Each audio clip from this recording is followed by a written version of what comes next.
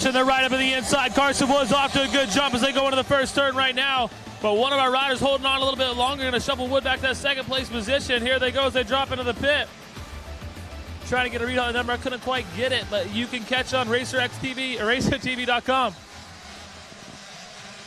All right, good call there, Dean, as riders are off and rolling here. And, again, the rider keeping an eye on Getz. Carson Wood, like he said, getting a great jump off the line out there on the 26 gas machine. And these riders have got this first lap opportunity to get some things sorted out, Megawatt, as again, you know, it's crazy. We come to this 65cc 10 and 11 class, and we start looking for names, and we start expecting things out of certain riders because of what we've seen only over the course of a short 3 or 4 years from these riders. But they have certainly proven themselves at this point. Listen, Rodney, these guys are veterans at this point, and we've said that many times. That's hard to believe. You know, over half their lives at 11 years old, these kids have been racing. They've come through the 50 autos. They've come through the ranks, and now all of a sudden out here really producing actual race speed on these 65s using real racecraft, manual transmission bikes. I mean, it's absolutely incredible, and it's one of the classes that we've talked about progressing quickly.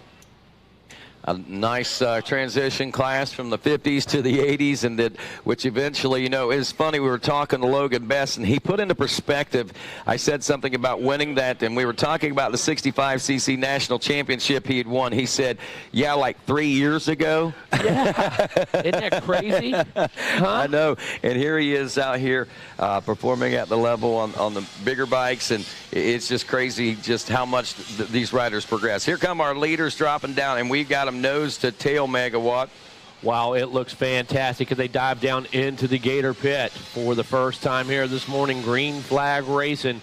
It's going to be a drag race. Look at this, Rodney. 1, 2, 3. Starting to separate yourselves a bit. So Chase Dashel, yeah. So Chase Dashel leading the way. That is Jonathan Getz on that 22 machine in the number 2 position. Carson Wood rides in third on the 26 Maverick. Gish trying to get a hold of that lead pack on the 97. Then it's Timothy Scott, one of the names that I was talking about yesterday, Rodney. When I was looking back and reflecting on some things, wasn't real familiar with that name, but I know the name Timothy Scott now. And one more time, he's telling us why. Justin Schuff Justin Schuff in that 6th place right there. Has a great ride going on as well. Caleb Wood in 7th. Chase Moynihan in the number 8 spot. Landon Walters in 9th. And Ryder Bloomquist rounds out our top 10 in this 65 10 to 11 limited. Back down they come along the Gator's tail. Here we go into that freshly prepared track. Man, gonna get rough back there this morning, Rodney. I can promise you. Right now, about as smooth as it's going to be. Chase Dashel coming in to this second moto with a moto score of 6 in Moto 1. But what a great start out here in Moto 2 as we come off the Gator's tail right now. And welcome our friends along the World Wide Web at RacerTV.com. It looks like coming on board with us as well. But we got a battle out front. We're 1 lap deep into this one, working on lap 2. Chase Dashel getting off to the early lead. Jonathan Getz in 2nd. Carson Wood in 3rd. Maverick Gish 4th. Timothy Scott in 5th. Justin Schuff in 6th. And Caleb Wood, Chase Moyan, Landon Walters, and Ryder Bloomquist. Rodney, it is tightening up right now. Yeah. Look at this. Here we go past the Gizmo Mods Tower. They make that quick left-hander. Now they're in front of the tower table. Whoa, they're side by side as they come here by the... wow, Getz really launching out of there. They drop down into the Gator pit, Megawatt, and Getz trying to make things happen out there. Carson Wood, something happened. He has a little tip over here. He gets it fired back up and back into the racing action. Going to lose a lot of positions as he drops from that 3rd place position. But Chase Dashel still out front, less than a second, 8/10 right now as they work their way around that first turn region. It is a battle for the number 1 spot. Here comes Getz on the 22, but Dashel is stopping him at every point of the way. Dashel absolutely has this track dialed right now. Look at Getz. He's working it like a piece of clay, doing everything he can to mold some new lines, trying to find a way around as he goes up over the Gator's head. Now the Gator's back. into that big left-hander. Rodney, seen so much action in that turn over the week. Such a great design on this course. So raceable. So many places to pass, but that corner in particular, leading into the Gator's tail, has produced a lot of action. Now look at this. Dashel starts to extend that lead. Jonathan Getz needs to hit the reset button. Take a deep breath right now. Remount the attack. Back in that 4th place, Timothy Scott working on Maverick Gish.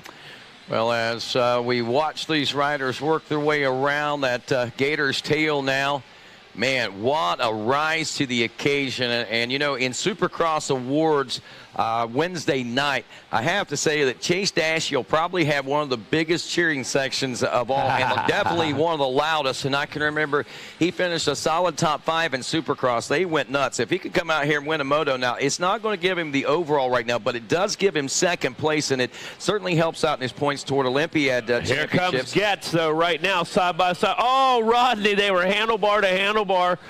Chase Dashel took control of the line again. Look at this. Getz goes wide into that small left-hander. Here we go into the tower tabletop. Who's it going to be back into sight? Oh, and he makes the move, Jonathan Getz. Yeah, Getz was using that same line a lap ago. He pulled up to side-by-side with Chase Dashiell and was able to make it happen here at the end of lap number 3. Now, what is that going to do as far as the overall is concerned? Dashiell with that win would have been 2nd place overall as Getz goes to the lead, and at the end of 3 laps, Dashiell still scores enough for an overall 2nd place position and the silver as far as that is concerned. Maverick Gish, who is running in the 3rd place position aboard the number 97 right now, finishing 5th in Moto 1, is currently looking at 3rd overall. He's on the hunt. He's about to make a pass. Oh, he goes outside, drifts into that deep stuff, but up over the Gator's head. He's trying to set him up. Maverick Gish has Chase Dashel in his sights. All the while, Jonathan Getz starts to check out.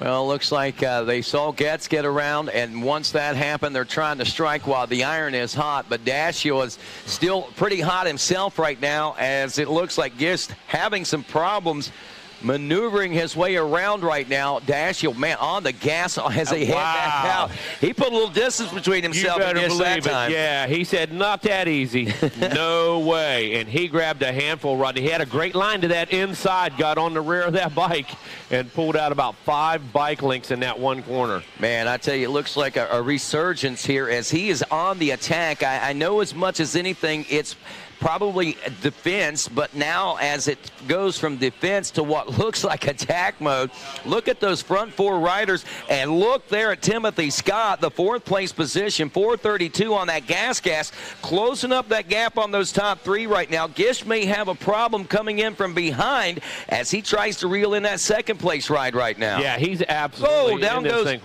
Was that Gish that just went down on that Husqvarna back there? I'm not sure. Rider slides out, loses a couple positions. So there comes Getz right there. There's Chase Dashel. Yeah, I think, and there. Is that Timothy Scott? No. I'm not sure. I think that may have been Scott. Let's see here going by. That was Schuff, I believe, going down into the Gator pit. White flag is out, 4 laps down for this one. Getz and Dashiell, Timothy Scott moving up. Yep. So it was Maverick Gish that did slide out going there. So as we look a little further back, and Gish was already in trouble from Scott at that particular point. Scott was putting the pressure on him. Yeah, Justin Schuff in 4th. Gish does get back up, remounts, and finishes the lap in the 5th place position. Carson Wood still back in the number 6 spot. He is running about 9 seconds behind Gish at the moment, so it's going to be tough for him to make that catch up unless Gish happens to slow his pace here on this final lap, which I do not expect. There's nobody slowing a pace right now, Rodney, by any means with these youngsters. And there goes your leader, Jonathan Getz, down around the corner. Chase Dashel. Heck of a ride going on for that youngster out here leading early. Man, what competitiveness out of these riders right now. They have been within striking distance and battling distance this entire moto now as they wind their way around this racetrack. Getz, Dashiell, Scott, Schuff putting on some pressure. Gish trying to remount that challenge and charge now from back in that 5th place position after running in 3rd.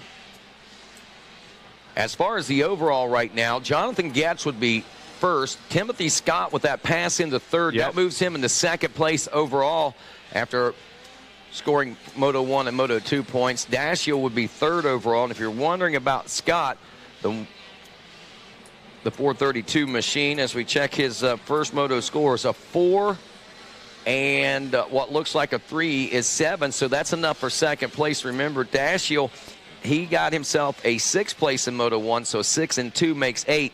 So that's where the position change overall comes from. Man, and what a ride. Yeah, that sun is nasty. What a ride by Dashiell, though. There's the checkered flag.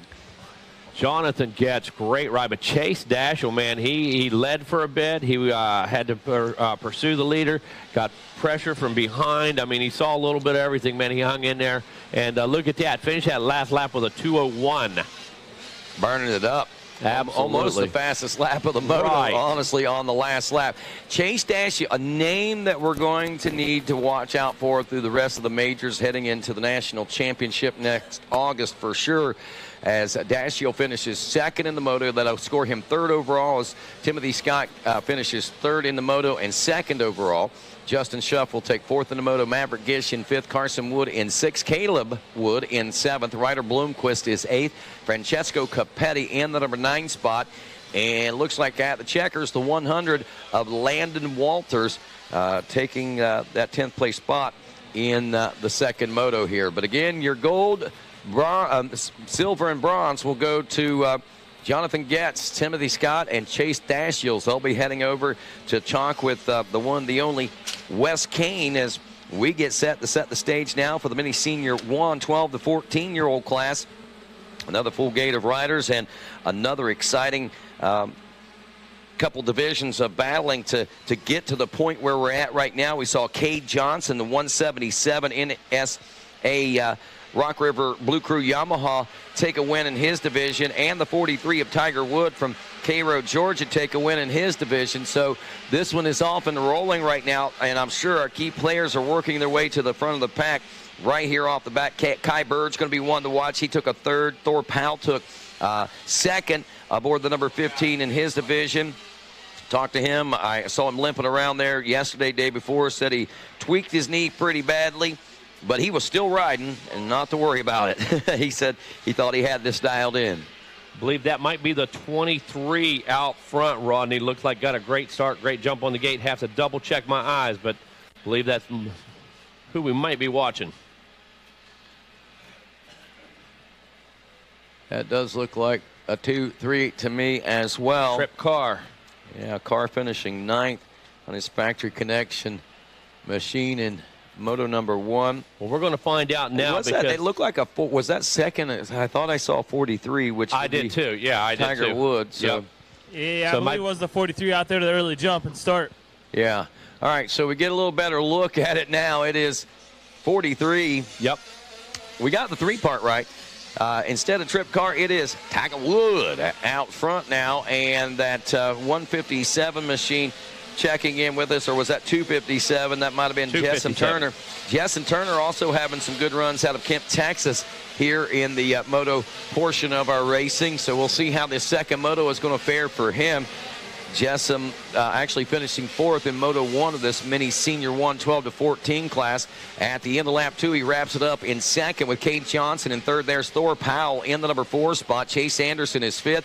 Cannon Hargrove in 6th. Then it's Deacon Deno, Nick Frazier, Ignacio Bourgeois, Nathaniel Orr rounding out the top 10 at the moment. I'm pretty sure Orr fell over in this left-hander headed down into the Gator pit. He was up there a little further, and just in that amount of time, like 4 or 5 bikes got by him that quick. Kept the machine running, but just that quickly on this first lap, so fast, Rodney, lose those positions. In the blink of an eye. Said that.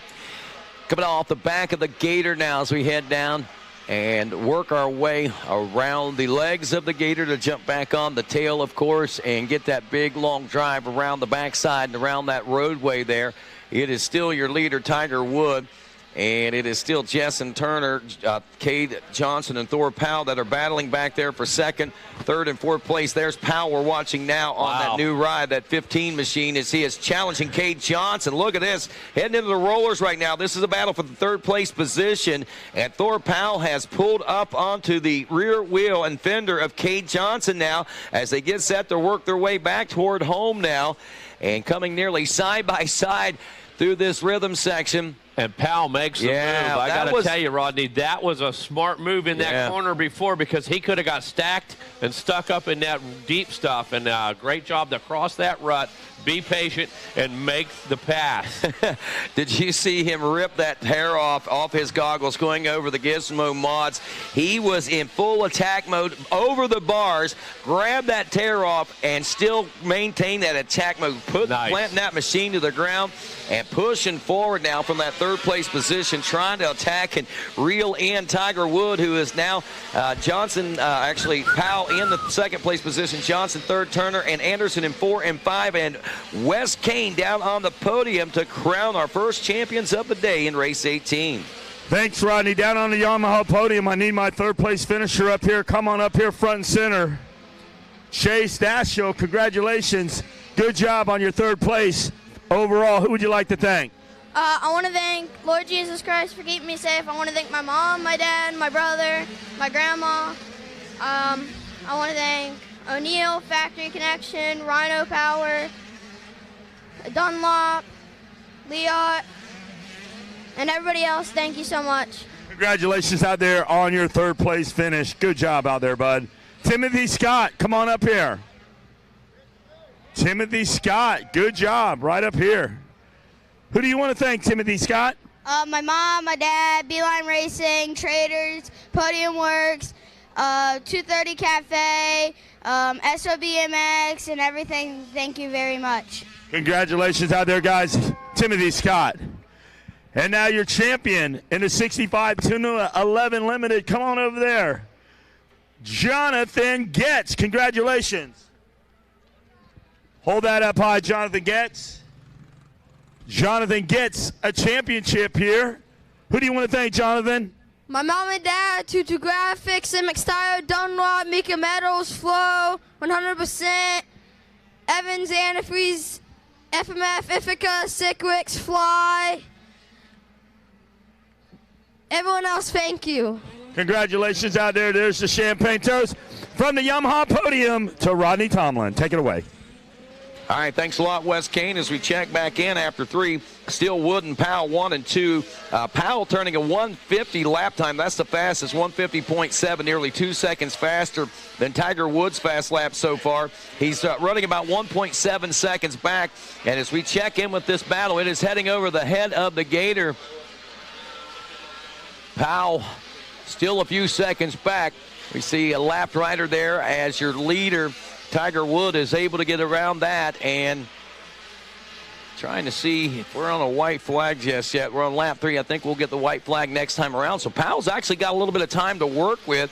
If he can continue the clip that he's running at, a 2-second faster pace than Tiger Wood, we're going to see that gap obviously drop. But I think what we're seeing is Wood feeling that pressure as he recognized Powell's attack. And now Wood has picked up the pace as we come back off the tail of the Gator now and head up that rhythm section. We saw Powell able to make some gains on Cade Johnson in the battle for second through this section of the racetrack. Can he do it on your leader as well? I'm telling you right now, he's got the time, and if he can just pick a couple good lines right now, smooth this thing out, he can close that gap, but about half a lap to make it happen, Rodney. Well, here we come into the Gizmo Mod spectator areas. They take the option lanes. Both riders taking the same line up and over the tabletop now as they drop down here in front of the announcer's tower. There he is, your leader, Tiger Wood. And Thor Powell in the number 2 spot. Again, it was a 1.7 second deficit that separated them when they came by at the end of lap 3. And here at the end of lap 4 on the white flag lap, Tiger Wood picks up the pace 2 seconds there. Look at that. A 150.2. Powell's still in the 150 mark, but he's a 0.9, so he lost about 0.7 of a second. We're now just over, just under 2.5 seconds. So it's a 2.4 second deficit that he's faced with as we head into this final lap. Yeah, he had about half a lap working on him there to that white flag. Now he's gone back at him.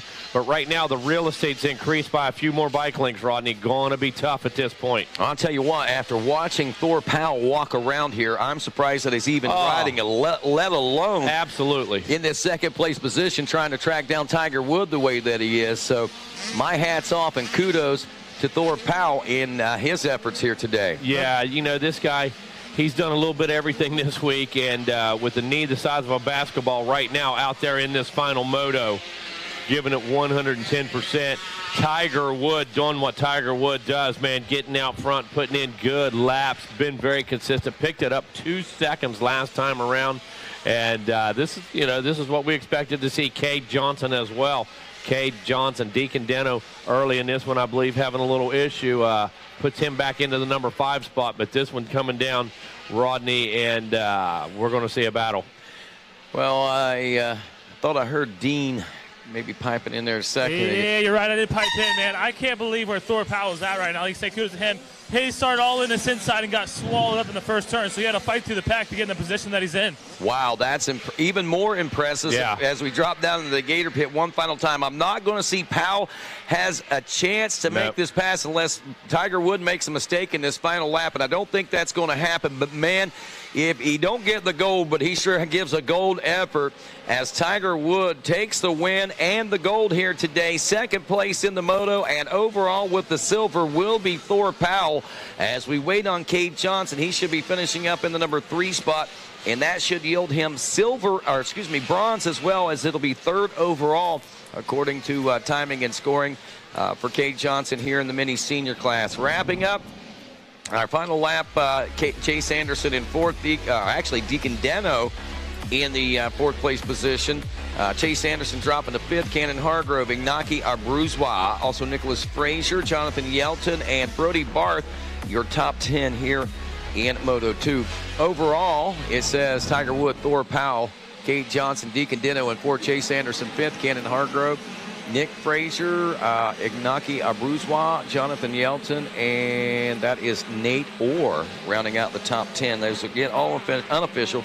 Check the official results at the posting board. Well, we started out with 65, 10, and 11. We go to mini senior 1, 12 to 14. And now we pick up with 65, 7 to 9 limited. 42 riders in this one. Again, plus 100 riders, about 120 riders or more in this class, vying for things here in the 65, 7 to 9 limited class. And, you know, there's always a question, and if you're watching YouTube and you're watching Racer TV on YouTube, you're seeing the message board. They're always, hey, where's Hayden? When's Deegan run? Where's Hayden? When's Hayden going to be on? When's Hayden going to be? I'm going to tell you right now, Hayden Deegan is on right now. Hayden Deegan's right here in the tower with us. Hayden, welcome to the tower. And welcome back after that nasty crash yesterday, dude. That looked pretty gnarly.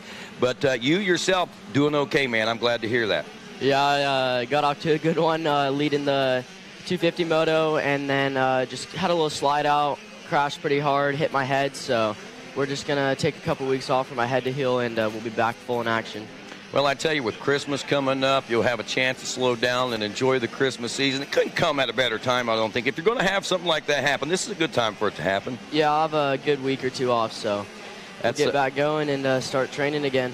Well, most importantly, you're doing well, and we're glad to hear that. And, again, that was pretty gnarly. I'm sure that's going to make a lot of highlight reels coming up in the future as we check in with our lead riders here on lap number 1 of the 65cc. Is that Eden Steinbrecher, I believe, a second-place finisher from moto number 1 out of Fair Oaks, California, opening up with the early lead in this one. And it seems like only yesterday, dude, I'm looking at the cover of the Mini O's book to here this year, and it's got you. I think are you on a 65 there? Yeah, I am. It was a while ago. It's been a while ago. Hey, let's head on down to the podium where Wes Kane is hanging out with our top 3 from race number 19. All right, Rodney, thank you very much. In our mini senior 12 to 14, mini senior 1, Cade Johnson, congratulations, 3rd overall. Who would you like to thank? I'd like to thank my whole National Sheriff Association, Yamaha Blue Crew team, Ed Torrance, Danny Lewis, Donnie Luce, all my sponsors, Parts Unlimited, Moose Racing, Bell Helmets, Alpine Stars, 100%, Monster Army, Dunlop Tires, my trainer, MTF, Quicks Moto, Matt Cleveland, Colin Millsaps, my mechanic Blake, the entire team. Thank you. Congratulations out there. Well-spoken, well-rounded young man. well groomed for the next level. Thor Powell, come on up here. Good job. I know it's tough on those hands. Coming up here like a soldier. Who do you want to thank, Thor Powell? Monster, Fox, Factory Connection, man, that suspension's working great this week. Lynx Motors, that motor's running great. GPF, On Track School, Wiseco Pistons, Wiseco, Pro X, and everyone else that's been here for me, helping me out. Thank you guys. Congratulations, Thor Powell. Good job out there. Congratulations, well deserved. Now your champion, come on up here, Tiger Wood. Yeah. You are cleaning up on the championship. Supercross and outdoor, you're going to get right there. Hold that championship up high, that #1 plate. Congratulations. All right, Tiger Wood, who do you want to thank for another championship? Oh my gosh, everybody in my corner. David, he's been having the bike great, and he's been taking me through the line. I really appreciate him. Dom, Casey, everybody that's been just helping out with the bike. MTF and getting my start styled and getting my race pace up. And Trolley Designs, Monster Army, Factory Connection. Greg, he's been testing my bike every morning to make sure that it's running pristine. And MX Tire, Jeff Cernick, Rob Fox, everybody at Dunlop. I've been getting a lot of grip out there, and I appreciate them. And 100% keeping my vision clear, and everybody else, thank you so much. Congratulations out there, Tiger Wood.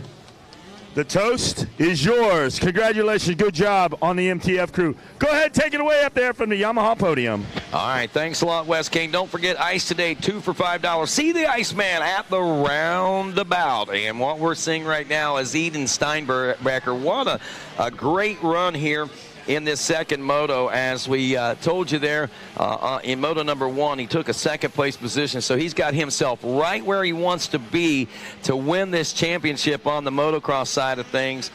And of course, with that, we're checking back to the second. Elliot Boucher, Travis Schneider, Tace Morgan, Brayton Craiglow, also Braxton Baldick, Sawyer Geik in the #7 spot, Jackson Vick in 8th, Nolan Murphy in 9th, and Owen Malone in the #10 spot. Hayden Deegan still here with us in Tower right now. And Hayden, I tell you, your first trip to Minneosa on the big bike, I know there's been a lot of hype and stuff. We've been watching a lot of the social media and stuff. We've seen you practicing, but this is the first time you really had to test yourself and prove yourself on the big bike. What are you thinking about it now?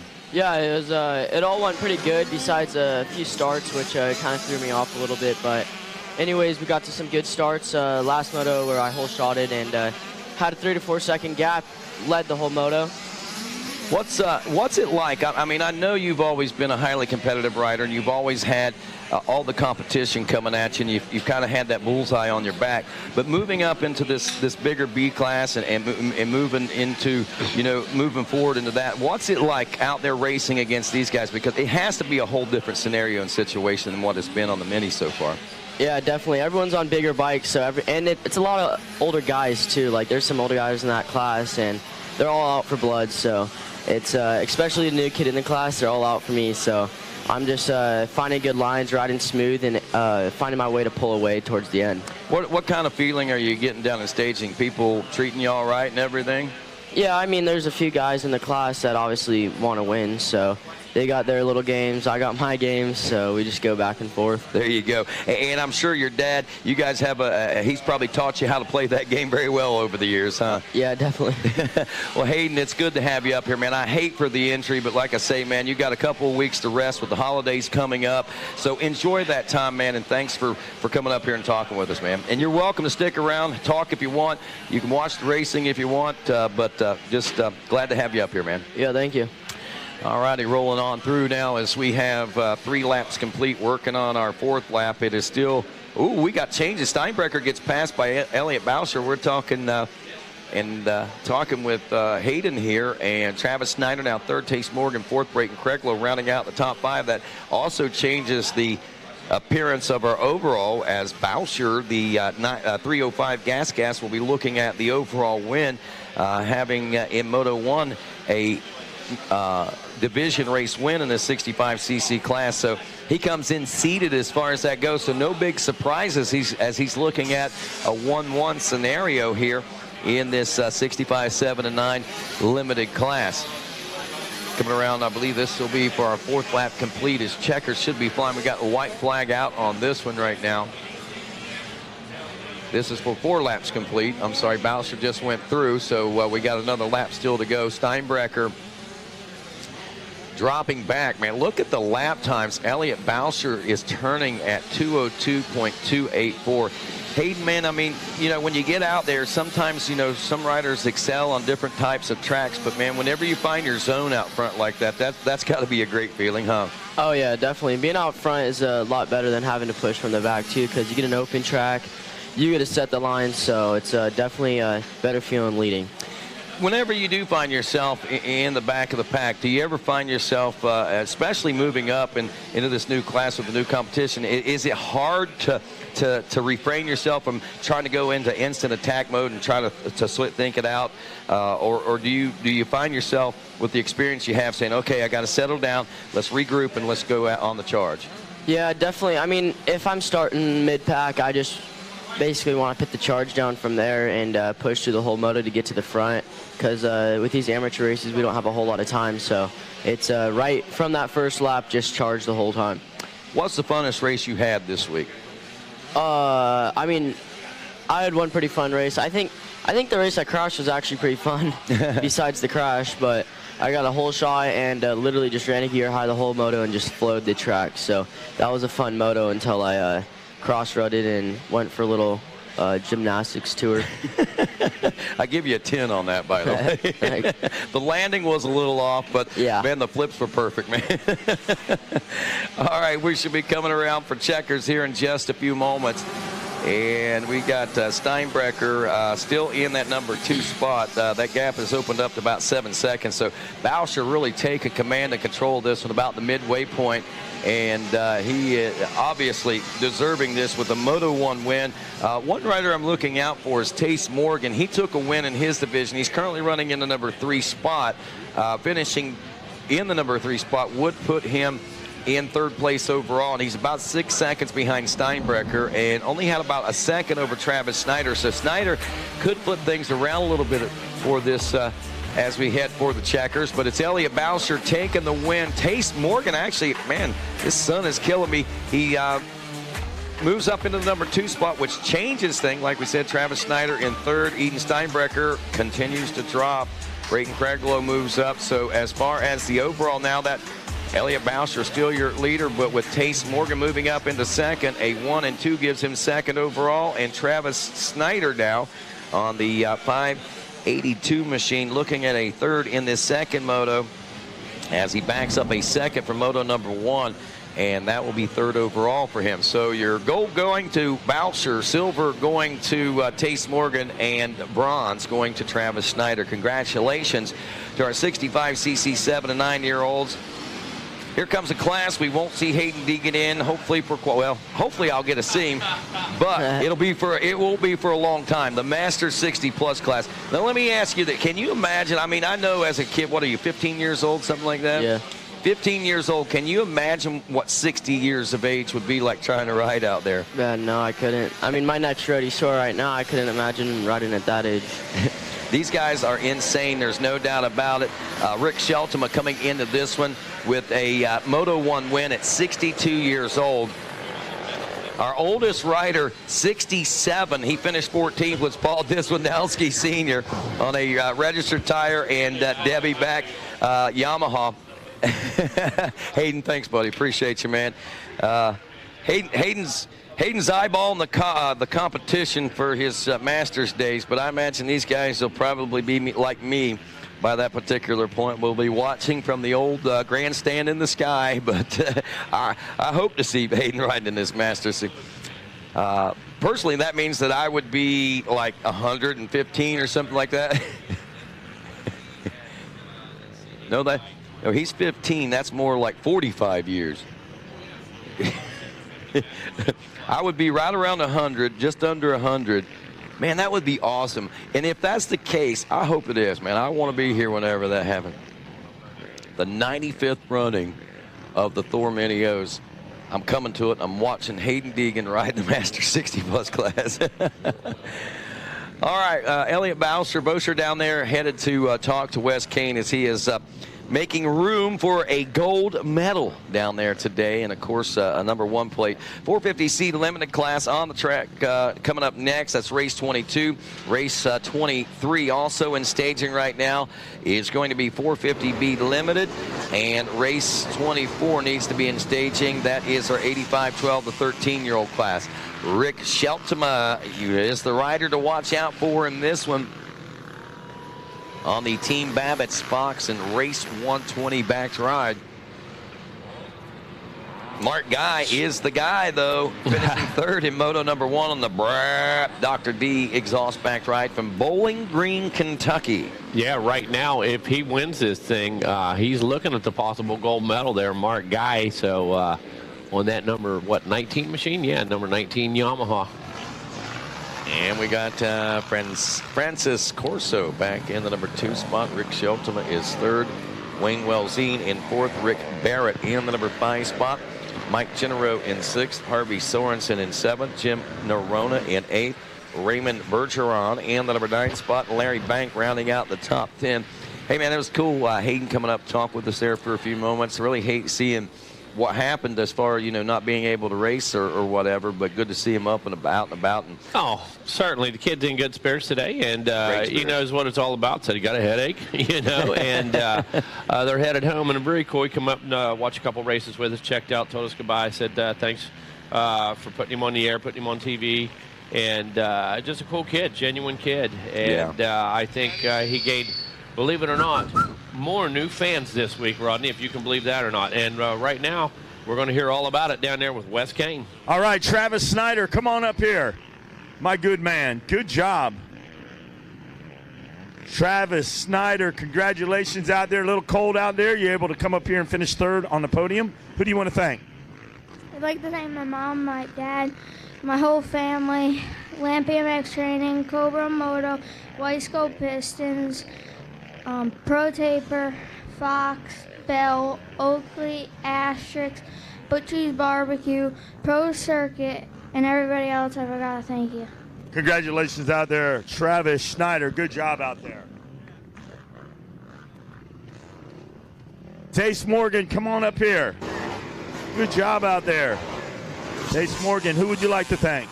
My mom, dad, brother, my sister, Let's Ride, Sandbox, Renthal, Power Band, IEI, Deck Construction, 180 Graphics, everybody else I forgot. Thank you so much.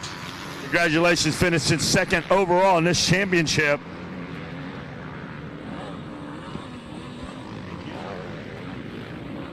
Elliot Bowser, come on up. Your champion in 65 7-9 limited. Congratulations. Let's hear it for Elliot Bowser.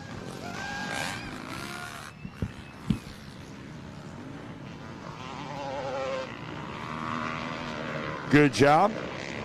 You can hold that. Who do you want to thank?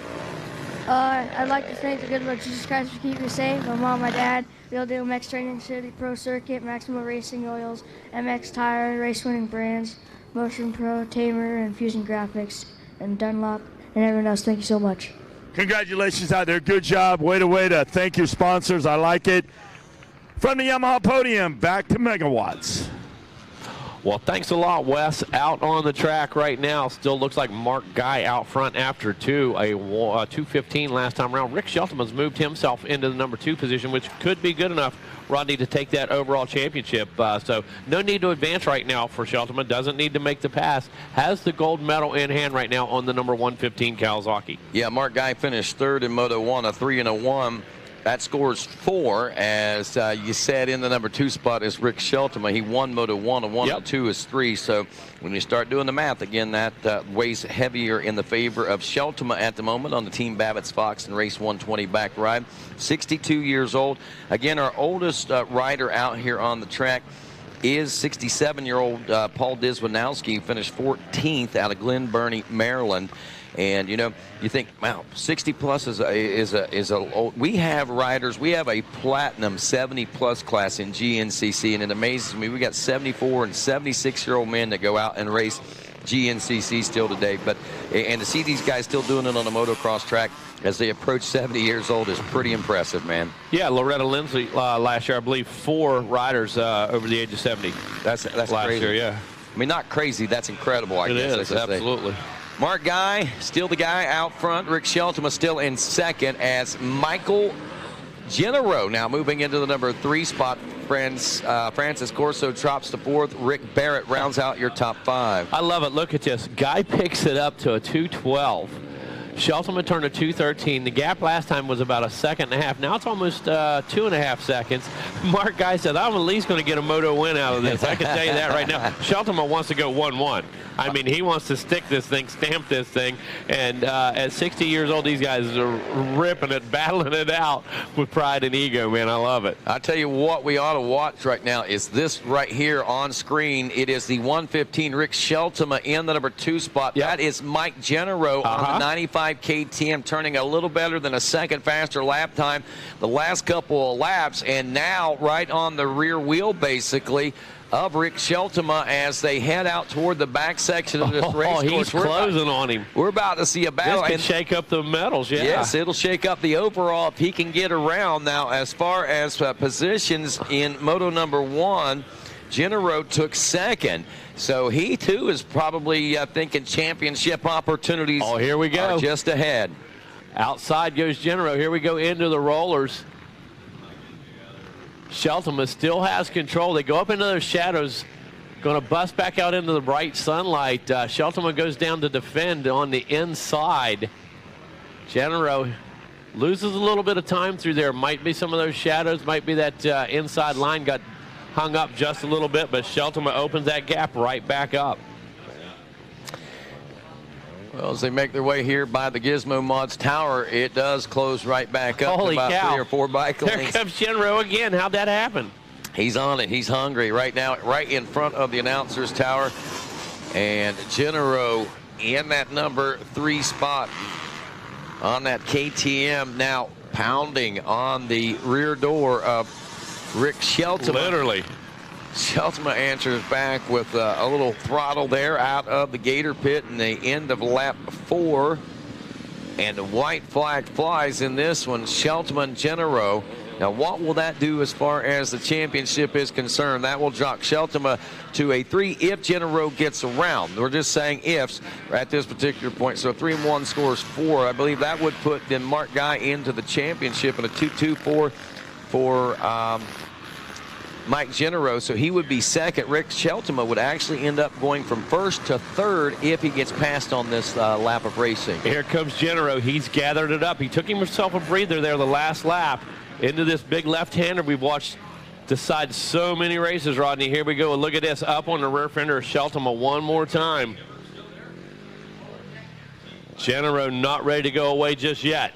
Genero is going nowhere except right as close and maybe around Rick Shelton as he shows him a fender heading out back toward the Gator tail. And they're closing on Mark Guy. They're pushing each other forward right now. They're backing. Oh, look at this. Almost side by side. Shelton said not yet. Genero said maybe as he comes to the inside on the wall. Oh, side by side this time into the rockers. Shelton gets a good drive. Is Genero going to be able to defend on the inside, take that line away? Wow, Shelton getting a good drive and able to reestablish a little more comfort zone there. It's not comfortable, but it's more than it was coming off the Gator's tail there. And like you said, Megawatt, they are closing in on your leader, but I don't think it's going to be enough to challenge for that win. Right now, all that Shelton has to worry about is hanging on to that second place position to take home the gold. But I know with the opportunity at hand, he may try to strike and take the win. Let's see what happens as we drop down into the Gator pit one final time. Mark Guy, your leader aboard the number 19 Yamaha. Rick Shelton in the number 2 spot. And there was Mike Genero in 3rd. And it will be Guy at the checkers. Shelton in 2nd. And Mike Genero will round out the top 3 here in Moto 2. Wow. As far as the overall, that gives Rick Shelton the overall win and the gold. Mark Guy will get silver. And Mike Genero will finish up in the number 3 spot overall, taking home the bronze here in the Master 60-plus class. Man, that was impressive, dude. That was intense. That was. I'm here to tell you, they were battling, dude. You know, I was going to say my blood pressure might have raised a little bit, but I think that probably Rick Shelton is probably feeling and thinking the same thing as these guys work it. The good news is I took my medication this morning. So Awesome. That's the good news. So, you know. So Mikey Wayne's delivering the goodness. The goodness. Last bag of Janes for the week. Last morning. Last bag of Janes for a long time, as a matter of fact. Don't know when I'll see her at another event. So, holy cow. Thank you, Mikey Wayne. Maybe if Minnesota, Millville. Absolutely. That's actually her home stop. Right on, yeah. I will be at Millville, no question. Well, make sure you go see Miss Jane. You know I will. All right, we are 450C limited, loaded, and rolling now. And we're looking for Evan Stewart, the 95, as one of the top riders in this 450C limited class as he took the Moto 1 win out of this one. Another top competitor there, Ryder Holland, the number 18. He took a third-place position finish, a top 5 rider. Devin Eaton was fourth. J.J. Concannon, he actually rounded out the top 5 there. And as far as second place goes, Parker Goyette. Always in the mix. Mikey, thanks for the coffee, but this little stir about poked me in the eye. I don't think that's Mikey's fault. Thank you. Yeah, I don't think that's Mikey. Thanks for the coffee, but I about poked myself in the eye, Mikey. No, what I was saying is I wasn't smart enough to look down and see that the coffee stirred. But, you know, I went last night to buy sugar at the gas station up in Newberry, and they were out. Obviously, you know, I'm sure they've gotten wiped out. I had to run over to the grocery store, but just in case the grocery was closed, I went over to the coffee pot or to the coffee maker, and I got a pocket full of sugar packets. No doubt. Why does that? You and Jason Wygant takes the sugar packs and fills up his sugar bowl at home. Everywhere he goes, Wygant gets 2 pockets full of sugar packs, and hasn't bought sugar in years. No, absolutely. Coffee. Who pays for coffee? Not Wygant. All right, I'm working on lap number 1 here in this 450C limited class. Look at those classy pants, man. That's like straight from 1993 zebra stripe. I love it. Or leopard stripe. I couldn't tell what it was. White leopard dotted. All right. So, man, that's all right, let's head on down. That's Evan Stewart out front, Justin Burge in second, and Gavin Batson in third. And that's Wes Kane down on the podium, ready to crown some more champions. All right, thank you. Mark Greneau, come on over here, man. Good job out there, Mark Greneau. Stand right here so I can get you in front of that bike. Who do you want to thank? My wife, Deb. Your power band suspension. My buddy, John, for getting out of bed early. Dunlop Tire for getting me a great hole shot till I stalled. And everybody else that came out here. You guys are great. Thank you. Hey, thank you for being here. We appreciate you. Third overall. Be careful of the bike. Don't knock it over. All right. Mike Greneau. Mark Guy. Where are you at, Mark Guy? Mark Guy. Mark Guy right here, please. A little camaraderie right there. Good job. Who do you want to thank, Mark? Basically just my son and his friend Andrew for showing up and supporting me, and actually my wallet in my back pocket. That's my best sponsor. And congratulations to the number 1 down there. And I was leading the lead the first moto, went down, fell back to third, so won the second. Good for the week. Congratulations out there, Mark Guy. Good job. All right. Now our champion, come on up here. Rick Sheltema. Yeah. Well deserved. Good job out there. You hold that plate up. You stand behind that bike. Here's your champagne toast. All right, Rick, who do you want to thank? I want to thank God for just keeping us all safe. We've had a great, safe week, and the people that got injured, I just wish them well. I'd like to thank Cindy and Bree for being my pit crew, the Davis, the Browns, and Jason, and Slip Shot Charlie, because he taught me how to hold shot. Even though it didn't work this time, I'm going to be a lot better last time. And then Fox, I'd like to thank them, my mechanic Sean from Race 120, and FMF for helping out my little girl, and Wes Kane for being my friend. I'll always be your friend forever. Good job out there. You're a good dude, Rick Sheltema. Take it away, guys. Right. So much emotion down here, and that's what this event is all about. Thank you. I think Wes was a little touched by that, huh? Absolutely, man. We all get emotional here at the end of the week, man. You know, for sure. especially when you've got a friend down there, and they, you know, it's awesome to be able to share in moments like that with people that are close to you, for sure. Race 22 on the track, 450C limited. And again, Evan Stewart, Gavin Batts, and Justin Burge now into the number 3 spot after 2. Devin Eaton is 4th. Ryder Holland in 5th. Parker Goyette in the number 6 spot. J.J. Concannon is 7th. Kyler Withrow in 8th. Thomas Scopanero in the number 9 spot. And Zachary Flanders rounding out the top 10. Big gap, not a big gap, but a big enough gap right now that Evan Stewart, I think, feels comfortable in first right now with about 5.5 seconds. Batson and Burge, though, this one could be tightening up. Rider to keep an eye on, the 33 of Devin Eaton in 4th place. As they checked in with that second lap complete. He was on a roll, Matt Watson. Yeah, Ryder Holland right now in the number 5 spot. He's sitting in a possible bronze medal position. But as you just mentioned, the number 33 is on the move. He could be a spoiler in this thing right now. He could change things up big time. Big time as we look to lap 3 complete. Stewart has gone by. Now Gavin Batson holding on to that number 2 spot, and that is Devin Eaton up to the 3rd place position. I was trying to find him on the track, and he was able to make that pass on Justin Burge. Burge now in the number 4 spot with Ryder Holland in 5th. J.J. Concannon moves up to 5th. We've got Parker Goyette in 7th. Actually, Ryder Holland is 5th. J.J. Concannon in 6th. Parker Goyette still 7th place position. Overalls, how's that shaping up right now? Well, the 95 machine actually taking a Moto 1 win, seating himself back into that number 1 spot of 1-1. Obviously, should give him that big gold medal that he's looking for here Eaton today. Sitting in 3rd place right now. He looks at a possible silver medal. And Holland, as I said, back in 5th place. This one's not over, Rodney. This one, we're going to see a shakeup in the medals. And they, real quick, want to say good morning to John Knowles, my buddy out there from Scott. Haven't got to hang out with him much. He's been down there under the tent all week long. Man, that guy has been busy. He has been answering optics questions. He's been taking care of tear-offs, lens changes. He has been on it. So thanks to John Knowles and everybody from Scott did a fantastic job. And if you get time, come up in the tower and say hey to us. Absolutely. Absolutely, John Knowles. We'd love to see you. I'd love to see you through a new pair of Scott sunglasses right at this moment anyway.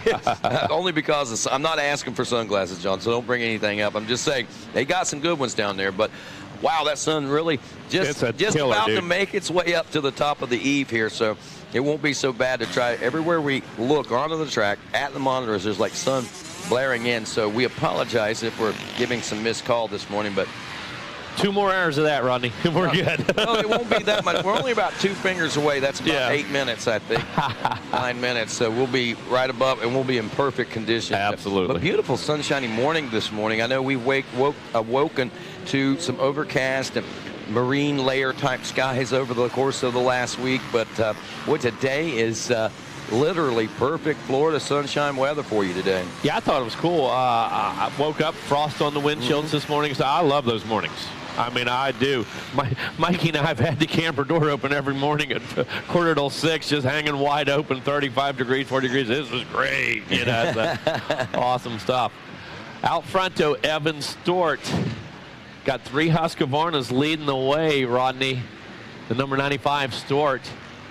Gavin Batson in that number 2 position. Devin Eaton still in that number 3 ride. So as this one continues to play out, the white flag flies.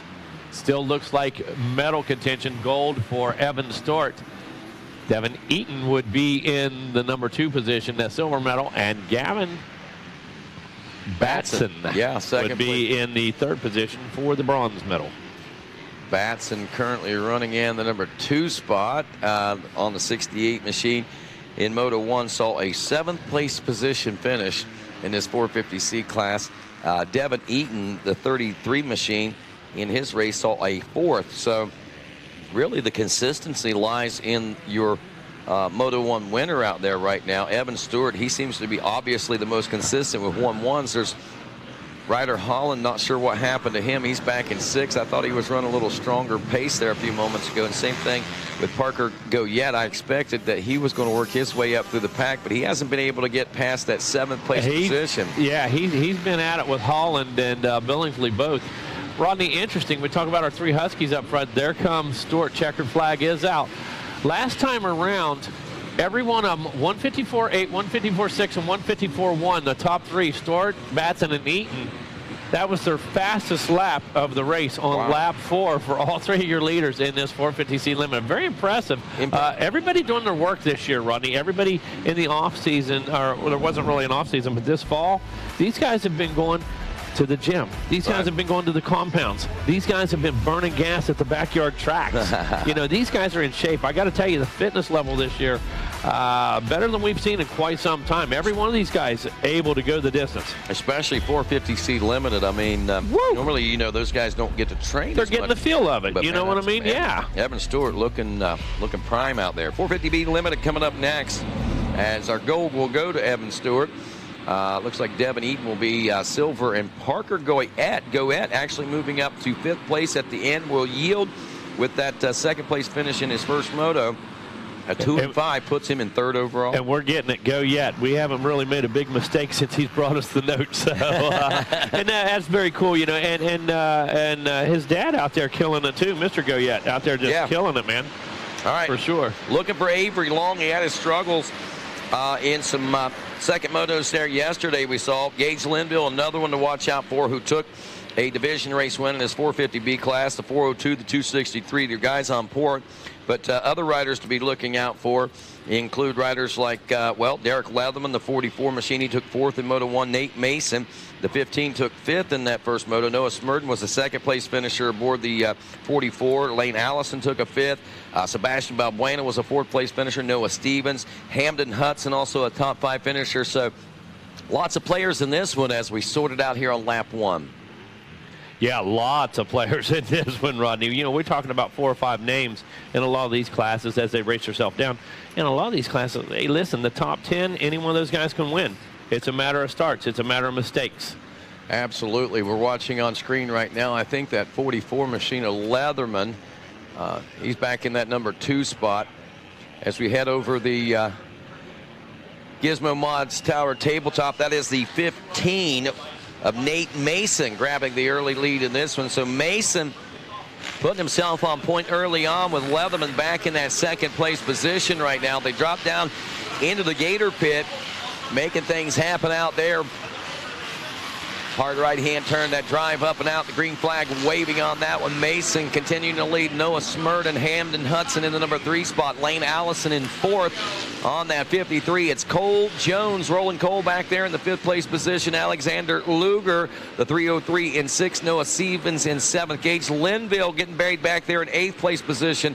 Tanner Scott in 9th. Derek Leatherman drops out of that 2nd place position back to 10th. He's rolling though, and we're going to find out how the rest of this is going to figure out as we check in with Wes Kane. We'll be right back. Thank you, Rodney. Down on the Yamaha podium, Parker Goyette, come over here. We'll put you in front of that bike. Congratulations. Who do you want to thank?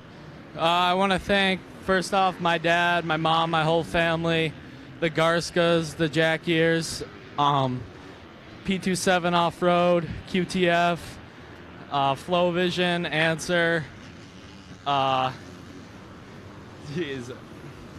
everybody. I know I'm forgetting a lot of people here. Arai, Ronnie's, Hellion, Team Green, and everyone else that I forgot. Thank you. All right, congratulations out there. Good job, Parker Goyette. Devin Eaton, come on up here, Devin. Congratulations on your ride. I'm right here. Who do you want to thank? I'd like to thank my dad, most of all, for being the best mechanic throughout the years. Can't thank him enough. Everyone down at Shoals MX, Amsoil, Roost MX, 100% EVS. Anyone else out there forgot, thank you. All right, congratulations out there, Devin Eaton. Evan Stewart. Congratulations, Evan Stewart. Good job. There's your number 1 plate, 450C Limited. Congratulations, your champion, Evan Stewart. Who do you want to thank, Evan? I'd like to thank my mom, my dad, Fox Shift, Race Ready Customs, Oakley, Power Band, Roundhouse Power Sports, and Hilo, Tosa Homes, and everybody that supports me. Thank you so much. I appreciate it a lot, and it helps out everything. Congratulations. Here's your champagne toast. Evan Stewart. Rodney Tomlin, take it away from the Yamaha podium. Too much fun down here. Hey, what's going on? Rodney Tomlin here. No, Mikey Wayne's in Megawatt. Rodney Tomlin had to step out for a moment. He'll be right back. Megawatt on the track right now, 450B Limited. Wow. The sun is in our eyes, but Nate Mason's going to work. Holy cow, Nate Mason doing a great job. Of course, Nate Mason, the boyfriend of Kayla J, our Nashville recording artist, sings for us every morning.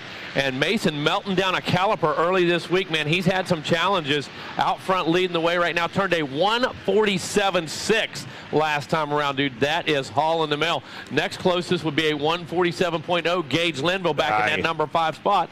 But how much time do we have left? Just a few laps in this 450B Limited, that's for sure. Time will be of the essence. Yeah, keep your eyes on the 402 of Gage Linville. Hey, Mega, just yesterday when we started giving him some credit, hey, he's got back-to-back good motos, getting a good start, getting out front, and sending it.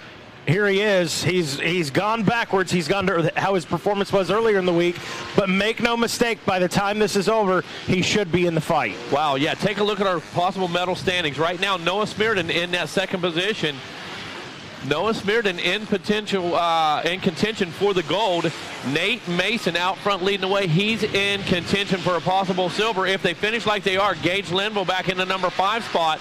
Oh, we already just saw a shake-up right there. We knew Linville was coming. Linville now into the number 4 position. Made the pass right over here before the finish line. And sure enough, that puts Smearden in gold position, Linville in silver position, Nate Mason hanging on to a bronze right now. And a possible moto win to check this thing out. Also true. Smearden's got to continue to do well. And kind of honestly at this point, hope Gage Linville doesn't really move up too much more. Yeah, our race goes up and over the Gators back down into the Gators' tail. And, oh, man, it is heating up behind Mason right now. Look at Linville going wide. Holy shnikes, he has got that thing on the pipe right now, son. It is making power, just like VP Racing gas. Race Fuels making power. So Linville on the move again. Oh! And he just came off camera. Was that him that went down? I can't tell who disappeared. Mason's still out front, right? Yeah, Mason should still be out front. There we go. Boy, just as the camera pan, and the sun's playing tricks on us up here, and we can't really make out who's who. I think that might be Gage coming through next. There we go. Take a look. Here they come in front of us, Mikey. Here we go. So the 15, right? Mason. So this should be... come on, son. Morning, son. Who went down? Okay, that is Linville. So I'm guessing Lane Allison may have been the rider to go down. Did Mason just go down right in front of us? He might. Nope. That's the 44 of Noah Smearden. Oh, yeah, it was. Yep. So out on lap 4, Mason snuck right by me. We saw him come under the tower. Then I saw the yellow flag.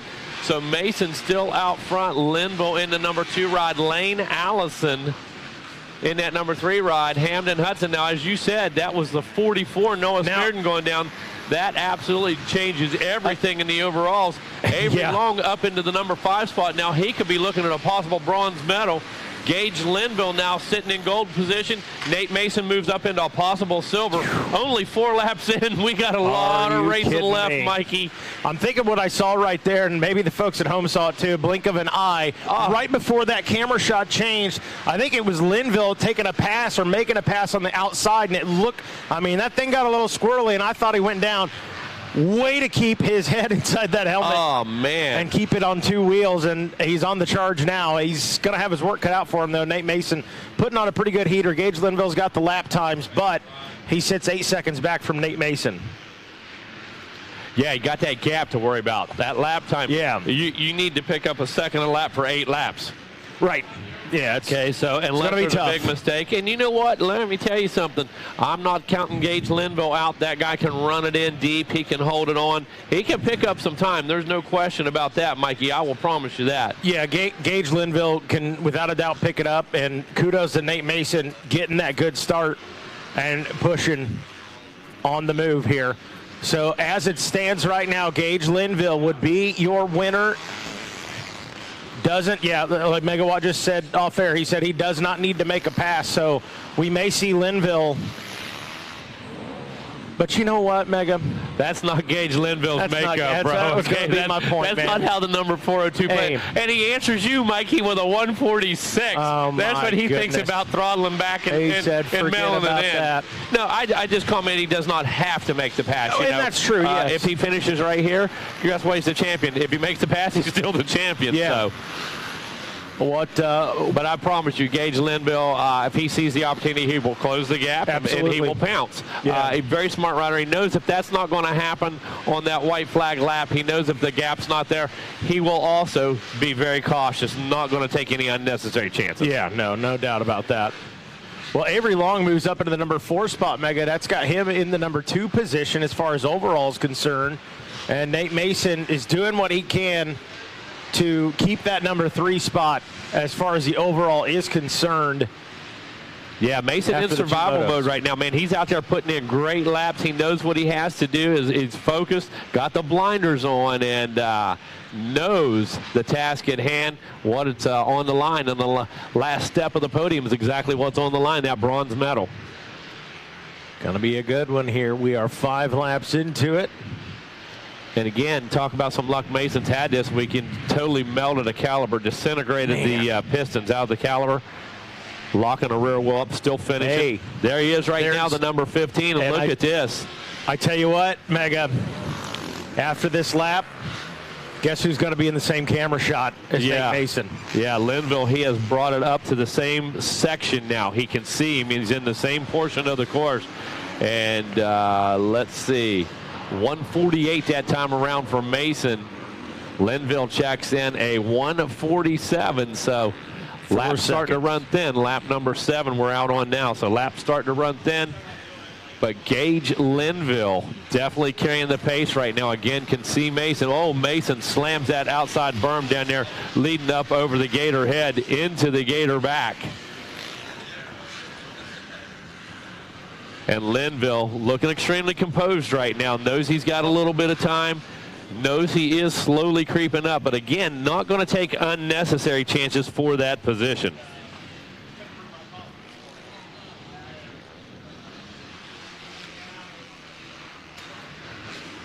Down into the rear section of the track, coming off of the Gator tail again. Mason very solid, centered up on that bike, getting great traction. Look at the body position. Mason using the outside weighting of the peg up and over that wall into the rollers. Getting a great drive. There comes Linville. Linville enters the rollers as Mason exits. Hey, hopefully we're not too late on this, Drew. We apologize. Just saw this. We need Isaac Langston to E-score immediately. Again, Isaac Langston to E-score immediately. Drew, apologize. Just saw that. Hopefully we're not too late on that. Well, here we go, Mikey. Down into the switchbacks. Here comes Mason on that number 15 past the Gizmo Tower. Gage Linville. Here he comes. Again, shortening up that gap one more time. White flag about to come out. So let's see if Gage decides to go after Mason or not. Again, not necessary to make that pass. And he's closed that gap one more time. It was 4 seconds last time around, now 2.5. Consistently, we needed about a second a lap for 8 laps to make it happen. Well, instead, let's just do 2.5 for 3 laps and we'll close that gap. That is incredible. 146.9 last time around for Linville. Lane Allison checks in with a 151. So right now, as they run on this white flag lap, we would be looking at Linville with the gold, Mason with the silver, and Noah Stevens with the bronze here in 450B Limited. It's so crazy, this 450B Limited class. Obviously, we got a lot of attention right now on Mason out front, Linville on the charge. But I got to say, as you look at the overall, the combined motos, things have changed probably 7 times since we've been up here in 7 laps. And just that speaks again to how deep the talent is. It is, and you look at the big picture. Nate Mason, who's winning this moto, took 5th in moto number 1. He currently sits now, and it could change on these final laps here, but on this final lap. But right now, he sits for silver overall right now with a 5-1. Absolutely, and I got to tell you, I can't say enough about this guy. I've got to know him a little bit between Loretta's in here and stuff, and the guy's gritty, man.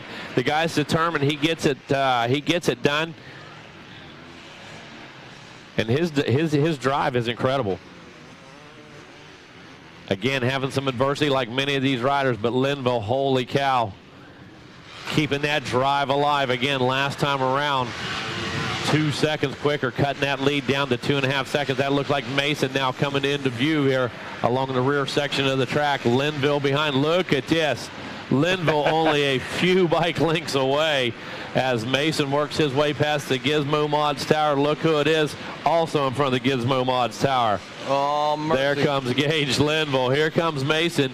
He goes. Oh, checkers fly. Yeah, there we go. He goes through the checker flag, and holy cow.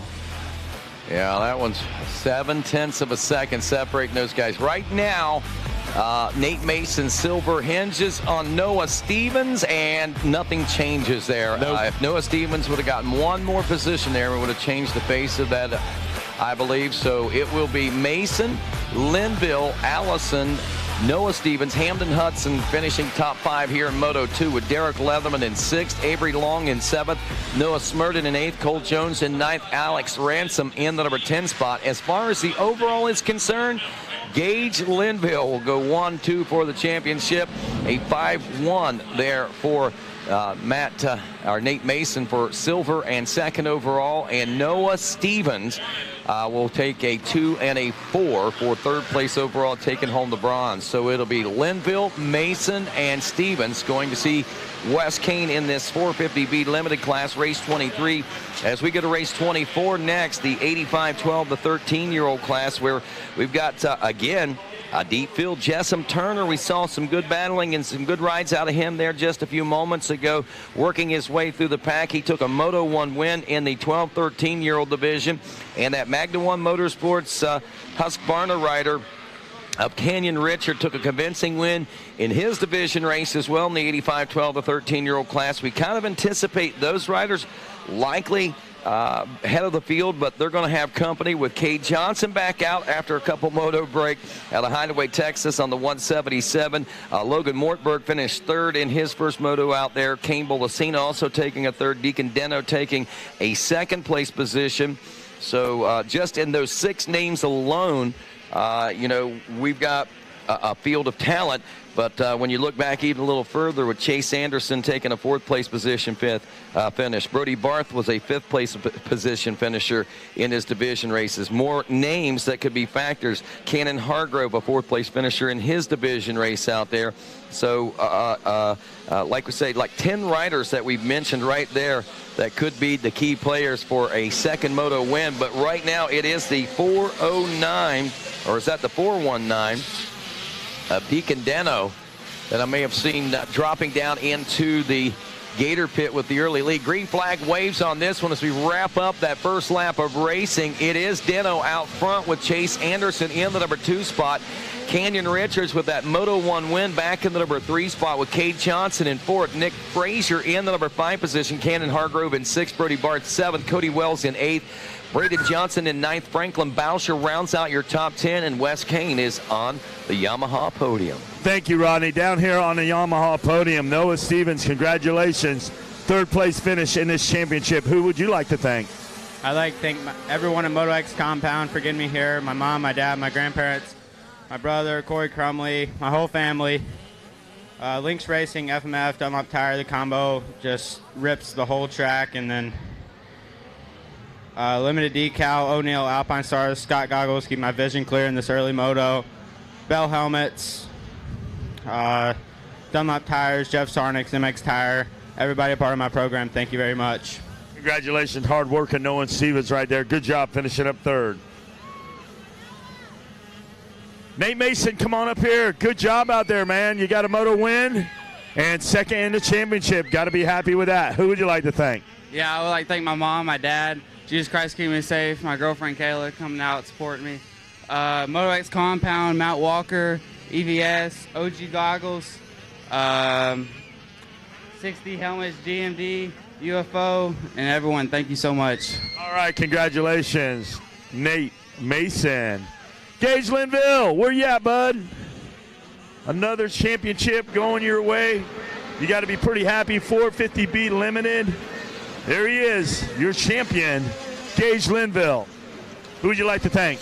All the good Lord for keeping me safe, my mom and dad, everybody at NTF, Big B, Colleen, Jacob, Sebastian, DWR, UFO, FMF, Bell, 100%, Factory Connection, MX Tire, Monster Army, just everybody who came and supported me, Tommy and Scotty, Alan, just everybody who helps me, thank you so much, and in memory of Trevor Downey. Congratulations out there. Here's your champagne toast. Enjoy. From the Yamaha Podium and Gage Linville, back to you up in the skybox. A 1:57 lap time and a fistful of fury for Cade Johnson has moved him into the number 3 and battling for the number 2 spot as they head up the face of the Gator and over the Gator's back right now. It is a slugfest for that second place position right now. So 177 is making the attack. Yeah, that 177, Rodney. Cade Johnson on the Yamaha turned to 157.8. That's going to be the fastest lap time out on the track, period. So, boy, he's in the thick of it right now. Around Anderson now, it looks like the number 13 machine. He and Anderson going back and forth. Canyon Richards in the number 4 position. He was running 30, drops 1 spot off. Now Nick Frazier rounds out the top 5, and yeah, that sun is murder, isn't it? it's brutal. The sun's brutal up here in the skybox, man. Mr. Galatian pulls, he steps up to look at our boy. He goes, man, that sun. And I'm like, yep, that's what we've been dealing with for a while. Yeah, definitely. Hey, John Knowles, we need a new set of those high-definition goggles, tinted, please. All right, here we go. Look at the battle up front. This is for here we go, Rodney. Still. And I tell you, Deacon Deno is getting a big break with this battle between Cade Johnson and Chase Anderson behind him right now. Side by side, Cade Johnson looking for opportunity. And he has made the pass, but I can't say it's completely stuck. Maybe that right there might have sealed the deal. Anderson going high and wide, dropping down into the Gator pit. I believe Cade Johnson might have secured that second place position and has. And now here comes striking the number 316 of Canyon Richards. Yeah, Canyon Richards has had some good success here this week, and hey, he's looking to right now, as it stands, he would sit in a 3rd after the combined motos. So him picking up a position is only going to help him. He knows that. He's got to know where he's at. The guy out front, Deacon Deno on that Husqvarna, Rodney, he's going to have some company. Yeah, they've got company up in battle for 3rd right now. Deno, I love that plaid lumberjack look he's got going in this crisp early morning. What is the temperature out right now? Chilly. There was frost on the ground here in Florida, Rodney Tomlin. 37 degrees right now. Ouch, man. So still a little bit crispy out there this morning, if you will. Looking for a high of 64 on the sunshiny skies today as this battle wages on, working its way around the Gator's tail. Now trying to head for home. Our leaders dropping over the wall into the roller section and now working their way back this direction. This has been a heater. Cade Johnson trying to make it work. And I tell you, the rider, look at that. I mean, every time that Cade Johnson makes that pass, Chase Anderson finds a way to answer back. And then it looks like Cade Johnson has everything dialed in, and then Chase Anderson fires back. I mean, this has been a great battle between the 2nd and 3rd place ride. And, of course, Canyon Richards has been right there watching it all unfold himself, and he's trying to take advantage. Oh! He's trying to take advantage of some situations. Is that our leader down? No, that's Cade. Yeah, and Cade. He's down, and he's frustrated. Yeah, very frustrated because he finally made that pass stick on Chase Anderson. Now he's trying to get that machine picked up. Yeah. And what a bad place to be. He's on the downside. And again, you know, camera's not doing visual justice there because that is a very steep pickup that he had to pick that bike up and get off and under it from. Well, Kay Johnson, now, Rodney, now he's got to go to work because with that, has not checked in yet, and he's dropping in that combined moto overall right now. Checks in 7th. Kay Johnson now, combined motos, is 6th. So he's got his work cut out for him here, and it's a white flag. He's got to try and pick up at least a couple of positions. And frustrating, obviously he wasn't hurt. He just the bike's laying on top of him. And come on, get off of me. I got to get to work here. Well, Brody Barth making a push here in the last couple of laps has reeled in to about 5 seconds anyway within a third-place position now of Canyon Richards. Richards looking at silver overall if it finishes this way with a 1-3. Hats off to Deacon Deno. Yeah. 419 Husqvarna. He's had stellar rides this week, Mikey, and to be able to come out and put this one together, a great jump off the line, and of course carrying it home so far what looks like to the checker flag in the finish.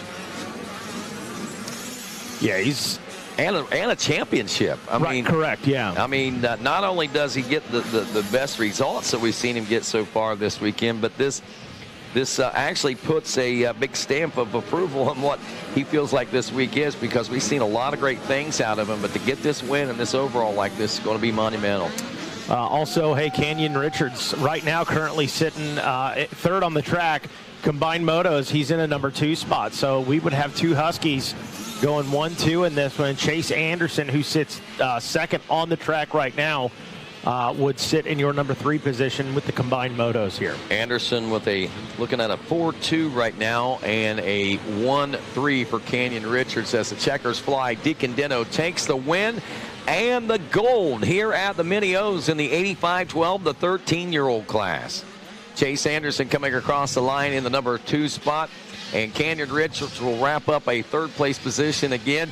As far as the overall is concerned, it will be Deno, Richards, and Anderson. A little different than the look to the second moto, but a number of the same riders still in the top 10. Brody Barr finishing 4th in this second moto will yield 4th overall for him as well.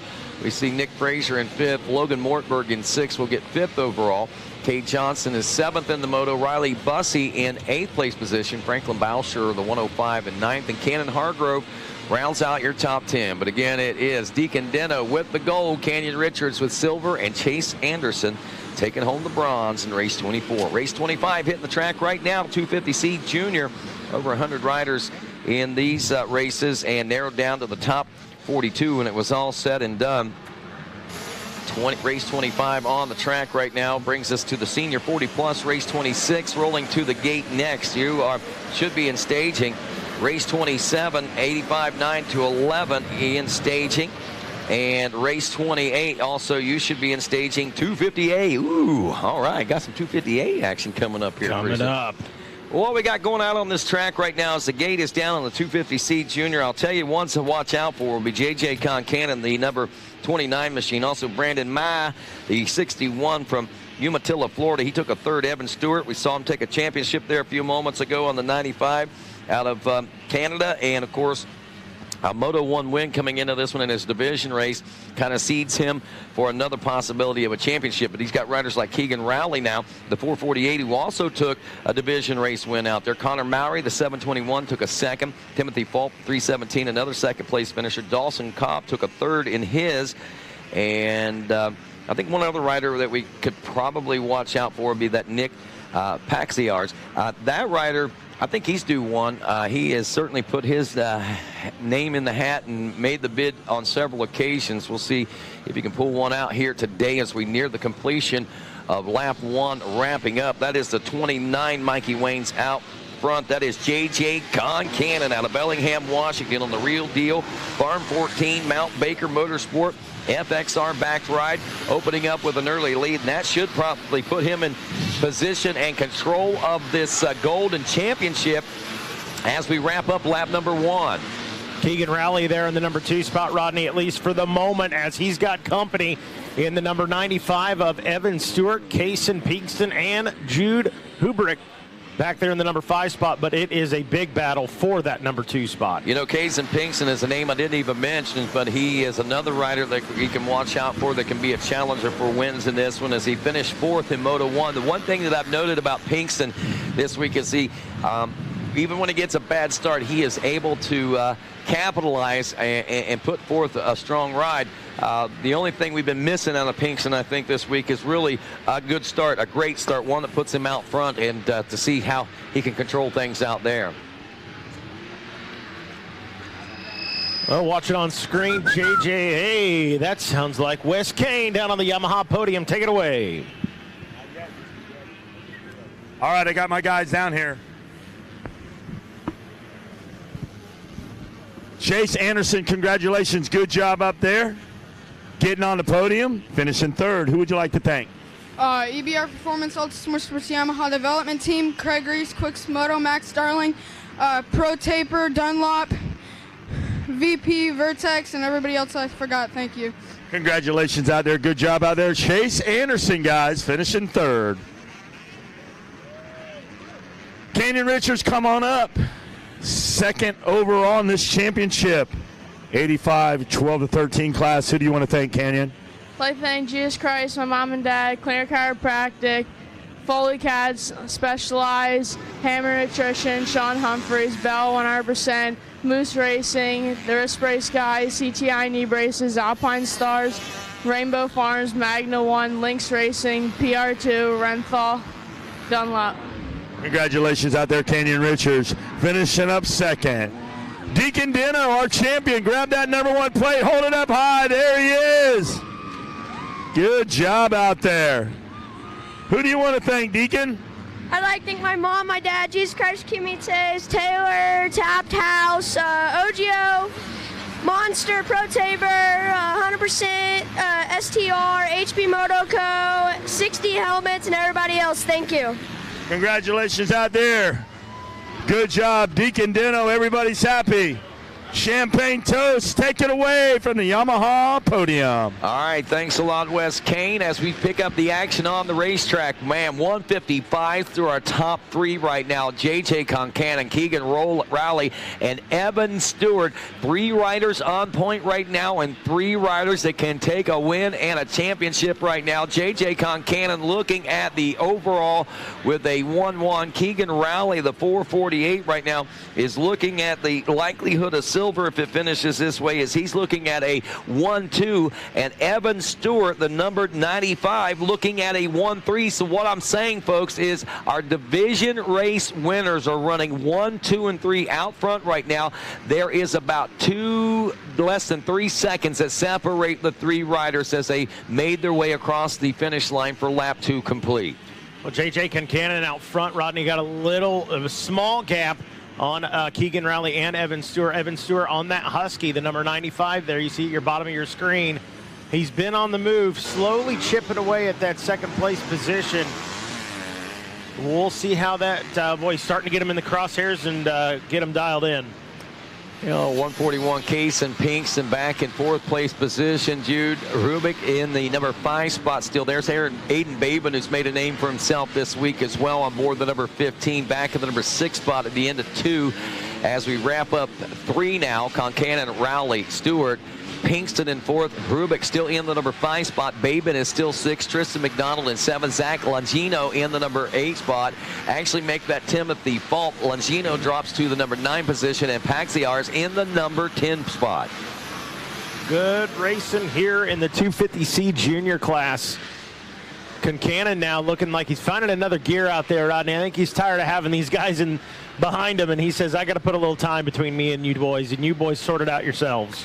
Well, you almost have to be in that situation, especially at this point in the race, if you want to make sure you've got things dialed in solidly. And right now, even looking out there with the likes of Rowley and Stewart in 2nd and 3rd, there's no solid ground out there for you. No, not even a little bit.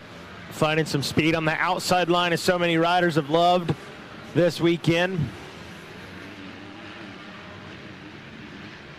Into that roller section. Here comes the 2nd and 3rd place rides. Rowley and the Husqvarna rider of Evan Stewart now. Riders still kind of closely knit. I wouldn't say they're within 3 seconds of one another, but it does look like Rowley is stretching out a little bit over Stewart and starting to close a little bit on Concannon as we work our way here toward the spectator area of this racetrack over the Gizmo Mods tabletop now. And that gap is closing up now between Rowley and Concannon as we get set to drop into the Gator pit. I think this will be for a white flag for these riders this next time around. So we'll be heading into the last lap, Mikey Waynes. Race on right here, and I won't be surprised to see Evan Stewart pick it up a little bit as well. Yeah, each of those riders seem kind of content where they were at. Just, hey, I don't want to let you out of my sights. And now with this white flag out, because how they stand on the track right now is how they would finish with their combined motos here. So we'll see if Keegan Rowley or Evan Stewart gets aggressive and tries to make them move right here. And ultimately, however these three finish, if they finish 1, 2, and 3, that's how it'll be for the overall. And here comes Stewart. Stewart's on the move. Yep, he's coming to life now as he's closed that gap on second. He's inching up now. Look at this. He's got the inside line coming in this bottleneck turn around the 180. Who's got the advantage? Looks like it's going to be Rowley into the next turn going down the hill. But he has got all kinds of number 95 in that rear view. Rodney, Evan Stewart now working this track. He is not taking those same lines that Keegan Rowley is. He's looking for an opportunity to pass, and I got to think he's got a spot picked out somewhere on this track that he wants to make his move. And they're benefiting, Rodney. No lap traffic for these guys. They should be in good shape. A good, free, clear racetrack ahead right now as we drop over the wall and into the roller section. A good drive coming out of there for Keegan Rowley now, as he puts together a good push through that roller section. But Evan Stewart not letting a lot of distance get between as he has put the putting the pressure back on as we head right straight at the announcer's tower and in toward that option line here. Let's see what happens as far as second and third place is concerned. Going out to the outside, moving himself to the inside line there from third place Stewart. But I don't know if he's going to put himself in position. 2 turns to go now after we go over this announcer stand tabletop and drop down into the Gator pit. It looks like Concannon, Rowley, and Stewart will finish just like that. Stewart trying to make some last-ditch efforts, but it's going to be too little too late as J.J. Concannon goes 1-1 here in the 250C Junior 12-17 to take home the gold, the overall win here at the Mini-O's. Hey, great ride by Evan Stewart, Keegan Rowley, and J.J. Concannon. Keegan answered the pressure. Yes, Concannon answered the pressure, and Evan Stewart, a solid ride out of him. 0.656 the distance between second and third, and a 154.9, but still Keegan Rowley in the place that he needs to be to take the overall second. Good ride. You don't see that very often. 3 different division winners tackling each other in the final moto for the overall win. Again, Concannon with the gold, Rowley with silver. Evan Stewart will take home the bronze as we move to the Senior 40-plus class, race 26, race 27, and staging 85-9 to 11, race 28, 258, race 29, mini senior 213 to 15, and 250B. You guys are on standby. Mike Brown going to be one to watch in this senior 40-plus class, and well, John Gruey second place as the number 70 took the Moto 1 second place position. Third place going to Michael Stevenson, who's certainly had a great week this week on the 227 here out of Florida. He took a third. Fourth place going to, in Moto 1, Joe Buskirk and Juan Manuel Costa, the number 66, rounded out the top 5, Mikey Waynes, as we rolled through lap 1 here in the senior 40-plus class. The ageless wonder that is Mike Brown yesterday, Rodney, took a first-place finish, and it's funny. Not funny. He had a rough start. Had a good start, but the front tire took a little digger, got a little wobbly. Being the rider that he is, he kept it on 2 wheels. Wasn't an issue for him. But then as the race wore on, Wes Kane was down on the podium, and he ended up coming off the machine down here at the bottom of the Gator pit, and Mega actually saw him after the race, and he said, man, what the heck happened out there? Took a coffee break, what? And he said, I'm not used to that happening. We don't need that to happen any more than what it did. Yeah, there you go.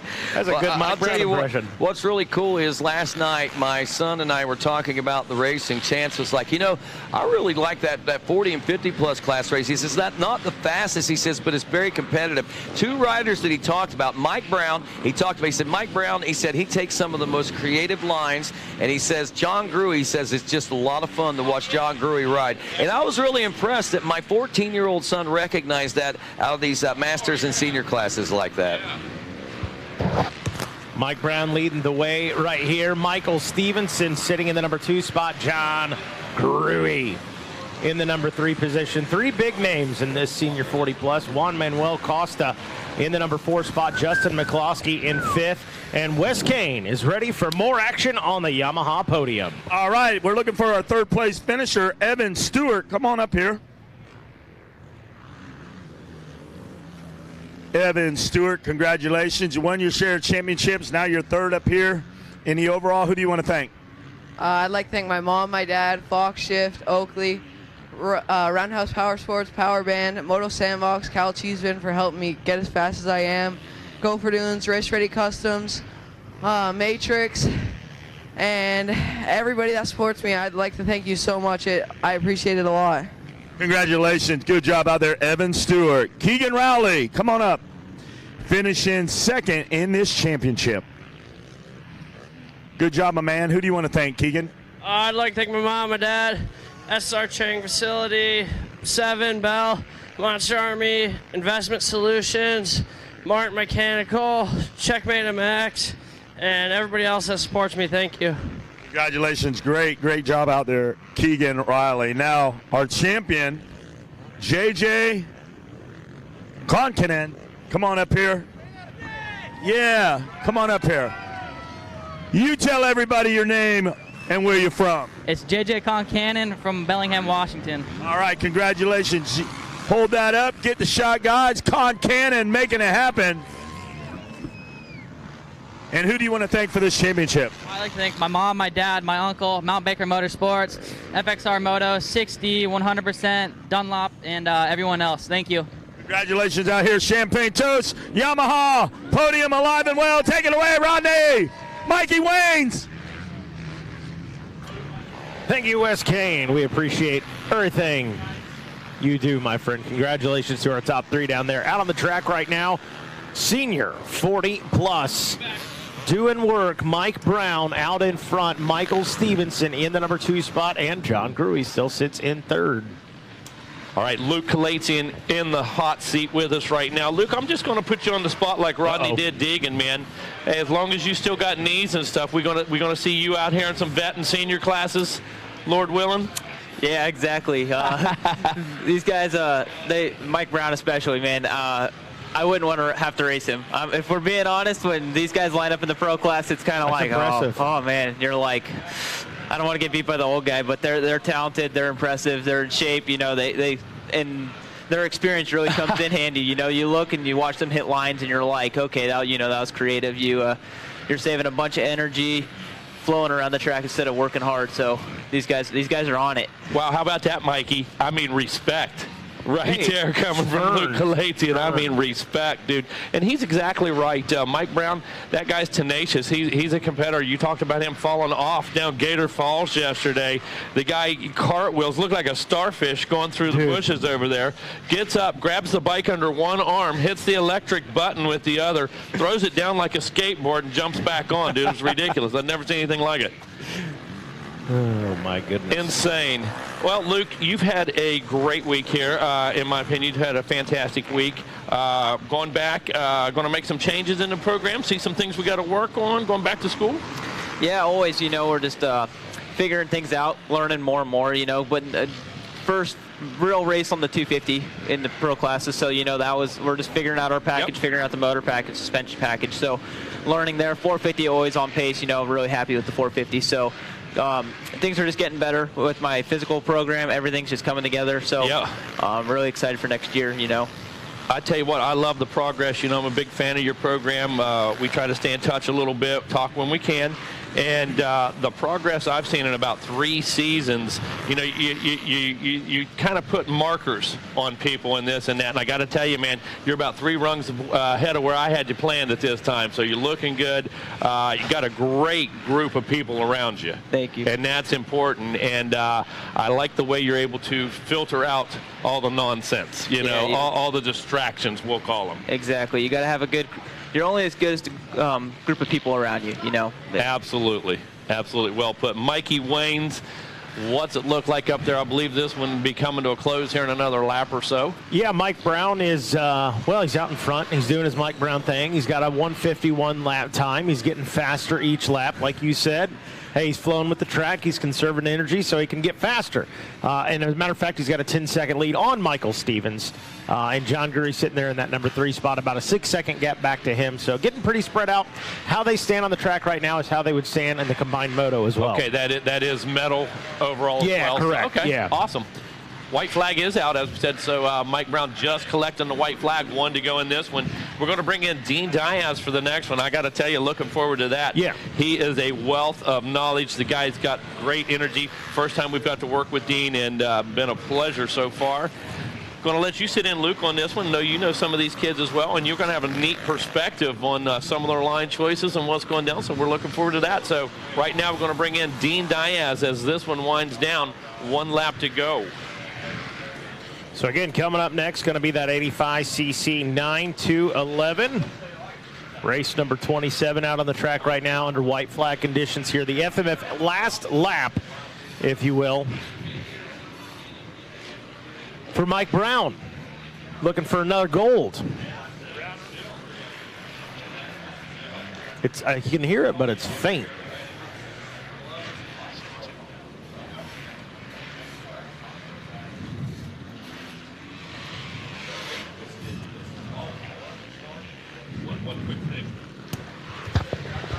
Hey, Mikey, one of the main things I come over here to tell you guys is shout out to Junior Scarborough listening. I get a text there a little bit ago. Listen to us all week. And this morning, Junior over there in the den with a big screen on and the fireplace going over there at WW Ranch. So love Junior Scarborough. That dude's good to us, treats us like gold, has a first-class facility over there. Listen, anything Junior does, he does 5-star, I will promise you. And pumped you're listening, Junior. See you soon, buddy. See you soon. Dean, if you want to throw that headset on, you're welcome to. Yeah, I'm not sure. Racer TV RF4. I don't know if you want to holler at me, Adam. We'll take a look at RF4. So Mike Brown, ready, poised and ready to bring out the checkered flag. There it is. Bang. And another one in the books. And another one in the books for Mike Brown, the number 3 Husqvarna rider, finishing in the number 1 spot. Michael Stevenson going to finish in the number 2 position. John Gurry 3rd. Juan Manuel Costa 4th. And Justin McCloskey 5th with your combined motos. Mike Brown, Michael Stevenson, and John Gurry, just as you see it on screen right there. So they will make their way to talk with the Wes Kane after this one. And we turn our attention to race number 27, the 85cc. Locked and loaded, ready to roll. Waiting on the rest of our riders to get clear and safe, and then we'll drop the gate for that VP Racing Fuels hole shot. Yeah, I'm actually looking at the monitor now. I was paying attention to Racer TV, and I see McCloskey was putting the pressure on Juan Manuel Costa, but he wasn't able to get the job done by the time the checkered flag flew. But it's definitely some great racing, as looks like our next moto taking off the gate right now. Yeah, some names to keep an eye on. Caden Dudney coming in here with a first place finish. Mason Rayner and Seth Dennis. So this was one we had 3 divisions in. So some heavy hitters. Cole Blecka out there, another fast guy, as well as Carson Adams. So going to be a fun one to watch here in the 85 9-11. Coming up next, going to be race number 28, which is our 250A. Dean Diaz, man, your contributions this week have been fantastic. We've loved it, man. What are you thinking about the week? No doubt about it. I appreciate it, man. It's been a great week of racing out here. The track's been good all day. It got a little rough, which is actually, I think it's a good thing for these racers to get out there on a rough track, see what it's really like, because The biggest thing for me going from amateur to pro was the difference in the tracks, man. The pro tracks are so much rougher, so it's good for these guys to get out there and get some experience on it. Yeah, amen to that. Mr. Kalatian, go way back in your memory on the 85s. What's going through their heads right now? Man, it's a lot easier to pass in the 85 class, I'll tell you that, than the pro class, you know. So to these guys, you know, you just got to really take a smart line, stay out of the deep stuff, carry your momentum around the track, you know, and you got to be aggressive those first few laps because gate pick's really important here. If you have a good gate, anything inside of the box, you'll get a good jump, get out front early in the separation. It's so big on the first lap that you got to make your passes, you got to be aggressive on the first lap to get up to where you need to be. Well, Seth Dennis is doing just that. I believe he is our rider, unless I missed somebody, at number 930 KTM, and we've seen him do it before. As a matter of fact, he's got a 1 in this one. And I believe, yeah, that is Seth Dennis heading down into the Gator pit. Then it's the 904, Brennan Harrison. It looks like it might be Dudney on the number 40 machine. I knew Kawasaki riding that 3rd spot. Rolling through 1, we'll get our eyes on scoring here. Oh, sounds like Wes Kane is ready for us down on the Yamaha podium. Hey, thank you, Mike and Wayne. Down here with John Gruey, finishing 3rd in this championship here. Who do you want to thank? I thank Team Babbitts, Kawasaki Team Green, Decal Works, Dunlop Tires, Fox Racewear, FMF, Factory Connection Suspension, Tamer Whole Shot Devices, hooked up with the Dunlop Tires is just awesome for a start. Hinson Clutch Components, Twin Air, Renthal, and my girlfriend for helping me out all week. Congratulations in the Senior 40 Plus. You're finishing 3rd. John Gruey, ladies and gentlemen. All right, Port Sandwich, Michael Stevenson up here. Good job out there. Finishing 2nd in this championship. Who do you want to thank? I want to thank my wife. I want to thank Mike Brown for coming out and riding and putting on a clinic out there. That guy's amazing. It's always fun to line up with him. I want to thank Wynn for putting on an awesome race. I want to thank Conrad at Gizmo Mods. He helped me out during the Gold Cup when just coming back, first race from the wrist surgery, and didn't put oil in my bike, and man, he saved the day and got me back on the bike. And if you guys need motor work, go see Conrad. He's an awesome guy. I want to thank Rob Fox over there at Dunlop. He hooked me up this week, and things are all looking good for going to Loretta's this year in Plus 40, and I'm stoked. All right, congratulations. Good job. Port Sandwich, Michael Stevenson getting it done. Mike Brown. Yes, sir. Congratulations. Another #1 plate. Who do you want to thank, Mike? Rockstar FXRs for supporting me so many years. Husqvarna, Dunlop, Oakley, 60, Alpine Star, and Rhino Power Energy Drink. I don't know who else, all the guys. It's been FMF, but Factory Connection. It's been a great career. Still love it as much as day one and enjoy to be here today.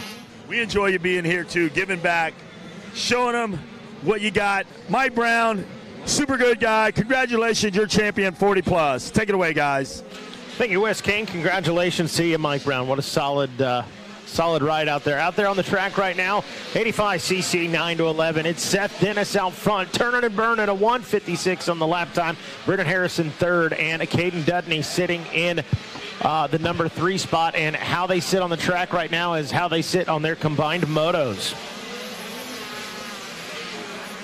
Yeah, you see the lap time checking in. Seth Dennis throwing that 1:56, quite a bit faster than the rest of the pack, so that's going to allow him to stretch a little bit of lead than the rest of the guys. Of course, Brennan Harrison, he's on the charge in that 2nd place position. Cade Dudney in the 2nd spot. They're looking pretty good in that top 3. Cole Bletcha in that 4th place position. Colby Lesser, he'll round out your top 5 right now as we watch Drew Adams on the big screen. Pushing. Looks like he might be gaining a little bit of ground on Harrison. Yeah, I think so. The number 40, Cowie, he's pushing right now after 2. Working the track, looking for some opportunity. We'll see as they go down here by the road, finding some speed. Testing out all the acceleration braking bumps there on that backside for the young rippers, man. It's been gnarly to watch them keep those machines going. Absolutely. Having a good suspension guy in your corner is super important in this sport.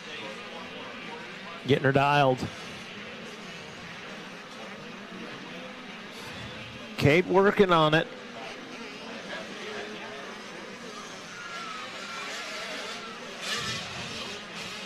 Here they come through the area up to the Gizmo Tower, to that split section right there. Haven't been paying attention too much to the split section, what's faster. Looks like most of our guys taking that left line, so that might be a little advantage right now. We'll have to see what happens throughout the day. Yeah, medic flags out. I'm not sure who that rider is down right there. just out of sight from the tower, and that is 525.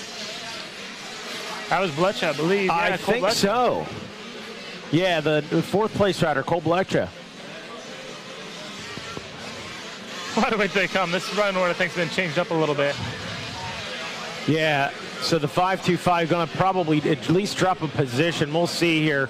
3 laps in, Seth Dennis out front. Brennan Harrison still in the number 2 spot. Caden Dudney fourth. Mason Rayner picks up a position. Colby Lassar picks up a position to 5th. So does Grant McDonald to 6th. And Cole checks in back in the number 7 spot right now. Looking pretty good as we see him come out to the pit and into these iconic step-ups. Man, I gotta tell you what, that bird's eye view I had up there was amazing. Oh, I bet. I'd like to get back up there later for sure. Yeah, it's a different perspective. Camera on the Kawasaki ride of Caden Dudney. He's hunting on the move. Meanwhile, out front, the 930 is Seth Dennis. He's slowing down a little bit, but not a lot of it. Turned to 156 in lap 2, turns to 157 in lap 3.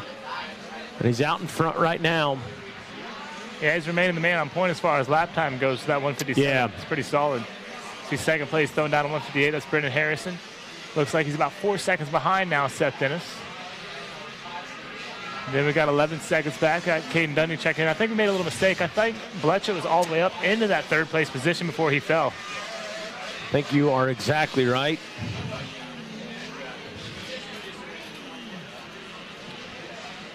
Most of our fat top riders going to that left lane still in the split lane as they head up to the Gizmo jump.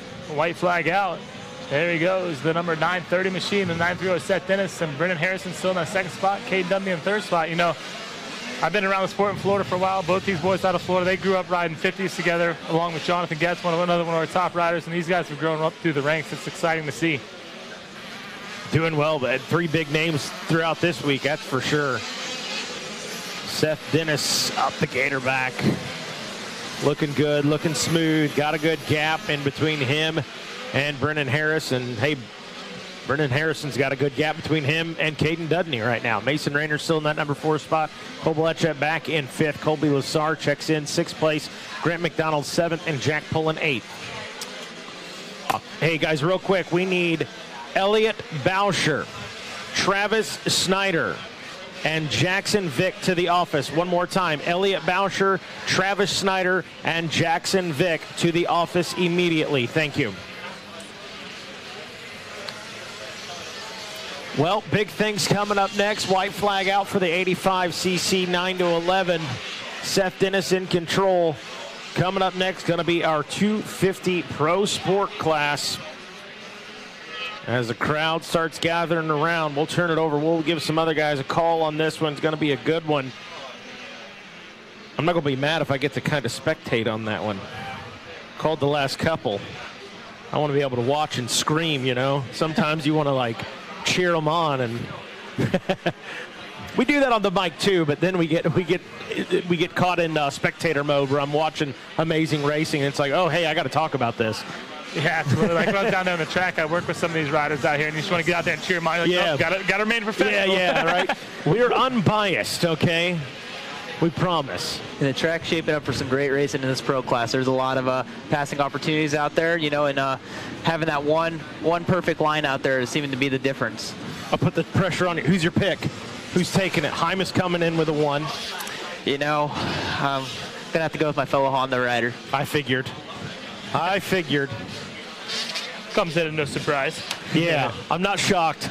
That was an easy answer for you. That was a softball lob, you know, T-ball, coach's pitch. Seth Dennis takes the win. Brendan Harrison finishes 2nd. Caden Dudney 3rd. Mason Rayner 4th. And Cole Blecha going to round out that top 5. Dean, thank you so much. You heading out and about? Yeah, I'm going to head out and about. I'm going to head back down to that starting line. We're going to hand the microphone over to Mr. Jack Chambers and Jet Lawrence. Heck yeah. We're going to tune in for that A-Moto. Sounds good. Lick, you heading out too, man? Yeah, I'm going to be a spectator on this one. I understand, brother. Thank you for your work Thanks today. for having me on. Come back and see us. Megawatt, I'm going to step out. You get in here with these guys? Yeah, man. All right. Hey, I'm moving aside here. We got some big names. Jet Lawrence, come on over here, buddy. I'm going to move out the way. We'll turn things back over to Megawatt for the 250 Pro Sport class.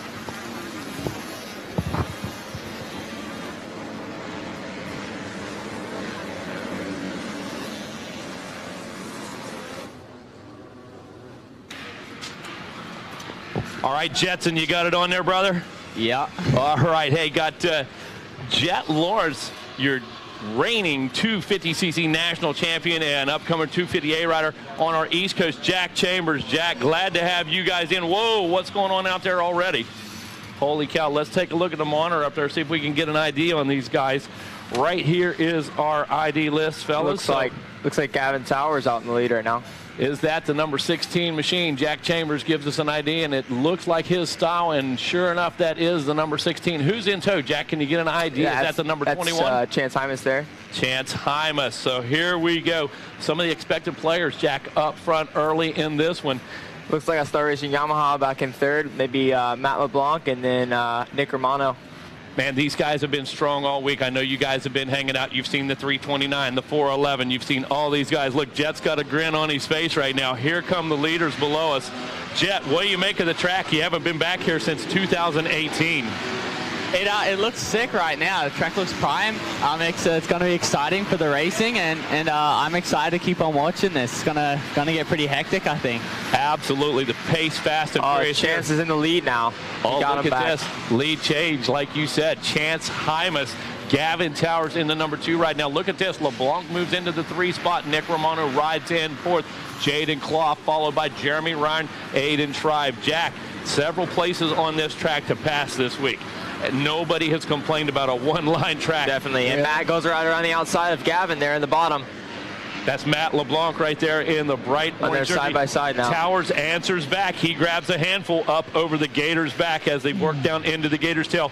This left-hander right here, Jet, it has been critical all week. There's been races decided in this thing this week. I think they just swapped like 3 positions in one corner. Now Nick Romano just passed Matt LeBlanc for a third, and now he's almost moving into second past Gavin. And look at this. He got on the rear fender right there, got a great drive, pulling the throttle cable out of that thing. And look as they work down along the road. Oh, Chance is pulling a gap there a little bit. Yeah, and another pass there. Was that Towers back into position? No, that's Nick. It looks like he's in. Oh, and Hymas went down. Yeah, Nick's back in 3rd position right there. And like you said, I believe Hymas in the dirt right now. It actually looks like Nick is in the lead. Oh, Nick has made it to the lead. So Romano is back in 3rd. These guys are moving around so quick on us, Jack. And they got those matching kits, too. They got those matching. It makes it real tough on an old set of eyes like mine. Here we go past the Gizmo Tower. Jet Lawrence, take a look at the line choices down here below us as they lead into the Gator Pit. Look at that corner. Where are you going to go, Jet? I think the same line that Romano probably took down looks like the main line there. Burn blasting. Yeah, just great. Come in, dump that clutch, and give it some.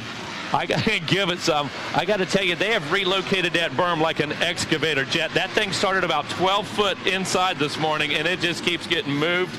But great traction everywhere around this Gatorback course. Yeah, it looks like great dirt here. Wow, all right, Romano laid down at 146. We're going to send it down to Wes Kane real quick. He's going to take care of this podium, and we're going to get right back. All right, thanks, Rodney. I'll get it back to you.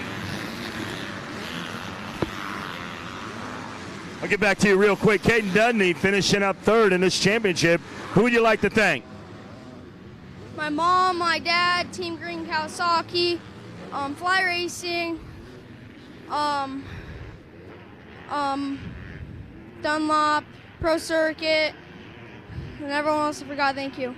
Congratulations, Hayden Deegan. Good job out there. Brennan Harrison. Good job. Come on up here, Brennan Harrison. You got him a championship yesterday. Finished up 2nd. It's got to feel pretty good. Who do you want to thank? Jesus for keeping me safe. Mom, Dad, Brad at Club 57, Clover Hill, OGs, FXR, Mun Racing, Lynx, and anyone else. Thank you. Congratulations out there. Good job out there. And your champion, 85 9-11. Motocross champion. He's been waiting on this one all week. Come on up here, Seth Dennis. Congratulations. Good job. Hold it up high. Who do you want to thank, Seth Dennis? I'd like to thank my mom, my dad, my sister, Nate Ramsey, Kyle Cheeseman, KTM Orange Dunlop, Scott, Fox, Pro Taper, FMF, Bill Seeker, Twisted, Power Band, and everybody else. Thank you.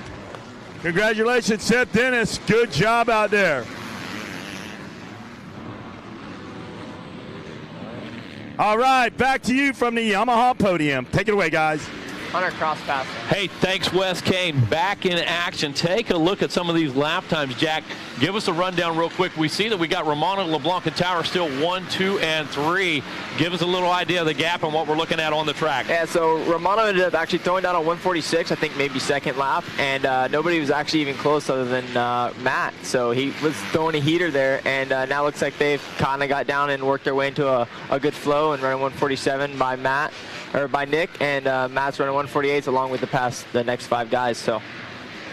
Hey, Jet, what do you think of the speed that we're looking at? These guys coming up, these guys hungry, exactly, huh? Yeah, these guys are definitely hooking. The track's still pretty flat in the morning, and they're putting down some heaters right now.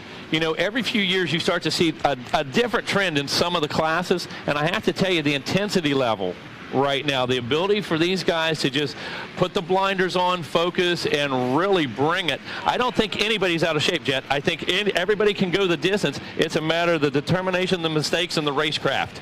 Yeah, no, that's for sure. Right now, it's definitely a sprint with how many laps? 6?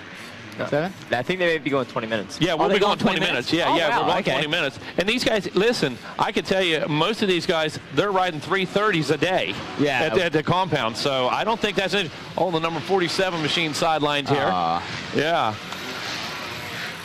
So back down into that gator pit. As you can see, multiple line choices down there. Again, back up on the gator back itself, multiple lines up there as well. And through this time around, once Romano turned,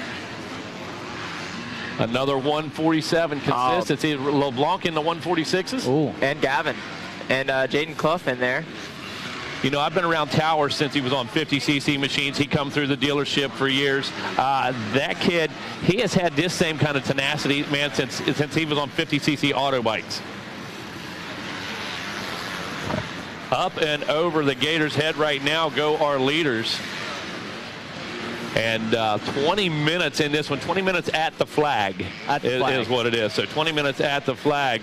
And starting to see a little separation in some of those lap times as we move back outside of that top 5. How are we looking as our medal standings, Jet, there on the far right-hand side?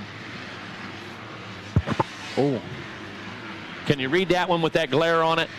Not really. I can't see it. Yeah, it looks like for how they're sitting right now, it looks like Nick Romano's got the overall, Matt LeBlanc in second, Gavin Towers in third. Chance threw it away a little bit in that first lap when he went down. He's back to 4th overall. Yeah, so basically as we run on the track is your potential podium standings right there. Lots of racing left in this one. As we said, 20 minutes to the flag. I'm not sure how the points will play out, but if Chance could get a few more people, he may move up a little bit. I got to tell you, Jet, it's been incredible weather all week long here. Yeah. Our coldest day was just about 62 degrees, and as you know, man, that's good for the bike, that's good for the body. You know, everybody does well in those cooler temperatures. Nothing in the 8s at all this week, no 80 degrees whatsoever, and this track absolutely took a beating. It looked like somebody after a Mike Tyson fight, but I have to tell you, each and every night, Brad, Brian, the entire track team, they sculpted this thing, they put it back together, and every day we had a brand new race surface to deal with. It's been absolutely incredible. Yeah, no, every video I've seen of the track so far this week, it's looked prime every time. It looks like they just got the halfway, and Nick Romano actually just threw it on his next best lap with a 146.8. Yeah, Jack, it looked like the cross flags. I had a little bit of a glare here, so, you know, halfway through this one. And what are we looking at? We got 5 laps in. Out on lap number 6 now, so potential maybe 11 laps here, depending on whether we pick the pace up or not. Yep. I have to tell you, both of you guys, many times this week, last lap, second to last lap, fastest lap of the race. Yeah, you know, and passes are made too. It looks like everyone's kind of finding their flow right now and getting to the point where they can start sizing everybody up for what the next position they're going to take away. Yeah, because we're used to seeing some sprints right now. And let's see, right now, we need Tace Morgan to the office, please. Tace Morgan to the office immediately. but everybody, it's so hard to pass, as we know, when you're evenly matched. As Jet knows, you know, when you get back there, third, fourth place, and you're running the same lap time, but you've given up a straightaway, that straightaway is not going to go away as long as you're doing the same lap time. Yeah, no, exactly. Everyone nowadays is so close in speed. It's literally you're looking for tenths everywhere nowadays. So trying to make a pass, you either have to run it in deep or have to hope for a mistake. Yeah, and you know what? These guys probably hear me. I'm like a broken record. Look at this thing starting to heat up, Jack. Tell us what's going on, bro. It looks like Nick actually got a good gap, and then it's Matt, Gavin, and Jaden all battling out. Wow. Matt just went right next to him. It's going to be a four-way battle here soon. Man, one whip left, one whip's right. Whoa, Jet, did you catch it? What happened there? Yeah. Holy cows, they worked their way up over that last hip. Here we go back down into Gator Falls, This is about Jack. to get real. It's about to get real. Again, spicy. Well, I tell you what, it hasn't got chippy yet this week. I mean, these guys have raced elbow to elbow, and yet to see a brake check or a takeout or a stick. So Chance looks like he's going in for a bit of a Chance also looks stick. like he's using a lot of tear-offs out there. Hopefully he has enough. Yeah, that's been an issue, and as well the transitions too with the shadows on this track. Yeah. So you know, a big deal having proper vision. Looks like Gavin actually got a little lucky and pulled a tiny bit of a gap, and Chance goes right by both of them. Wow, got a twofer right there, fellas. How about that? Set him right up. See if he can hold it. Yep, he's around the outside of Matt. Let's see if he gets on a roll now. You know, the track keeps changing from the insides working to the outsides working, from the insides working. Right now, momentum's your favorite. That puts Chance into third overall and moves Matt LeBlanc down to fourth. All right, that changes our medals standings right there. Jack, give us a rundown on potential medals. So right now, it looks like Nick in first still, holding strong, and then Gavin Towers in second, Chance Hymas in third.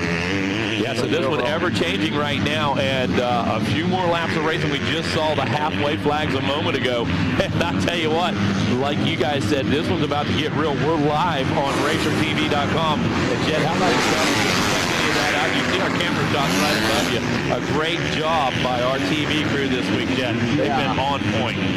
No, it's always looked like really good footage lately on the camera. It's been awesome to watch. They always get the good stuff. We'll be in the gym at 83 Compound, and we're just watching the motos, going crazy with everybody working out. And, it's actually been pretty good to have the TV and everyone racing.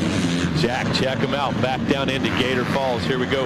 Up over the Gator's head and the Gator's back. Right now, starting to get a little bit of breathing room in these top three right here. Looks like Romano, as you said. What was the gap last time around? Chance 4 Hymas seconds? is actually moving to second overall now. Yep, Gavin Towers back to third overall.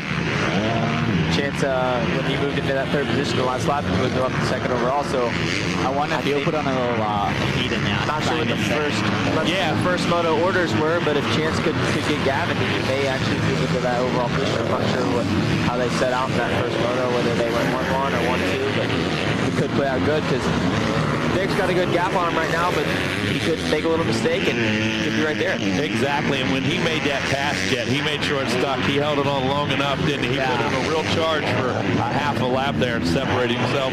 Wanted to secure that position, deter any future challenges. Yeah, he put the boost on. That's for sure.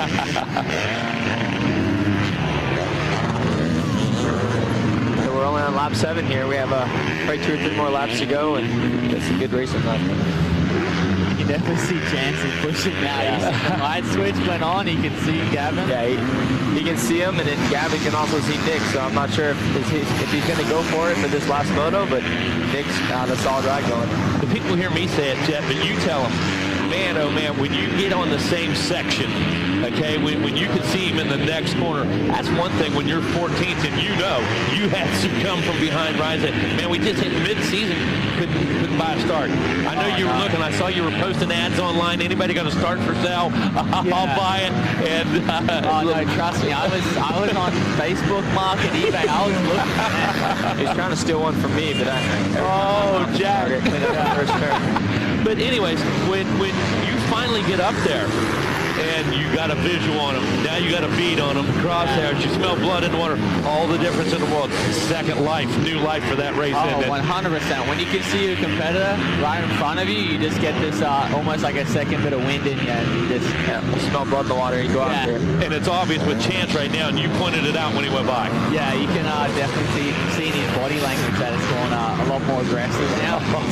Let's see what he can do. His gap looks like it hasn't changed much, but it looks like he was 2.3 seconds back when he comes across the finish line the second time. Let's see what he can make up. But sometimes that's the case. The gap doesn't change much, but you see the energy going in. You see the body English. Absolutely, my man. Just everywhere they put a little bit more extra effort in. A little sauce. A little extra sauce. A little extra sauce on it.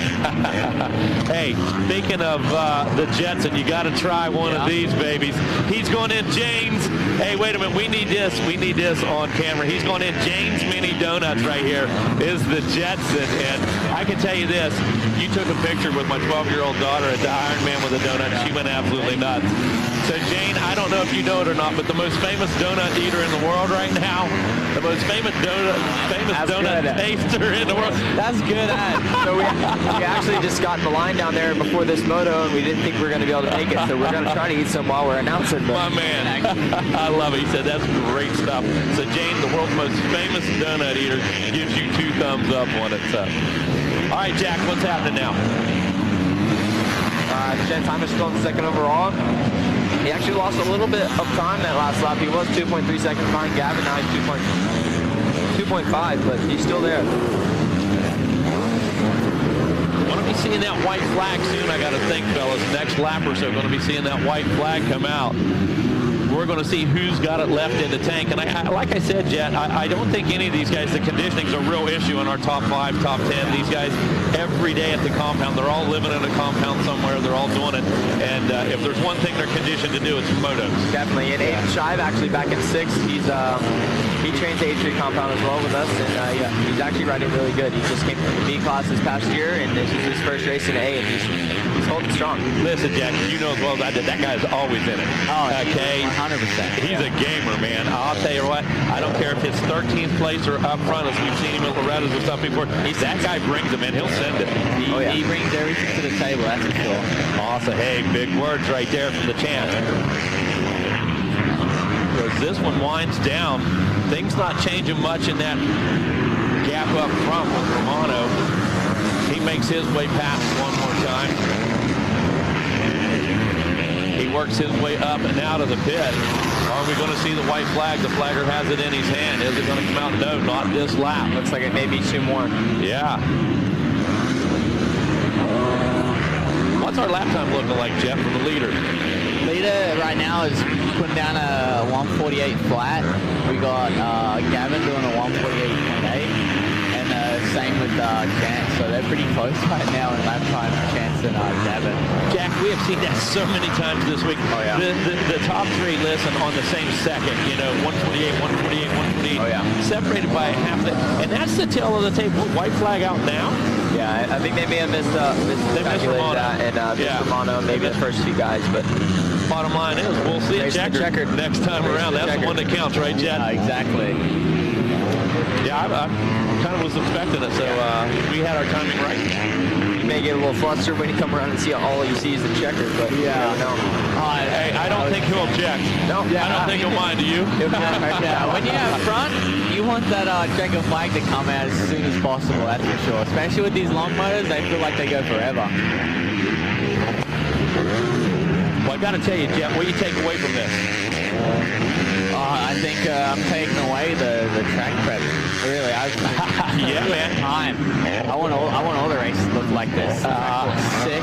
Got awesome moisture in it. Looks like fun racing. And this is no accident. You've raced all over the globe, all over the world. And it took years. We made this soil. The soil didn't happen. Yeah, it was blended. There's some topsoil, there's clay, there's sand in it. And there goes our leader right now, Nick Romano. Finish line. Bring it home, Jack. Yeah, bring it home, Jack Chambers. Gavin Towers in 2nd, Chance Hyman in 3rd, and Nick Romano is your 258 champion. Boys, killing up there on the booth with you. I got to tell you, thanks Then rounding out the top 10, Ethan Lane. Thanks, Dean. I appreciate it. These guys doing a fantastic job up here. And I tell you, Mikey Waynes, we have no lack of replacements this week. I tell you, me, you, Rodney, West King, we've all been put on notice. As soon as Jet's done with the riding, yeah, he's just going to go ahead and take your seat. Jack's going to take mine. So I got to tell you. Yeah, and you know what? I consider that a compliment for sure, being replaced by those guys. Definitely. No doubt about it. Jet was talking about buying a Star. I want to buy one of those accents. Where do you get those things at? Oh, listen. That's a plane flight to Australia. That's how and you a few get that. years. Yeah, and a few years there. It's a long process, that is. I can mock them, but I can't replicate it all the time. Yeah. Well, I tell you what, guys, that was fantastic. Romano Towers Hymas, as we called it, coming up next. What is that, our mini senior 2? 13 to 15, is that what that is? Yep, that's what that looks like. They're down there in the pit right now. You guys welcome to hang out. I know you're busy. If you want to call another one, you're fine. And absolutely, I know you guys need to step out. Got stuff going on. Jack's like, hey, man, some kudos to our bros, you know. Gotta go tell them good job. I'm all about it. I'll come back later, maybe. Fantastic. Appreciate you guys hanging out with us. Thank you guys. Thanks for having us. Giving back to everybody out there that supports you. I got to tell you, both of you guys, everywhere you go, you got one of the loudest cheering sections on the fences, always. And this guy, you've changed the face of the game. I loved guys like Magoo back in the day. Bob Hanna, the O Show. Yeah, you know, those guys had charisma, they had character, and so do you. And I appreciate the honesty, because I tell you what, I hate cookie cutter interviews. Okay, I can't stand it. Politically correct on my podium? No way. Tell me how it went down, and I love it, Jetson. Thanks, man. I appreciate it. Thanks, you guys, so much. Jet Lawrence, Jack Chambers. We're going to have a shift change right here. Rodney Tomlin, Mikey Wayne's going to step in for just a moment. Man, we're going to keep the pace rocking and rolling.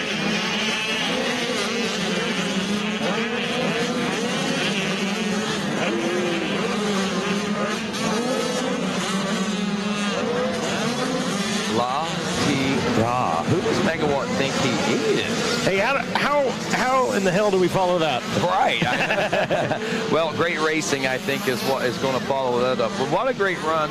Watching Chance Hymas throughout that 250A moto, man. Keep an eye on him throughout this upcoming championship season, is all I'm going to say. That we've only seen tip of the iceberg. Speaking of tip of the icebergs, our mini senior 2 out 13 to 15, and many of these riders will only see in the beginning stages of some greatness as well. As we come into this one, Thor Powell comes in with a Moto 1 win, and according to this, I believe, one division. So Tiger Wood finished up second. He took it to him out there. We'll see what happens here in Moto 2 as we look back to the number 3 position there. Yeah, pay attention to this battle right there. I see in the breakaway already Wood and Powell running 1 and 2. I know we're getting ready to join on the podium, so give them a run down to the top 10 as they go by the first lap. All righty, sounds good. We got Jessen Turner coming into this one with a number 3 position. So some key players out there on this racetrack trying to get things dialed in and sorted out. Jonathan Yelton in 4th. In 5th was Nathaniel Orr, and we'll sort them out, like I said, coming around here in just a few moments. Right now, though, it's Wes Kane down on the Yamaha podium. All right, 250A championship podium. Come on up here, finishing 3rd in the championship, Gavin Towers.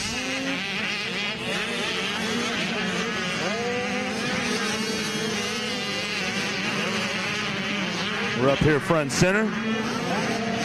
Finishing 3rd in the championship. Who do you want to thank?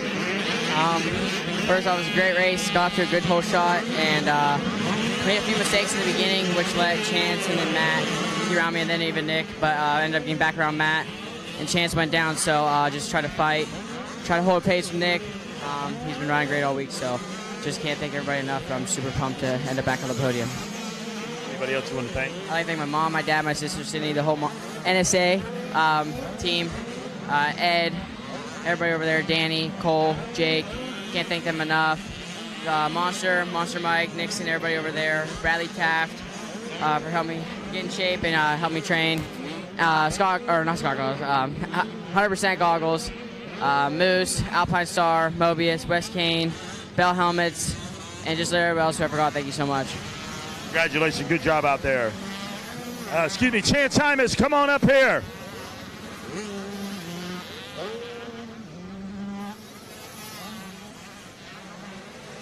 Chance Hymas putting a solid ride out there. Who do you want to thank, Chance? Yeah, I'd like to thank my mom, my dad, and Tommy Harris for sticking behind me all week, the whole HRC Honda crew, Monster Mike, Fly, Scott, Alpine Star Pod, Rhino Power, Maxima, Dunlop, John Wesley, and Jake Weimer, and everyone else. Thank you. Congratulations, Chance Hymas out there. And now our champion behind the winning motorcycle. Come on up here. Mike Burkeen to present Nick Romano, the 250A outdoor champion.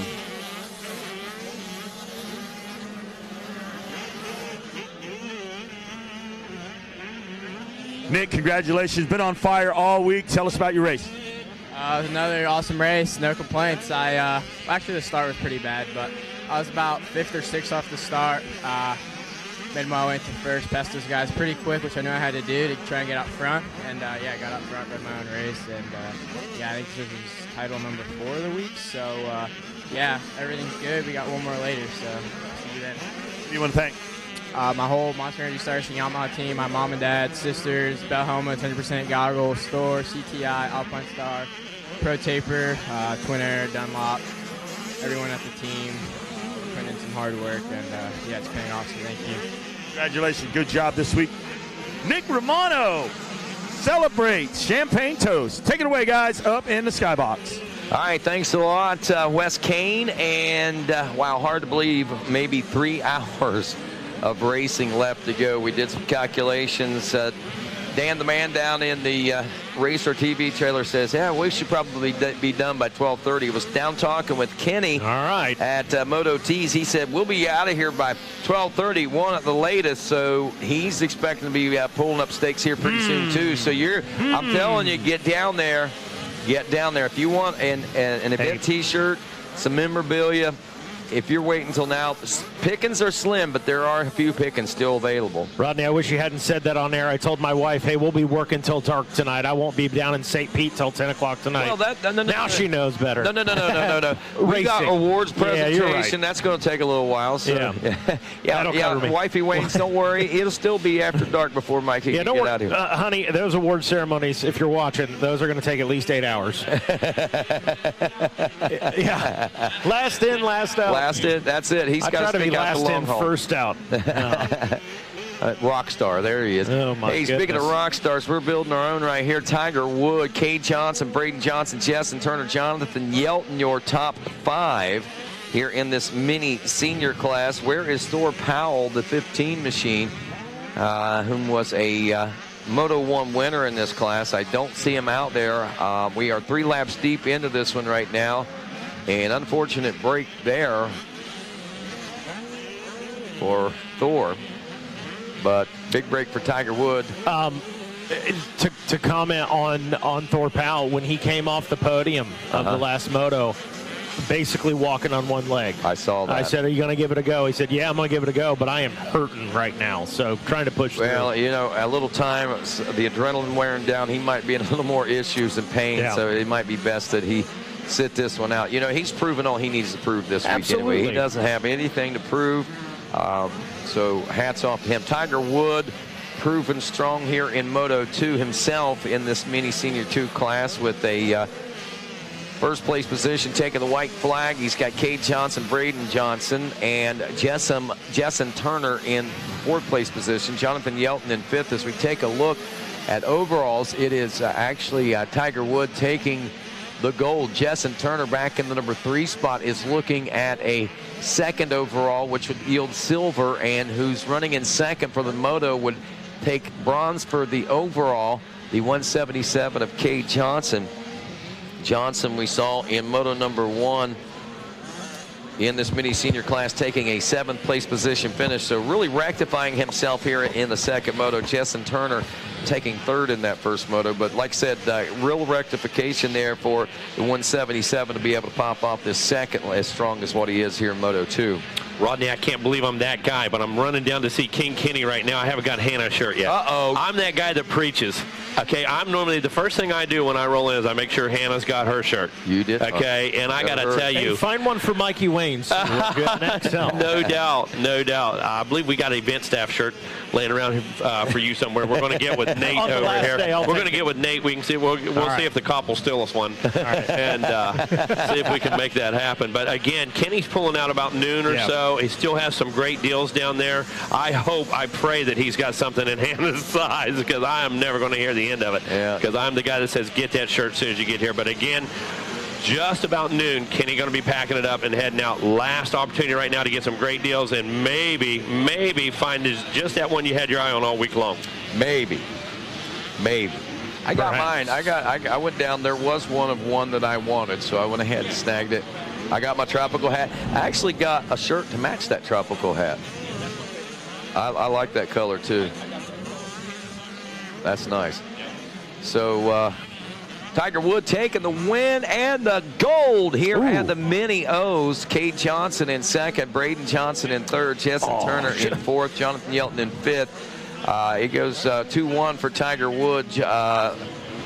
Jessen Turner going to go 3-4 for second overall.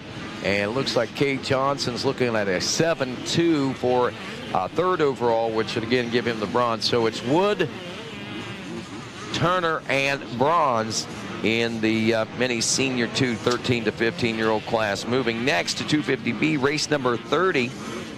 We've got race 30. Looks like 14 more races to go. We'll wind down today with the Super Mini 2 13 to 16-year-old class. As the stage sets for this one, Preston Baseflug, the number 28 machine out of Winchester, California, Team Green Kawasaki rider, coming into this one with a win, as well as Hayden Deegan. Deegan not riding this one. Remember, he had the hard get off yesterday, leading the moto last lap, just cross-rutted and went for a gymnastics tour on the on the Mini O's ride there. Hey, it kind of fits, talking to Hayden Deegan this morning, he said, he was talking about him doing gymnastics. So Mini O's, Olympics, it all kind of works out nice, Rosebuds. I can't believe they're blooming this time of year, man, to be honest with you. But right now, looking into the number 2 spot, Bryce Shelley, the 34 machine, and Daxton Bennick, another couple top players there. And Jordan Renfro in this 250B class, we saw him yesterday, had a spectacular run going, had a meltdown on the machine as he was driving to take over the lead in that one yesterday. Talked with him last night. Man, that was a heartbreaker for him. A great performance yesterday. Really hoping to be able to back that up here today as we go into this 250B class. A lot of stories developing. Benjamin Garib finishing 4th. That's a rider that we can look to take wins as well out here today. So Mike Zaremba, the 45, a 4th-place finish in Moto number 1. Gates down on this second moto for the 250B class, looking for Hamden Hudson. He took a 5th in Moto 1, and another 5th-place position finisher.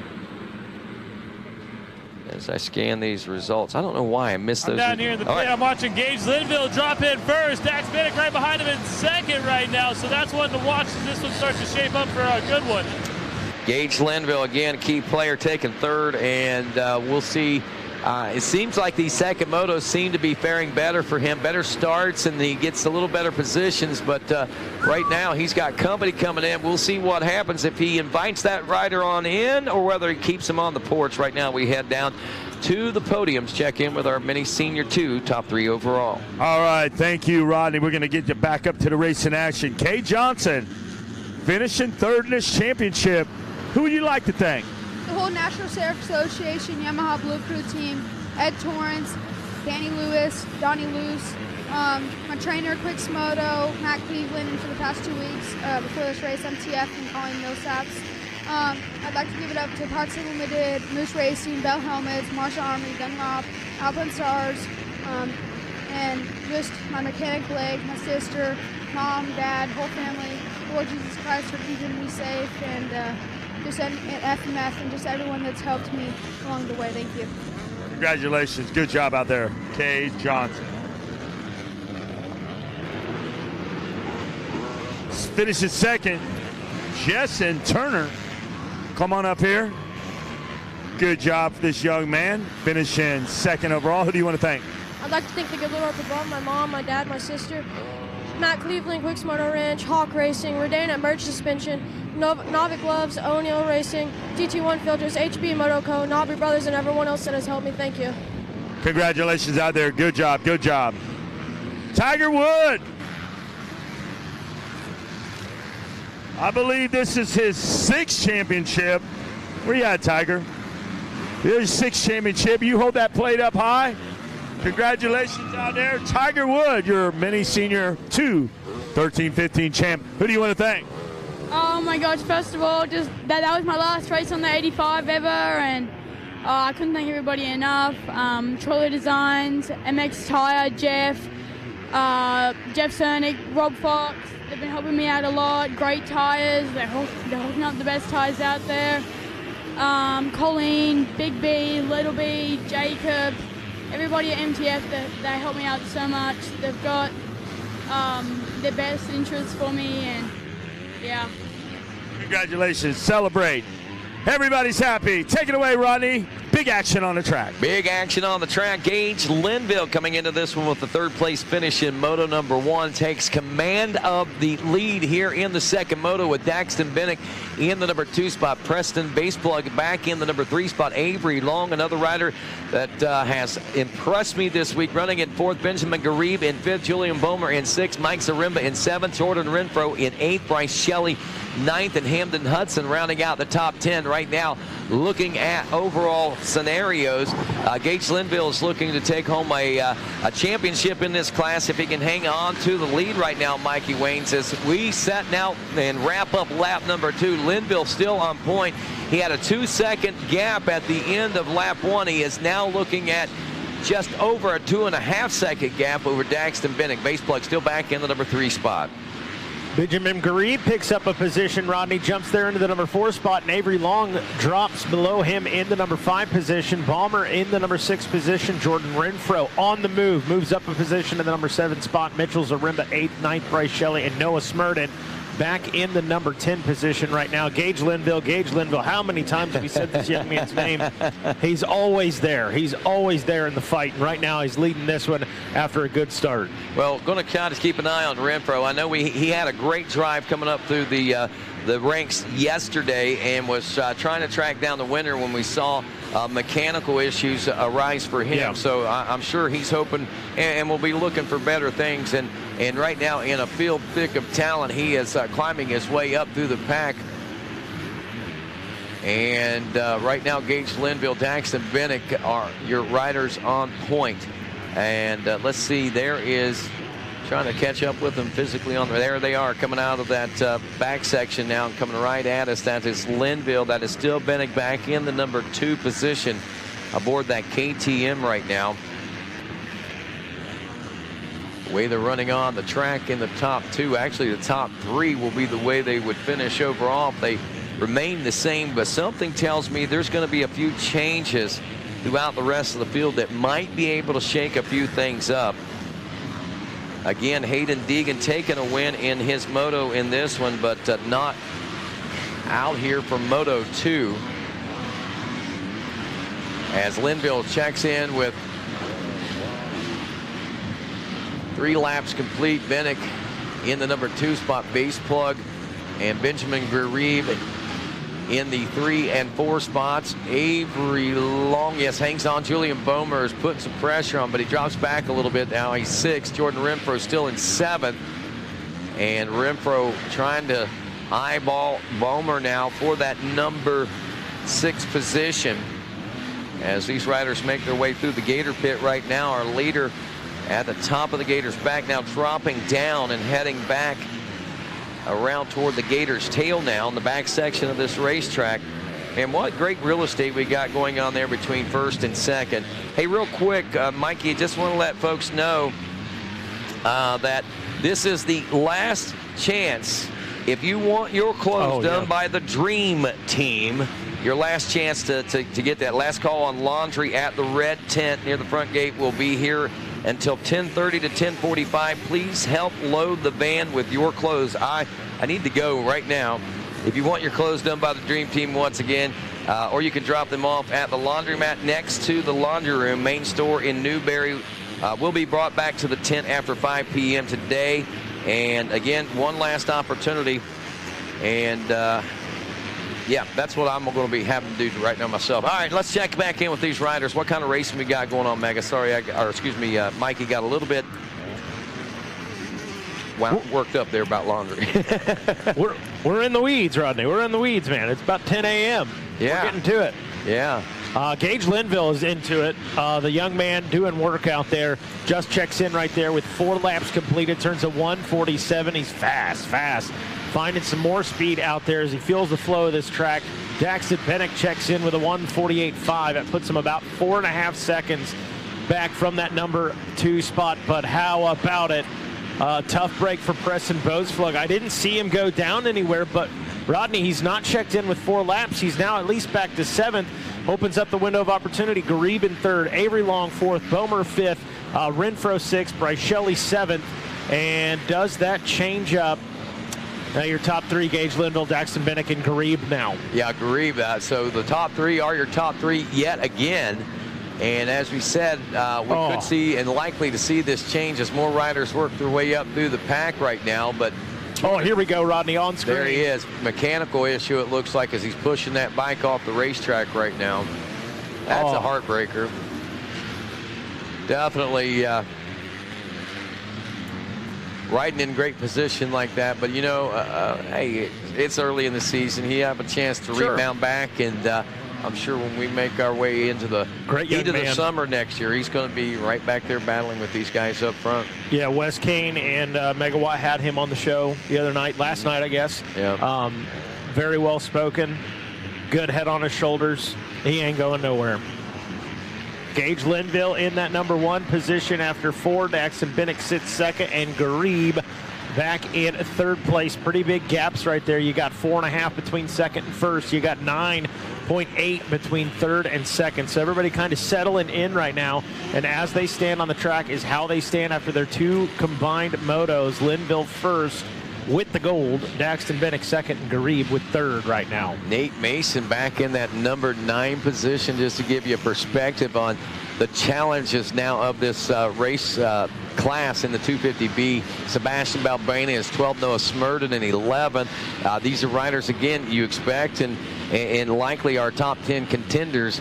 But the field is deep, like we've said so many times, and we'll just keep saying it. But a couple of riders really impressing me this week, and I'll tell you, Avery Long, the 263, he's really shown a lot of great promise. And another rider in this class, he just dropped back to the number 7 position, but the heart that I saw out of him yesterday and the rides that I've seen out of him this week, the 107 of Jordan Renfro has really opened up some eyes to, I think, some good things might be on the horizon for that rider as well, as he's kind of on that cusp, on that bubble, ready to break loose and big things to start happening for him.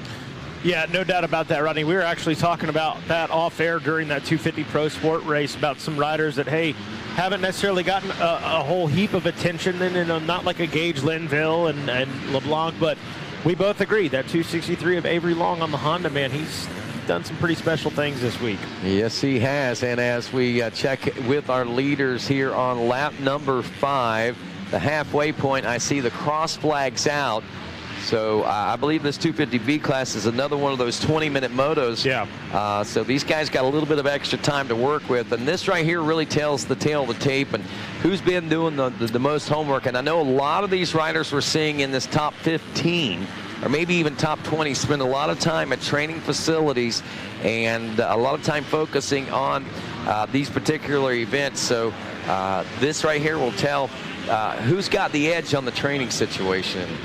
You know what, Rodney, just as we were saying a moment ago about the time gaps, which they are still pretty significant in your top 3, but that guy we were just talking about, Avery Long, hey, he's knocking on the door in this. He's only 2 seconds back, and Bomer right behind him in that number 5 position.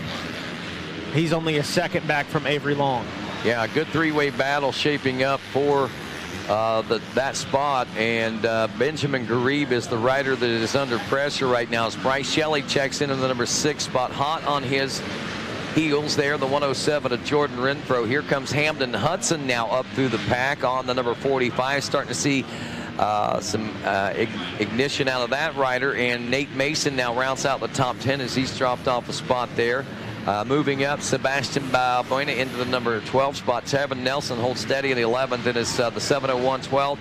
Berenici is 13th. Alex Ransom in 14th. Tanner Scott 15th. There's Noah Smurden back to 16th. Peyton Morningstar looking at 20th place overall as these riders work their way through the ranks. Again, impressive amount of talent here this week, and Moto number 2 is proving it yet again. Looking and watching the racing action, waiting to see if Avery Long or Julian Bomer can make a move here. Buzzing past the Gizmo Tower, past the announcing tower, the 402 of Gage Linville on screen.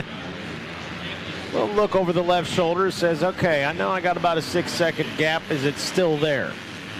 As he checks in with now 7 laps completed, turning a 151 now, so slowing down a little bit right there, but hey, Gage has gotten into a little bit of that lap traffic there, playing a bit of a factor in that time. Bennick turns a 151 in second. Now is 11 seconds back to Garib here for that number 3 spot.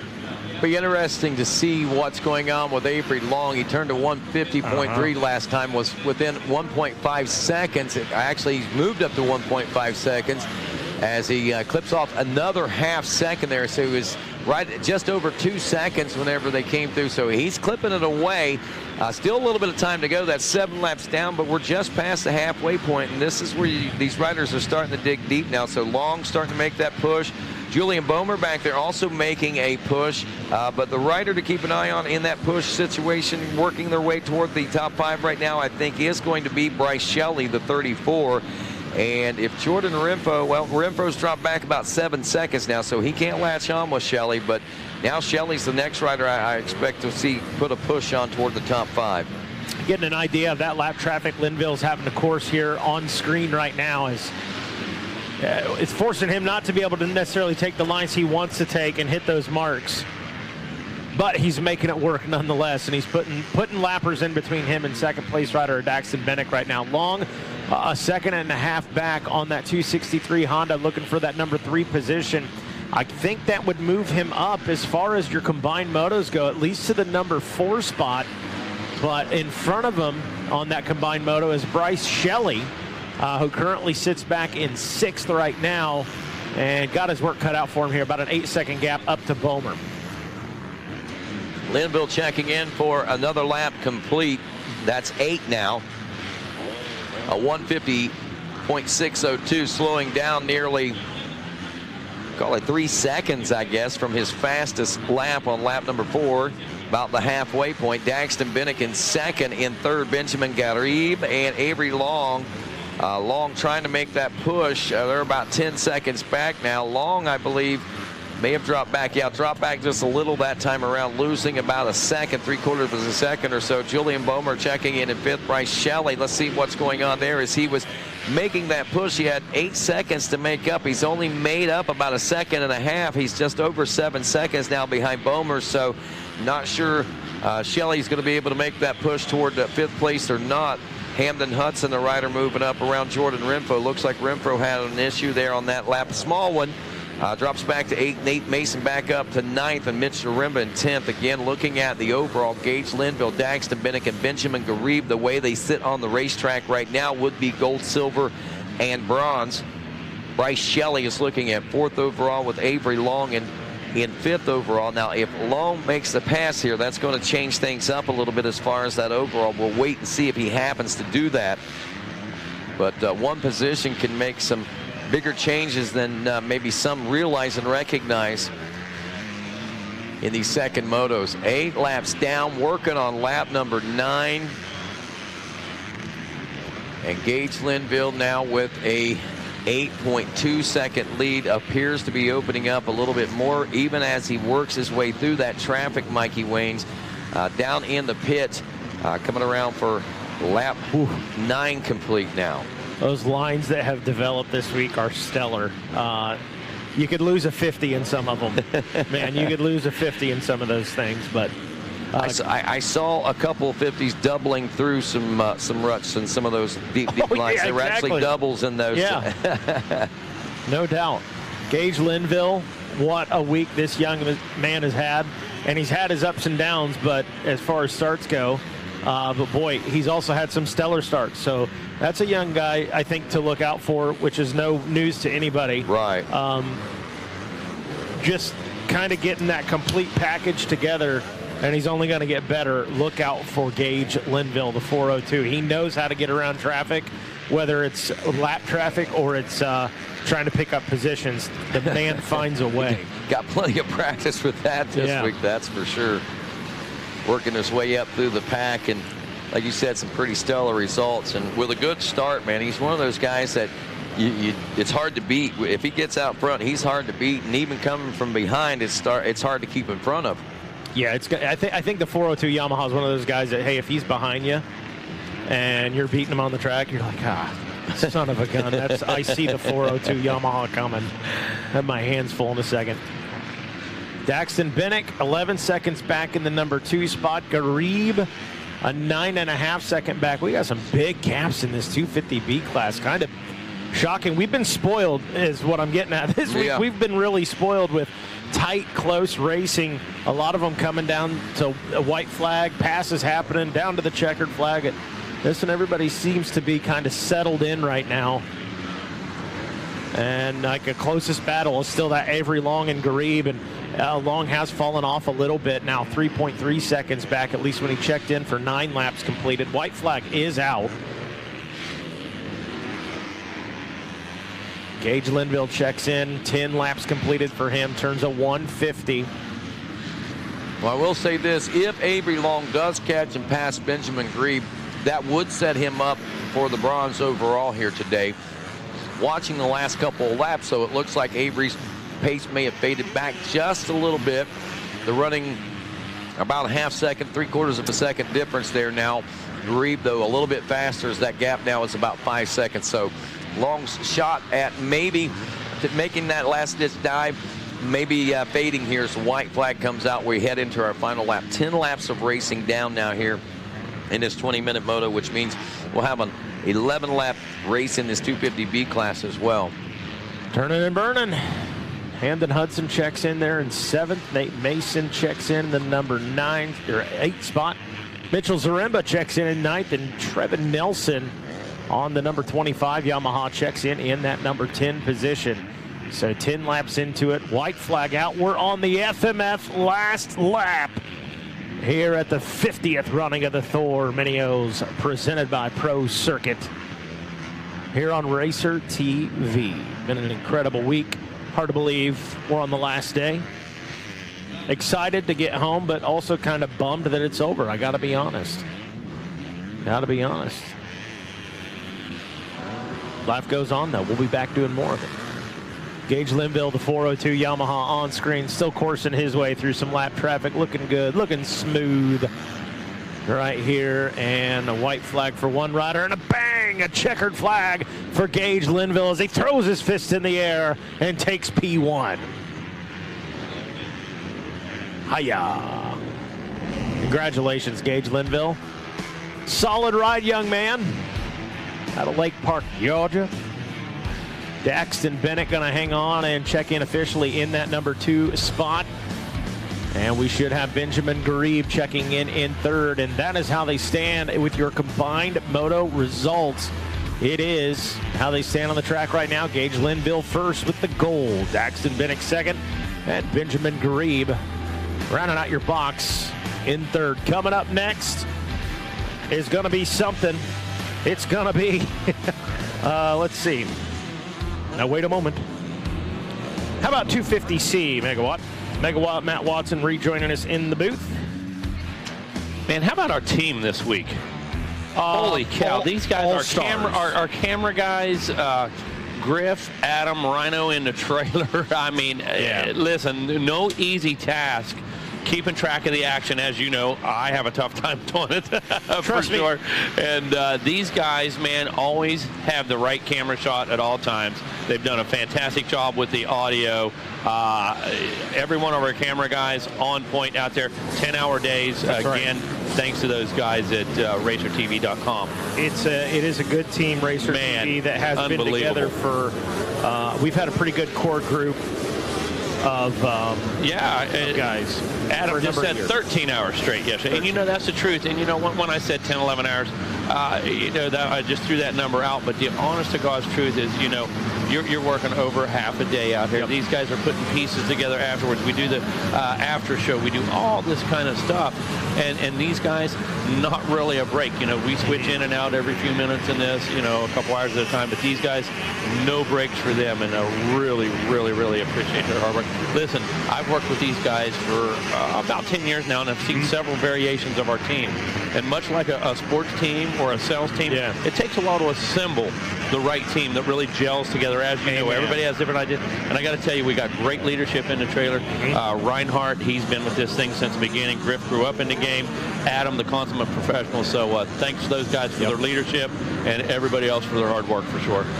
I couldn't agree more. We are getting to that well-oiled machine. Yeah, absolutely. And you know me, I've seen it. I've seen it in the sales positions, in athletics, and that kind of thing. And when I say that, you know, there's no joke. It took us a little while to get here, but we absolutely have a fantastic team. Well, I believe it is Schofield, Brennan Schofield out front. Didn't get a great, it is. So Brennan Schofield out in front, Keegan Rowley in the number 2 spot, Kason Pinkston in 3rd, Hayden Babin in the number 4 position, and Evan Stewart in 5th. 5 huge names out here this week, and how they stand on the track is how they stand in the combined moto, and sounds like Wes Kane is ready down on the Yamaha podium. All right, thanks, Rodney. Down here, I got Benjamin Garib. Benjamin Garib, come on up here. Finishing 3rd in our championship here. Congratulations on your ride. Tell us, who do you want to thank, Benjamin?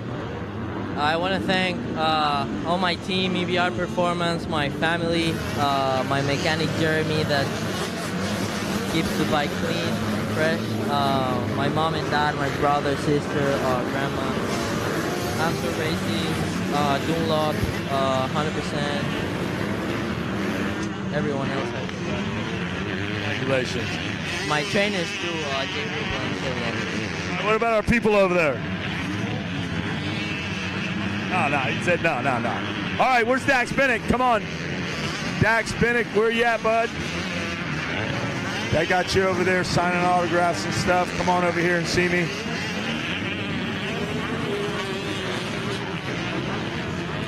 The folks at Racer TV are looking for your face. Who do you want to thank? Roger Scratch for keeping me safe. KT Montier, my mom, my dad, Red Bull, Fox. Never know, thank you. Congratulations out there, Dax Bennett. Good job finishing 2nd. Gage Linville, come on up, the champ. Mike Burkeen, make your appearance. Race manager, AMA, Mike Burkeen, Gage Linville. Another championship here. Congratulations, good job out there, Gage. Hold on to that. Who do you want to thank for this championship? You got an armful of them. The good Lord for keeping me safe, my mom and dad, everybody at MTF, David Walls, he's helped tremendously, Roost, Factory Connection, Atlas, Bell, Monster Army, UFO, man, just everybody who helps get me here. It's unreal, man. I can't thank y'all enough, and just in memory of the Downies. Congratulations, Gage Linville. Back to you up in the box. Good job. All right, thanks, Wes Kane. 250C, hot and heavy right now. Mikey just about 3 laps into this one. Riders out on that 3rd lap right now. Still looks like Schofield out front leading the way. Rowley followed by Pinkston. How are we looking at our championship standings? Well, just how you name it. Brennan, Keegan, and Kaysen. That is your top 3 as far as your combined moto results are concerned. Aiden Babin just outside of that, and he sits in the 4th place spot. Evan Stewart 5th on the track, and 5th in your combined moto. So things pretty consistent right now of what we saw in these first round of motos. Mikey, it's interesting. As we get to our second motos this point in the program, a lot of times you'll see that. It really starts to show, you know, Rodney uses the term cream rises to the top a lot. And, you know, that kind of sums it up. But we got a lot of cream that's, you know, right at the surface. Oh, no doubt. And any of these guys can really break through at any given time. And the consistency of your show fields, rallies, Pinkston, Babe, and Storch, man, it's just incredible. And sometimes the matter of one position off the start, the matter of half a lap, you know, things could be so different for many of these riders that are that equally matched. Yeah, no doubt about it. And as tight as this is, I believe that was Stewart getting around Babin there through the finish line, and it was. So Evan Stewart going to move up into the number 3 spot, and when he does that, Megawatt, he moves into the 3rd place position. There you go. Motos. And let me, you've watched Evan Stewart with me all week. That guy's not happy unless he's up front. That guy is not content. That guy's not going to settle for a moment. You know, that's not in his DNA. That's not in his makeup. Evan Stewart is determined. He's tenacious. On the move right now is the number 95 Husqvarna machine. I was trying to remember, we had a rider out there earlier, and it was Husqvarna on scoring, Husqvarna on paper, and we look at the screen, and he was on a Cowie, and I couldn't remember who that was. Who's down in front of us there, Mikey? Can't see. We got a caution 32 flag. That is the 288 that was off track, unless there was another one, the 288 machine, Ignacio Labrandi. I didn't see another rider there, so I think he was it. He's back up and rolling. All right, good call. I have no idea. It looked like 32 on his jersey. And like you said, back up and running, back out in the action here. Next time around, what we got, 3 laps in? Yeah, 3 laps in. All right, working on lap number 4 right now. 250C coming up next. Going to be our 51cc 4-8 limited.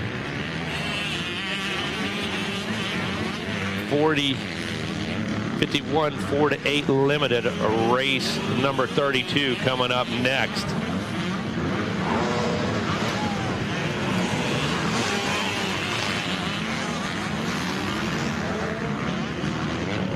Mikey, I got to tell you, a lot of times happy to see those motos count down, happy to see things come out. I'm kind of sad, man, watching these things line down. And you and I have had an amazing time this week. You know, watching these kids really leave it on the track this week through all the classes, seeing some tears, seeing some cheers, seeing all the gamut and range of emotions down here as the white flag comes out on our 250C. Quite an experience, and something you and I get to watch all across the country in different genres of motorcycle racing and different areas. You're involved in a lot of street stuff as well. You're big into that scene too. And you know, when we take a look at the progression and we take a look at it, and we get to really indulge in it for a week, you know, like we do here, Daytona, Loretta's, those kind of places, man. It's really a unique situation, and got to tell you, man, with you, Rodney West, this weekend, been an absolute pleasure to hang out. Dean Diaz joining the team, and brought a lot to the table as well this weekend. And I'm really sad to see us coming up on moto number 32. I wouldn't mind calling home and say, hey, we're running behind, and I'm not going to see you till Monday. Hey, we had that luxury last year. This thing actually ran into Sunday. I was the rookie guy. I have one of those pesky day jobs, and I remember being nervous. I went up to Win. I said, and Win, I hate to do this. I have to go. Sunday morning or Saturday night didn't really make a difference. Because I got the long drive home, and he's like, okay, that's fine. And you guys, kudos to Megawatt and the team last year. You guys were like, you're okay. We got it. It is a team effort, and it does take all of us. And it is a stellar team. You guys, I think everybody out there, I hope we did a good job by everybody. Our first responsibility is make sure we give you some information We're not here for a comedy show. We are not here. Although sometimes it feels like it. Yeah, exactly. Exactly. We're not here for anything other than to give you guys the best coverage we can, and we owe that to you. We hope we delivered. We apologize for all the wrong names, all the wrong pronunciation, but you guys were great to us. We're getting her dialed. Hey, checkered flag flies. Brennan Schofield hangs on to it. A first-place finish. Keegan Rowley finishes in the number 2 spot, and Evan Stewart on the number 95 Husqvarna finishes in that number 3 spot. And Megawatt, that is exactly how it ended up with your combined moto results as well. So congratulations to those 3. Gavin Batson was on the move, finished 4th, and Tyler Moore rounded out that top 5 for the 250C class. Coming up next, race 32 in your program. That is 51cc 4 to 8 limited. Behind them, Masters 55 Vet 30 plus. So, Mikey, I believe this might be our final 51 race of the weekend. Of the week. I think you are correct on that. And, man, how about Sean Smith and the team from Cobra this week jumping in, helping out, calling races, releasing that new CXE5 from Cobra. Going to be available second quarter here in 22 coming up. People gathered around that thing, clamoring around that thing. It was an impressive looking piece of equipment, and shout out to those guys for helping us out this week, all week long in the booth. Yeah, and there's a lot of Sean Smiths out there across the board, whoever the manufacturer is, but it takes guys like him that are entrenched, involved, and when that guy, hats off to him. Hey, when there's a podium, he's not the guy standing back with his arms crossed and, hey, good job on that machine we helped build. No, he's up in it. He's on Facebook Live. He's in the face of Wes Kane and the rider on the box and saying, congratulations, this is my guy. He knows the kid's name. He knows the serial number of his bike. That's what I said. He's in the trenches. He said he's got a little unfair advantage. He knows the warranty registration number on that thing. So that's right. For sure. Just kidding, no warranty on Cobras. There you go. Just kidding. Anyways, big shout out to him and the King Cobra himself. Man, right there. A couple names to look out for here in your 51cc 4 to 8 limited. Of course, Jaden Smart coming into it with a numero uno, and this was a division race. Matter of fact, 3 divisions in this one. So Axel Ward, big name out there, as well as Carter Gray. Anderson Waddell, another big one. There comes our leader right by us. Wait, we're going to send it to Wes real quick, and we're going to catch up with this because Jaden Smart out there on the gas. Go ahead, Wes. All right, thank you. Down on the podium, I've got my 250C class third place finisher in the championship, Evan Stewart. Come on up here. Great job, Evan Stewart. Finishing third in this championship. Who would you like to thank? I'd like to thank my mom, my dad, Fox Shift, Oakley, Power Band, Race Ready Customs, Moto Sandbox, Kyle Cheeseman for helping me get as fast as I am. Everybody in Canada that helped me get here, and my 2 dogs and everyone else that I forgot to thank you so much. Congratulations out there, Evan Stewart, finishing in third. Come on up here, Keegan Rowley, second overall in this championship here. Who do you want to thank? I'd like to thank my mom, my dad, SR Training Facility, Bell, 7, 100%, Checkmate, Monster Army, Investment Solutions, Martin Mechanical, Commensol Bikes, and everybody else that supports me. Thank you. Congratulations out there. Brennan Schofield, number 1 plate here. Hold that up high. Your 250C champion, Brennan Schofield. Great job out there. Who do you want to thank?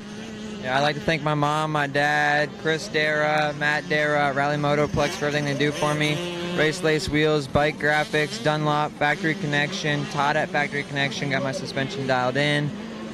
Billy at Direct Motocross for everything he does for all the Canadians here. Keegan for keeping the race fun, and everybody here that made the track good. And yeah, thank you. Congratulations out there. Champagne Toast. Take it away. Hey, a quick update on Hayden Deegan. Suffered a mild concussion. Doc says take a few weeks off. But other than that, he's going to be okay, and he'll be back ready to start swinging at the fences. Take it away, guys, up in the skybox. Well, thank you, Wes Kane. Good to get that update. I know he was actually up here watching a little racing this morning. I was kind of taken back by it. I was, putting the luggage in the truck, and I hear Rodney Tomlin on the PA say, well, everybody wonders, where is Danger Boy? He's out here right now. And I thought, you got to be kidding me. And he was in the booth. Okay. But out there right now, ripping and rolling. Who else? The number 4 Cobra Moto machine, Jaden Smart. And he checks in right there with 2 laps completed, turning and burning a 2:21. Wow, 2:21. Wow. That's just insane in my brain, I can tell you. Watching Jaden Smart use the body English, the technical abilities of this youngster, very, very impressive. We said that. I know it sounded like a broken record here over a week later. But just watch the youngster move the bike around from the waist down. Uses a lot of body English on that machine. Very aggressive on the bike. There you see up and over the gator head. Here we go over the gator back.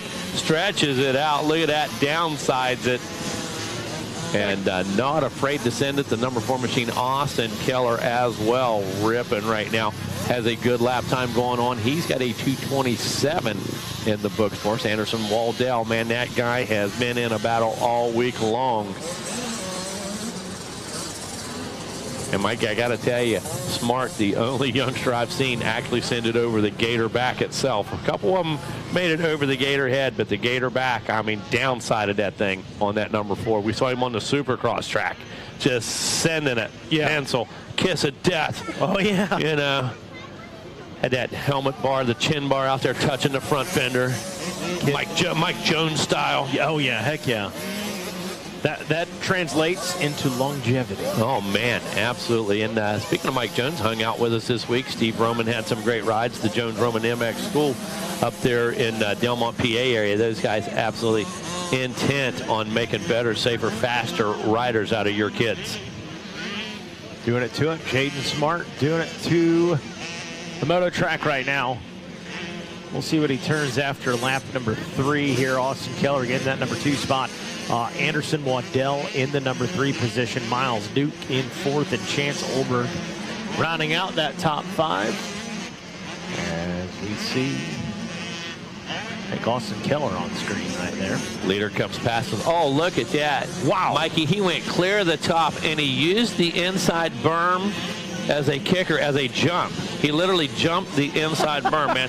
Went up, sprayed the fans down there on the engine ice banner, said, hey, here's a little sand for you. Get some grit in your teeth. Boom. Sprays them with some roost, gives them a little style as he jumps over the inside berm. I told you the kid was technical. That was impressive. It was. Putting on a show, and at that point, now you're just showing off, Jake. I was going to say, is it riding technique, or is it, all right, hey, fans, I'm going to give you a show right here. Yeah, now you're just putting some jet on it for us. Yeah, there you go. Smearing a little jet on it. Yeah. Love it. I've had the opportunity to work with the number 213 between Austin Keller down here in Orlando, Florida, so it's good to see him get out to a good start and have a good motor in that 2nd place position, trying to stay in front of the 674 Anderson Waddell, who's in the 3rd spot. And a little ways back and forth. They're making their way by right now. It looks like Gray might be moving up through the pack. Is that who you guys got up there? Thanks, Dean. Great update right there. Taking a look out as the white flag continues to fly. Smart now down into the Gator's tail. Last time around, a gap of what, Mikey? Having a hard time seeing that one from here. Got a big glare on it. Jaden Smart, he's looking at a 20.7. Not used to saying 20. Yeah. A 20.7 second gap for him. So just shy of 21 seconds is that gap. Wow. Working his way into the rollers right now using rowboat technique. Look at that. Front of the bike to the back. Front of the bike to the back. Front of the bike to the back. Just like rowing the boat, Mikey. Did a great job. Elbows in fantastic position, and can't say enough about the form and technique of the number 4. Jaden Smart. I was going to comment on the backside of those rollers that we can't quite see on Racer TV. We've had some rider input up here in the booth, and they talk about how deep it is back there. And like our camera shots, as good as they are, hey, we can't be everywhere. It doesn't quite do that justice. Right. So hats off to all these 50 riders, really. But Jaden Smart coursing that with no problem. Yeah, Jack Chambers and those guys say it gets number plate deep back there. And on those 50s, deep. That's when you get the idea of how deep it is. Not so much on a full-size bike. Sure. But there we go, Jaden, one more time. This time he goes in, obliterates the inside berm. Okay, said, you know what, I jumped you last time. I'm going to move you for the rest of the pack right now. And up and out of the pit. Checkered flag is out. Look at that. Downside. Let me go ahead and grab the rear brake, set it down nice and smooth for everybody. Hayden Smart, number 4, caps it off here. Final 51cc race of the week. That kid is ridiculous. Mom and Dad proud out there, no doubt about it. Austin Keller will check in for what should be the number 2 finish. And that is how they stand as far as your combined motos. Hayden Smart first, Austin Keller second, and Anderson Waddell checks in the number 3 spot on the KTM. Well, coming up next is race number 33, your Masters 55 plus. John Gruey and company going to be taking to this race course. A couple other big names out there, of course. Earl May. Earl May, I think he's checking in at what, like 58 years young? Yeah, let's see. Earl May, I got ages on here. I'll let you know. Earl May, 58. Yep. Hit it on the nose. Gruey's right about my age. He's about 54. I thought it said 55 here. Okay, maybe. Number 70. Yeah, 55. Yep. Knew he was right there with me. Yep. Sure enough. All right, Mega. Carson. How old's Carson? Carson. Let's see. Carson. Where you at? The Bah. 31. There it is. 55. Yeah. Yep. Megawatt, put yourself on the gate with these guys. You get a full year of actually training for this. Where do you end up out there, man? The number 538 will finish the race 2 positions from last. All right, fair enough. Full year of training, which is kind of what I'm planning on. Win and I kind of laughed and talked about it. I'm dying 2 years in a row. It wasn't out there. And I promise you, I hope I'm not in that last pack right there. I'd like to be mid-pack after a year of training for sure. And you know me, always come prepared, always bring enough equipment. That won't be the problem. One thing is for sure, you might go slow, you're going to look fast. Oh, yeah. Oh, absolutely. I will win the fashion show on the way to the starting gate. Believe that. I was like, you got it. Yeah, check out the lettering. See those graphics. Romano and LeBlanc going to look at your bike and look at their mechanic and their guys and go, why doesn't mine look like this? Yeah, absolutely. That's how it's been done. Yeah, it's happened. Megas is. Yeah, it has happened. But all joking aside, can't wait to get out here and ride with these guys next year. That is the plan. Hold me to it. Yep, all right. Hold me to it. And great atmosphere, relaxed. You know, it's tough for me to hit qualifiers and things like that and try to do the Loretta thing. And really even try to ride 3 motors down there, do the practices, uphold my responsibilities in the booth. That's a tough one, but Wynn's encouraged it down here. Wynn's like, bring that bike, man. Yeah, get out there and get at it. And right now, Wes Kane going to give us an update, and then we're going to reach back out to our vet riders in just a moment. All right, thank you, Megawatt. I've got Anderson Waddell up here. Congratulations, 3rd overall in this championship. Who would you like to thank? My mom, my dad, OB, KTM, Orange Brigade, Nathan, Fly, Hope, Dunlop, A1 Racing, and everybody else. Thank you. Congratulations, Anderson Waddell, 3rd overall. Austin Keller, come on up, 2nd overall in this championship. Great job out there. Come on over here. Who would you like to thank, Austin Keller? My mom, dad, MX Tire, Champion Cobra, Oakley, Alpine Stars, MX Tire, and everyone else. Thank you. Congratulations out there. Good job. And now your 51cc 4-8 limited champion. Come on over here, Hayden Smart. Hold that up high. Yeah, the champ. Hayden Smart, who do you want to thank? My mom, dad, OG Goggles, 60, Cobra, Tyson, Beast Moto Lab, Moto X Compound, Dunlop, 60, Skull Candy,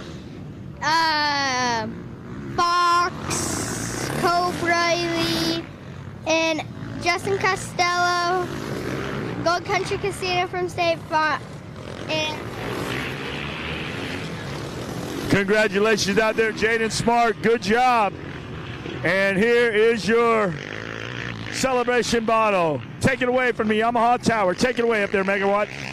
Well, thank you, Wes Kane, and congratulations to our top 3 down there. Out on the track right now, it is race number 33, your Masters 55 Plus, and John Gruey doing work. Barry Cartson in the number 2 spot on the Suzuki, and Earl Merle back in 3rd.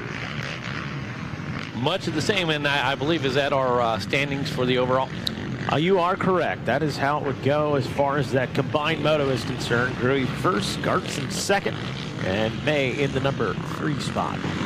Carson continues to increase his ownership in Suzuki Motor Company. Yes, like exactly. I said, they quit paying him in contingency. They're just giving him shares now in the business. So he's been at it so long. He's a publicly owned company, and he's part of the public, and he owns a big part of it after all these years. Yeah, there he is on screen right there, looking good after 2. John Gruey turns a 159, and Barry Cartson turns a 201. You know, interesting point, Kalatian was in here earlier, and we were talking about Mike Brown, and he said, I'll be honest with you, I don't really want to race against him. None of us do, because there's a good shot. You got to almost throw John Gruey in that mix, too. I mean, he's turning a 159. Gruey's there with him. Yeah, you know, it's kind of like that teenager who always wants that shot at his uncle or his dad, but not really. Yeah, right. You know, so somebody down right here in front of us heard a big panic rev there, right in front of the tower. Possibly 2 bikes down. Looks like. Yeah, I think so. Looks like one rider up, the other rider. There we go. Both riders kind up of stretching out a little bit. I get it. Yeah, well, you know, you got to be careful. Pull a hammy in a situation like that at our age. So, got to be real careful. Looks like we are getting everybody attended to. The bike up and off. 3 guys down or 2 guys, Mike? Well, I did see the 159 right there. There's still 1 rider down, and riders kind of coming through right now. That 150, that was Craig Johnson out of Orange Park, Florida, and don't have eyes on the other bike yet. Matter of fact, we got staffs with him. I think he's fine. They're just making sure he's safe right now more than anything. Yeah, absolutely. And you know, making sure that everybody had plenty of room, make sure traffic clears him. So Ryan Semder was the rider that went down out of Carlisle, PA on the Suzuki. But he's good. He's back up and he's rolling. He says, I got to be at work on Monday. I can't be risking too much right now. Absolutely. You know, I'll cross the line, but not that far. Right, yeah. Bingo. Bingo. Yeah, it's funny. Always in the back of everybody's head. There comes Gruey. Down in that left. Look at Carson. Did he pick up a little bit of time last time around? He might have. Yeah, as a matter of fact, it's a 4-second gap. So not a huge gap right there. We'll see what it is now after 3 as Gruey checks in with a 159. Cartson, a 159. Now 3.5 seconds back. Again, a lot of times as we get into these second motors, you're going to see them on that second, Mikey. You know, a 48 for the top 3 or 4 guys, separated by half a second in lap time. But once you get that distance, once you get that gap, again, running the same lap does you no good. That gap's going to stay the same till the checkered flag. Gruey up and over the Gators back right now. Carson in tow. He's scooting. They're both scooting right now.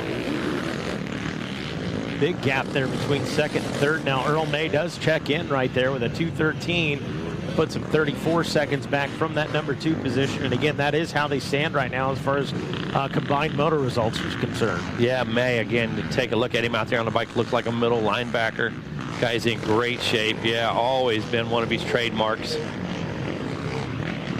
Always in great shape, always able to go the distance. It carries the same pace, you know, that consistency. That was one thing about Earl May. He was always consistent. You could count on, and you got in the heads of competitors that way. Year after year after year, you know, and Gruey's the same way. Gruey's in so many heads, it's just ridiculous. Okay, they pull up, okay, man, I see so-and-so and I see so-and-so. I should be in contention for 3rd. I should be in contention, you know, and it's a crazy tool to have in your toolbox, but that mind game in some of these other classes where these guys just kind of predetermine it when the gate drops. Mind games. Love it. Well, there he is, the number 70 of John Gruey. Let's check down into the gate. Look at Carson, close back up. Going for it. He right is, now. dude. The Bah. Coming out of Bayville, New Jersey, making it happen. Like you said, got to be at work at 5:15 Monday morning. Got to unlock the shop at 5:30. Be ready to roll. Turning the lights on. Turning the lights on. It can't be limping either. Paying the bills, keeping the game alive, cashing Suzuki contingency. That's right. John Gruey out front. Get there when the bank opens. They got fresh, crisp undies. Fresh, crisp undies. Look at him bringing it right now. Lapper stands in between. What was the gap at time? Well, it's 1.9, so we'll call it 2 seconds. So it went from 4 to 2 to 1. And they are into a little bit of lap traffic right now. These guys, old wily veterans, they know how to get around it. And if you are that lap traffic, you know it's John Gruey coming behind you. You know it's Barry Carson coming behind you, and they're good to get out of the way. But, hey, Gruey may have a little company here for the checkered flag. Yeah. You've heard that RM coming before. You know it's the number 31. Oh, yeah. Well, look at that. Hey, we're getting them in the same camera shot. Wow, now. Look at this. So Carson hit the reset button, saving a little bit. Says, you know what, I'm not going to spend it on the first 3 or 4 laps. I'm going to save a little bit. Hits the reset button. Oh, Gruey digs the front end just a touch there, just a small bobble. Advantage Gruey, though, in one aspect. The Kawasaki's carrying about 45 pounds less than the Suzuki, for sure. That's true. That translates to about 4 horsepower, Mikey, if you do it by the pound. All right. That's fair. Exactly. That's fair. You know, people talk about, 60 horsepower off the showroom floor. People that don't know, you know, these street bike guys or whatever. Well, yeah, ours weighs 221. Yes. And makes 60 horsepower. Yes. Do the math on that 0 to 60 time. I get it. I get it. I see you got to take a jab at the street bike guys. I understand. You know, and the quad dudes. So, and, whenever possible. So, yep, absolutely. They're good people, okay? Yeah, bless their hearts. There might be a grizzly sitting in my garage, but that's as far as it goes on that. That's for her. Hey, look, if it's got a plow on it and it's cleaning my driveway, bingo. So be it. Other than that, get it out of my garage. That's it. I can tell you. Checkered flag flies and John Gruey hangs on for the W, but boy, what I wouldn't do to see one more lap, because Barry Carson closed in by a second and had a second faster lap time right there. Congratulations to all these guys. John Gruey again first, Barry Carson second, and Earl May, he should check in here for that number 3 spot. Had a pretty good gap between him and 4th place. Well, that'll do it for the Masters 55 Plus race number 33. All right, Mike, got to keep rolling through them here on a torrid pace this morning. Race number 34, Vet 30 Plus. Coming up next is going to be the Schoolboy 1 here. Vet 30 Plus, some names to look out for. You named it, Dad Mike Brown. And how about that? That's pretty solid. You know, plus 30. Old, yeah, plus 30. And took P1. Man, oh man. And the guy's so humble. You know, it's funny talking to Mike Brown. You kind of get you just kind of get a feeling that the guy is absolutely just starting to peak. You know? Right. That's the impression he gives you. That's the feel you get from him. No doubt. Is that the number 3 out front? Did he get that gate drop? I think so. He got such a good gate drop the other day. Literally, I was standing down there. You guys were starting the call. I was standing down there. And, you know, you show videos and you watch start videos and that kind of thing. That gate was literally 1/2 inch. I mean, he just perfect little wheel lift over it. It was incredible. Yeah, you know. And that's the slow-mo shot they always show. You know, but I got to tell you, this guy nailed it yesterday in that race. That's impressive. Talk about timing.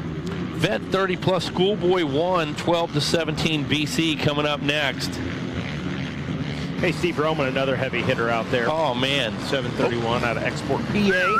Absolutely, that Jones Roman MX School. And right there, we're hearing Mr. Wes Kane down on the podium. Thank you, Rodney, down here on the Yamaha podium. Earl May, come on over here. Aye. 3rd place over on the championship. Who do you want to thank? Oh, for sure. My wife's awesome. Coming out here all week racing dirt bikes. You know, couldn't ask for more. Fox, Oakley, Dunlop, Renthal, Twin Air, CTI, Maxima, Semi Motorsports. All those guys have been helping me for years and years. Twin Air, so it'd be hard to do it without them. Congratulations out there. Good job out there. Earl the Pearl May. All right, Barry Carson finishing 2nd. Who would you like to thank? Again, Suzuki, the Arm Army and Contingency, Sky Goggles, Arai helmets, Dunlop tires, Twin Air, FMF pipes, Tamer, full shot device, Answer Racing, Bob's RV, Decal Works, everybody for coming out. My friend Dan for letting us stay with him, and just for putting on a big show, putting us up out here on the podium. Congratulations, Barry Carson. Good job, man. Good to have you up here. Thank you very much. All right, Barry Carson. John Gruey, you're champ. We'll put you in the center. 55 and up, champ. Who do you want to thank? I got to thank Team Babbitts at home, Kawasaki Team Green, Dunlop Tires, Decal Works, FMF, Factory Connection Suspension, Fox Gear, Tamer Hole Shot Devices. Like I said, with between that and Dunlop Tires, I've gotten almost all my starts this week, so I really appreciate what those guys are doing for me.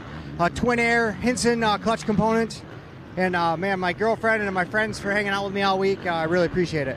All right, John Gruey, congratulations. Champagne toast from the Yamaha podium. Take it away, guys.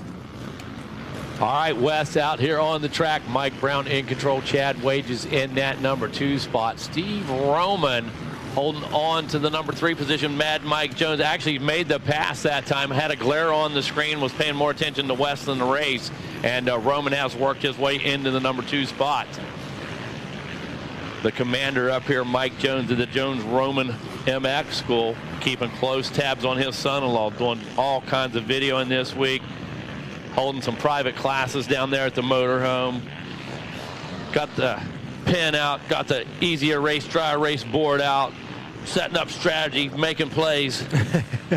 Hey, how about it for Chad Wages? He came into this one with a 4, and as he sits, well, he did. He was in the number 2 spot. He's now actually gotten, Steve Roman, I believe, has gotten around him. But he was sitting in that number 3 spot. We'll see where he is after this one as far as those combined motos are concerned. Mike Brown checks in, and there's that fast lap time he's talking about that the young guys are scared of. A 152 right there. Roman turns a 155, so he moves back in front of Wages. That keeps Wages, though, whether he was second or third right now, with Roman being the guy there with him. He's sitting in that number 3 spot on the track and the number 3 spot in combined motor results. So what's the top 2 on our combined? Top 2 on combined, Mike Brown first, Steve Roman second. There we go. Schoolboy 1, 12-17 BC on the gate now, Mikey. Holy cow, we know that's a fast one. Yeah, looking forward to seeing the gate drop on that one. Couple 65cc classes on deck. 65 10-11, 65 7-9. Still to go here yet.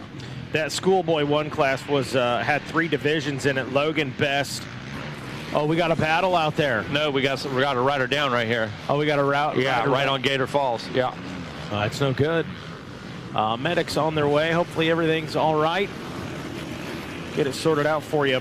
Logan Best, Casey Cochran, and Noah Stevens all coming in with P1s in that next class, Mega. That's going to be a good one. Man, that bike's sitting in those shadows, you know. Yeah. Good thing the flagger's right on top of that one. I'm sitting here looking through the window, and that bike is just totally almost invisible in that shadow down there. So thank goodness flaggers were on top of that one. And to be honest with you, we had a rider basically stalled here. We had 2 yellow flags going on. I didn't even see the top one to start with, and thank goodness they've got him out of the way. Mike Brown checks in now. 3 laps completed for him. Turning a 153. That consistent lap time last time around, 10.5 seconds back, was that 7:31 of Steve Roman. And Chad Wages behind him in tow. And okay, Roman's still in that number 2 spot, and there is Chad Wages 3 seconds back now in the number 3 spot. Robbie Renner just outside of that top 3 and 4th, and Diego Rojas rounding out the top 5. All right, looking for our leaders to make their way through. Working past. It's going to be one more time, I believe. Are we going to pick up the white flag this time, Mikey? What lap? They're out on 4? We're on 3. Okay, yeah, so they're on 4 right now, yeah. It's going to be just a moment here. Lap time still, what, 153 for Brown? Correct, yep. 153 for Brown, 156 for Roman. Chad Wages hanging in there with that 157. The gap last time around, what, 3 seconds? 13 seconds. 13, yep. Yeah, Mike Brown adding about a second to that 3rd lap, but as we know, he's gotten into some lap traffic. Not a problem for him, but does show in the timing a little bit. Has to take a few different lines here. Chad Wages trying to hang on for that third place on the combined motos. See if he can make it happen. Whoa, Mike Brown passed the Gizmo tire. He just stuck that front end. I mean, kissed the handlebars. Took one to the waist right there. Great recovery. And that guy, he's strong like a bull. That guy, he can take it, man. He can recover, bro. Definitely. Yeah, white flag flying now for the number 3 machine. Had a gnarly get off yesterday. Fortunately for him, he had a bigger lead than this. I think he was about a 22nd lead in the class he was in, and had time to get up, get the bike back up, throw his leg back over, and keep going, and still had a good lead. Said he scooped that thing up under one arm, threw it down like a skateboard, hop back on at full speed. Mike Brown up the gator back. Man, looks so smooth out there. Woosaw won with the track. Steve Roman checked in the number 2 spot. Chad Wages 3rd. Diego Rojas 4th. Robbie Renner 5th. Michael Stevenson back in the number 6 spot. And David Lee Wood Jr. is checked in 7th. Jay Willer 8th. 9th place Alec Forte. And we wait for that 10th place rider. Who's it going to be? Is it Robert Nupp? Maybe. Maybe not. No, Raymond Whitley picking up a position in the top 10. Brown working his way back out of the gator tail. Looks like into the rollers right now. Up on the front of that bike.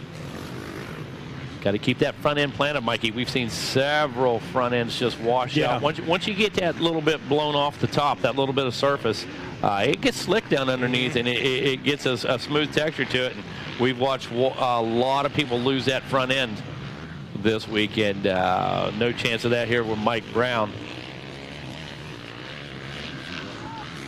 Fully aware, had that get off yesterday, and knows this track can jump up and bite you anytime. As we said at Gator Falls, did a little bit of starfish yesterday. Yeah. Mike Brown down into the gator pit, and he will check in right here after the FMF last lap, and bang, there you go. Another P1 for Mike Brown. Steve Roman should hang on for that number 2 spot, and Chad Wages should round out that top 3 here. So a Husky, a Yamaha, and a Kawasaki holding it down in the top 3. It's funny when they talk to Mike Brown. Listen, he's going to sound half like Andre and half like Corey from Benton House Pickles. That's about right. Listen to it. It's half Andre, half Corey when you listen to Mike Brown. I love him. That Tennessee area. Dude, it's awesome. God's country. And again, the most humble guy you ever meet, man. Just one of the nicest cats. Coming up next, Schoolboy 1, 12 to 17 BC. Heavy hitters out there, Mega. This was one we had a lot of riders. We had 3 divisions in this one. So you got Noah Stevens coming in with a 1. You got Casey Cochran coming in with a 1. You got Logie Bear, Casey, man, holy cow. The stage is set on this. Look at that full gate down there, Mike. Look at that. Wow. They're down there killing skeeters. That means there's 88 elbows up down there. That's right. Ready to roll, and here we go. Wow, look at the pack to the inside. Good and clean, good and clean. Good race out front. Oh, is that Logan Best? Side. And the inside, on the outside, actually? I think so. That Casey Cochran, I believe. Oh, look at him go. Oh, going to have a showdown here, Mikey. Here we go, lap number 1. I believe Casey Cochran out front. Thought that was Logan Best in the 2nd position. Now relegated back to the number 3 spot as they work their way off the Gators back down into the Gators tail. Mike, look at this. There comes Best back to the inside. Tries to make a short track of it. Uses the traction to the inside deep rut. Can he make the pass? Is that the number 97? Yeah, I believe so. The number 97. I'm thinking that it is actually on 97 on the jersey. I think that's Noah Stevens. Yeah, we've seen that a couple times. Yeah. I believe that is Noah. So look at this. All the key players up there in the top 3. Look at Stevens putting the charge on right now. Going after Cochran to the inside. You guys, I'm Cochran down here. I'm down defends. here at the tip of the Gator's tail. You're right. They're coming right back in front of me. I'm down here with the spectators in the spectator area. It is Casey Cochran. But look at there. Noah Stevens. He's coming from the outside. He's going to dive the inside, make the move. Also, Noah Stevens takes over that first place position right there from Casey Cochran. Hey, it's early. Little bobble right there. Split Look at lane, this. different choices. It ain't over yet. No, Cochran tries to answer. He's setting him up right now. Right now, he's thinking about this gator pit, exactly what he wants to do. Look, he's going to try to square him up. Can't do it. Oh, big Noah. bobble right there. Noah makes a bubble, but he cuts off Casey in the process. Casey not able to take advantage of it. All right, Wes, let us know what's happening on the podium, buddy. All right, I know you got a heater out there on the track. We're going to talk to these guys and get it back to the action at racing. Vet 30 Plus, Chad Wages, welcome to the podium. Congratulations. Who do you want to thank? First off, I want to thank my wife and my kids back home for supporting me through all this. My father, who has made every dream come true I've ever wanted. R&B Racing, Dave Stockstill for helping me out this week. Shoot, man, Pro Circuit, Dunlop, Fox, Alpine Stars, Monster, and everyone else that I can't remember right now. I'm sorry, and just a little overwhelmed. All right, congratulations out there. Good to see you, Chad. Known you for a long time. Good job. All right, come on up here. Steve Roman, second on the championship. Who do you want to thank? I'd start off with my whole family, my father-in-law, my wife, everyone for coming. Hillview Motorsports, Jones and Roman MX School, Fast Track, Dunlop, Jeff at MX Tire, FMF, Scott, Fly Gear, everybody that puts this event on. I can't do it without them all. I'd like to congratulate Mike on riding a phenomenal the whole week, and it's nice to be able to be up here next to a legend like him. Congratulations out there, Steve Roman. Good job, man. All right, Mike Brown, where you at? Mike Brown getting it done. Another #1 plate to the hundreds that you probably got at the house. Congratulations, Mike Brown. Handshake. Who do you want to thank? The same guys, FXR, they're behind me 100%. Husqvarna, Rockstar, Dunlop, Oakley, Rhino Powered. I can't think of them all, but FMF.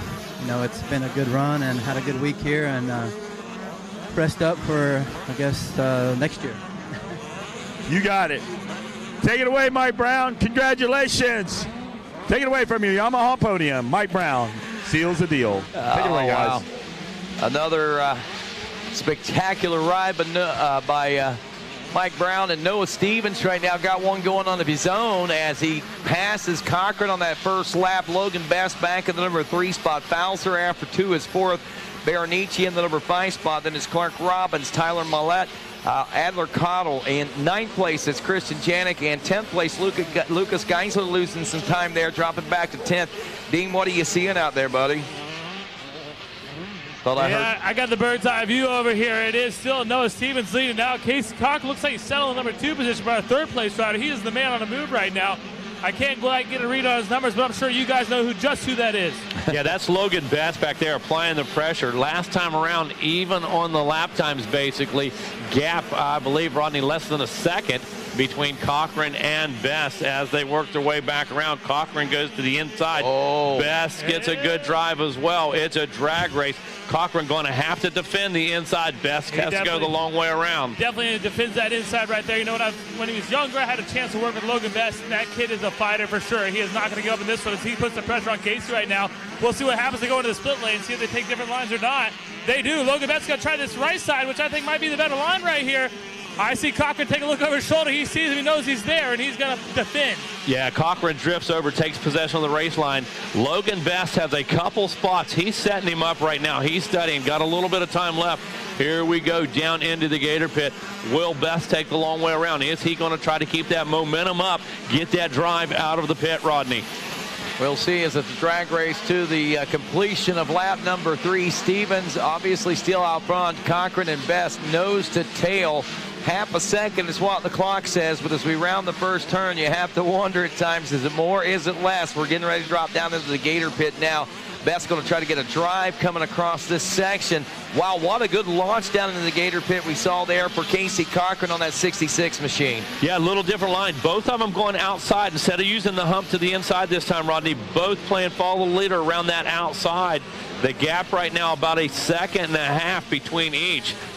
Back to second and back to third. Cochran able to put a little bit of distance between himself, but right here is where Best starts to close it back up. Yeah, he keeps going to the well over here near those rollers. He's going to try to set him up. If he can get off the hump and get that drive to the inside, he'll have the outside line and hopefully be able to keep that momentum. Man, I tell you, Casey Cochran really hooking up quick and fast, shooting out of those corners right now. It's hard to keep that pace when you got a rider on that level right now. Looks like Cochran, even though he's in second place, he's found a great zone back there in and out of these turns. Yeah, you've mentioned Cochran's corners. Look at him, very, very well schooled. Keeps that leg high, goes down deep inside, lays the bike over, finger on the clutch. Perfect technique out of the number 66, Casey Cochran. On the home stretch now, making our way back toward the announcers tower split lane again. They split them differently this time. Best going left and Cochran going to the right side. Cochran might have felt a little uncomfortable coming through there with Best being in the position he was a lap ago, but things are a little different this time around, as it almost looks like Cochran is closing that gap between he and Noah Stevens now for the number 1 spot. Yeah, Best and Cochran, the momentum is pushing both of these riders. Well, Rodney's starting to lose my voice here finally on Saturday. Starting to go away like suspension in a 40-minute moto. But Cochran and Best pushing themselves, and like you said, the gap up to Stevens closed. Look at Cochran now. Wants to throw out the rope, wants to get a toe from Stevens. Logan Best said, I'm not out of this thing yet. Going to hit the reset button, goes up over the big hump, gets a good drive. Can we close the gap?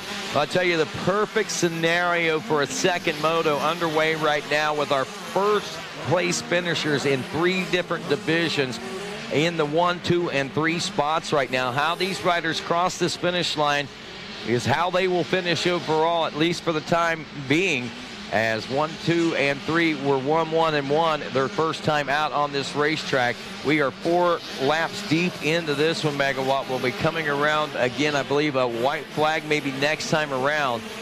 And what a battle for these Super Mini 112 to 17 BC riders. How's things looking out there now, Dean Diaz? Is I know it's starting to stretch out a little bit, but Best is not, I don't think, giving up yet. Yeah, there's no doubt about it. He won't give up. I'm not over there with the spectators anymore. I'm making my way back towards the starting line. You guys probably got a better view than I do. All righty, sounds good as we check back in with these lead riders here on the lap. Cochran still in command. I thought we were seeing a push and still are seeing a push, but that gap hasn't closed as much as what I expected it would with the way that we saw them coming around just a lap ago. Dropping into the Gator Pit now, Noah Stevens still in control of this one, and Cochran doesn't seem to be nearly as aggressive. He seems to be fine. Ooh, a yellow flag goes down. I don't know if that was the lap rider. I believe, yeah. 79, Stevens. That wasn't Stevens, was it? That was Stevens that went down there. That's what that yellow flag was all about. So Casey Cochran gets the gimme on that one. And wow. Into the number 1 spot. Logan Best will move up to second place position.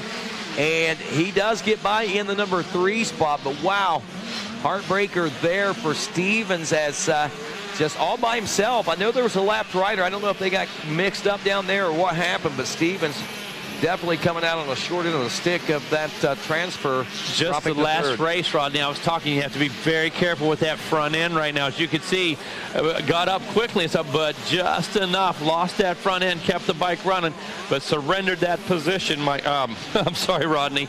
Surrendered that position that quickly. Well, Logan Best now looking at a 3.4 second deficit to Casey Cochran, and now the number 1 spot. White flag conditions, don't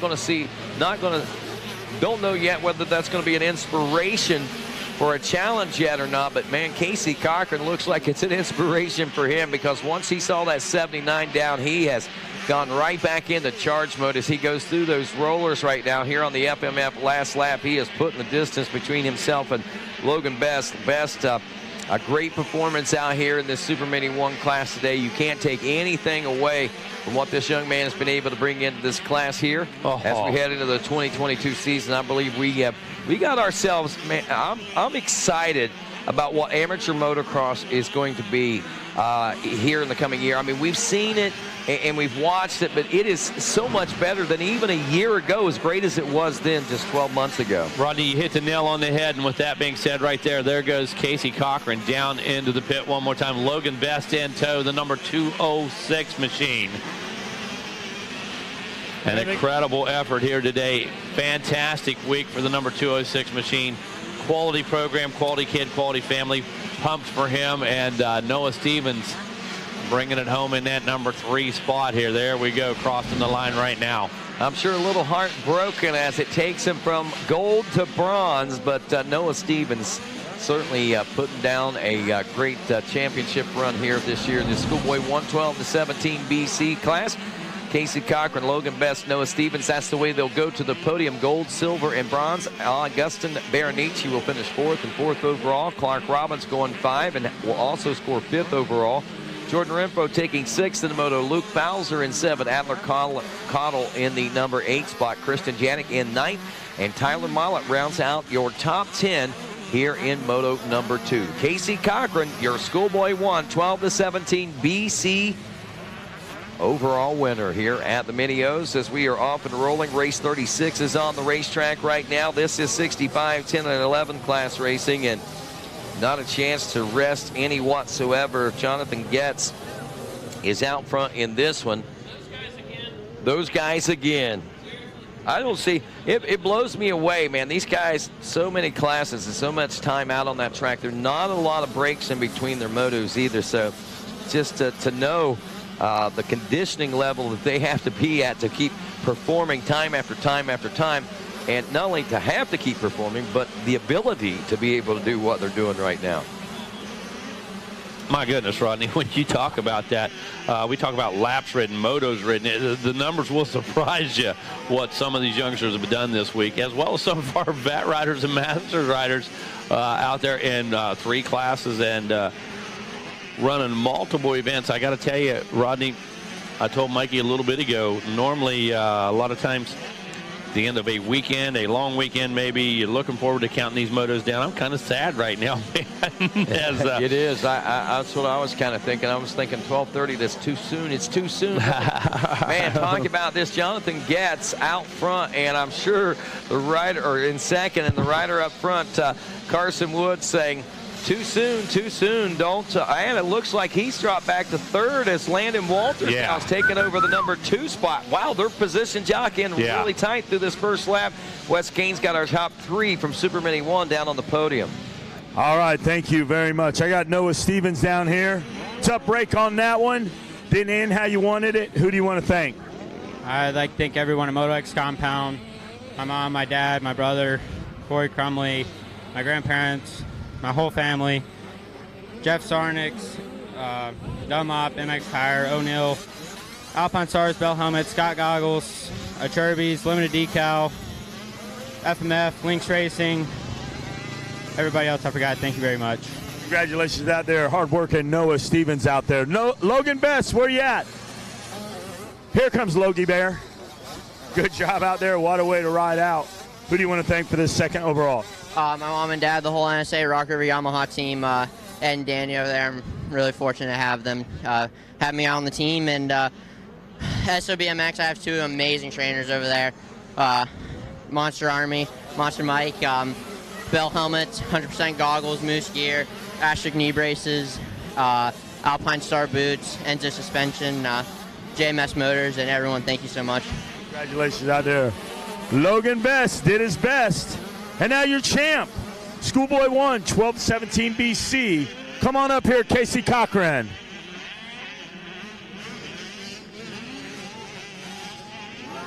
Last minute, Mike Burkeen. Good job, Casey Cochran.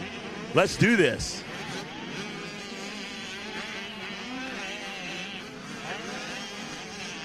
Congratulations. Thank you, Mike. Congratulations, Casey Cochran. Don't let that fall. Who do you want to thank for this championship? I'd like to thank my mom, my dad, Lord Jesus Christ for keeping me safe out there. Monster Energy, Nate Ramsey, Husqvarna Motorcycles for giving me this opportunity to come out here and show everyone what I can do. Dunlop Tires, Fox Fox Racing, WP, Pro Taper, Guts Racing, Nilo Concepts, Moto Sandbox, Kyle Cheeseman, Jason Bacon for having the tracks prime out there and the excellent training, and everyone else out there who supports me, On Track School, and everyone else out there. I really appreciate each and every one of you guys. Congratulations out there, well-spoken, well-mannered young man. Casey Cochran with the championship. Take it away from the Yamaha podium. Well, Landon Walters was last in second place when we checked out, and now Jonathan gets into the number 2 spot. Carson Wood still out front. The gap, 8 seconds between first and second place. Landon Walters now about 2.7 seconds back of Getz. Timothy Scott, that name that we've seen rising up through the ranks this week, is in 4th place. Justin Schuff in 5th. Francesco Capetti is 6th. Caleb Wood in 7th. Chase Dashiell in 8th. Maverick Gish in 9th. And Brecken Moss now in the number 10 position. Chase Dashiell, man, I mean, this rider has had some stellar performances this week, no doubt about it. He's been a solid top 10 performer. We've seen him run up front. We've seen him battle through the pack, and it'll be exciting to see where he finishes up here in this moto, especially with the earlier successes we saw him riding with this morning. Man, and his ability to dissect the race, adapt to whatever position he's in, figure out what he needs to do, what direction he needs to run. Very impressive is Chase Dashiell. Yeah, he's really, as we've talked a lot about this racecraft, he's starting to develop quite a bit of that, I think. You know, a lot of it shooting from the hip still, I think, but he's starting to figure a lot out here this week, and it's events like this and successes like this that help put it all into perspective for you. As Carson Wood comes around now for the 3rd lap complete, he is, again, virtually by himself out front, Megawatt, and back in the number 2 spot is still Getz and Landon Walters, and that might be where a lot of the eyes are as Getz makes his way across the Gizmo Mods tabletop there, and there is your 3rd place ride of Landon Walters. He is comfortable in that number 3 spot, at least 6 seconds or so back to Timothy Scott, the 4:32. As we come around for lap 3 now complete. Wood is in now on the 26 machine. Rodney, of course, this are 10 to 11 riders. Coming up next, 65, 7 to 9. And then if we look down further, 43, our next to last race, that is a 7 to 11 race. So that's basically a who's who of both these classes put together. It really is. Man, that one may be a Pier Sixer. A Pier Sixer, as they say. As, yes, a Pier Sixer for sure. And look, there, ooh. Mercy, Whoa. That's a battle going on. That's Justin Schuff. And is that Timothy Scott or Francesco Capetti? Man, they got a real slice and dice battle going on right now. That's Timothy Scott he's rolled up on right now. And that race is going across the top of the gator. We're on the gator's back right now. That Gas rider. He's in the feeling some heat. Yeah, he is in that 4th place spot now. Down into the tail, and I have to tell you, I mentioned it this morning, reflecting on some of the races, and one of the names that is sticking in my head is Timothy Scott. He's now on my radar. Yep, Mikey Wayne said the same thing this morning. I think a lot of folks are probably saying the same thing after this week of performances that young man has been able to put in here for sure. A lot of riders have really opened some eyes, I think, this week. It's got to make it difficult from a team owner and a sponsorship standpoint to pick and choose, because these guys are all so evenly matched out there. You know, you almost have to go, okay, he's great on the track. Now he's got to start looking off track. Oh, yeah. I was getting ready to comment, and word to the wise out there when you guys are thinking about that and listening to me and Rodney. The lap times are one thing, but you guys are matching each other's lap times, sometimes 4 and 5 deep. And when you look at that as a manager, I will promise you, Rodney, they look off the track. I will promise you they listen to how mom and dad speak to the rider. Yeah. They listen to how the rider speaks on the podium. They watch how you take care of your bike, how you clean your bike. But off the track becomes just as important as on the track in these critical years. At the pro level, it's a little different, because let me tell you something. As Bobby Regan said, your daddy ain't here now. So, yeah, that's how that works. And when they see a good, clean, tight program and you add that to the lap times, definitely a bonus on your resume. Well, Schuff gets around Timothy Scott at the end of this one. It looks like Scott dropping back several spots, but as we roll into their FMF last lap, it's Carson Wood leading Jonathan Getz, Landon Walters, Justin Schuff in fourth, Francesco Capetti up now. Timothy Scott got pushed a little bit, got into a mistake, so he drops back to sixth. Caleb Wood into seventh. Cooper Johnson, eighth. Sam O'Leary, ninth, and McKeedon Fitch. You know, when you get that momentum slowing down, sometimes it's hard to regain composure. But we got another lap racing for more changes to take place, and we'll see how it all sorts out right now as we look ahead to the podium. Jonathan Getz, Carson Wood, and Landon Walters. As we come into this one, you look at the big picture. Carson Wood took a 3 in Moto number 1. Jonathan Getz at 22 was the Moto 1 winner, so we're looking at a 3-1, which scores 4 for Wood, and Jonathan Getz a 1-2, which scores 3, so that gives him the championship. Landon Walters, the number 100 machine, I believe, looking at a 2-3 for third overall, as we are joined by Mr. MX Tire himself, Jeff Cernick. Jeff, good to have you up here in the tower, dude. I know we haven't got a lot. I've seen. Thanks for the tires, by the way. You know my. Oh, no worries. I took the tires over and I set them out beside the camper. My son took them in and snuggled them up into the top bunk just to make sure that nobody got away with those. I love it. Yeah, he really appreciates it, no doubt. Carson Wood, what you got going on over at Dunlop right now? Well, you know, we're starting to round out the end of the week, and we had one of our best weeks ever, and it's a great. The weather has been fantastic, and we're just glad to be a part of this event. It's fabulous, and I just came up to thank everyone for coming out this week, and to wish everyone a safe trip home, and thank you for all your business, and we really appreciate and are very grateful and thankful that we have such good racing and good people to deal with. Hey, we're thankful for you. You better believe it, man. No doubt about that. These people are fortunate, I guarantee you, to have Rob Fox, Jeff Cernick, MX Tire, and Dunlop involved. Yes, it is Jeff Cernick, as a matter of fact. Oh, yeah. I don't need to tell him. You just did. He knows the deal, okay? He knows the deal. I always have coffee in the morning. If he don't come by, it's his loss. Listen, you're not delivery service. A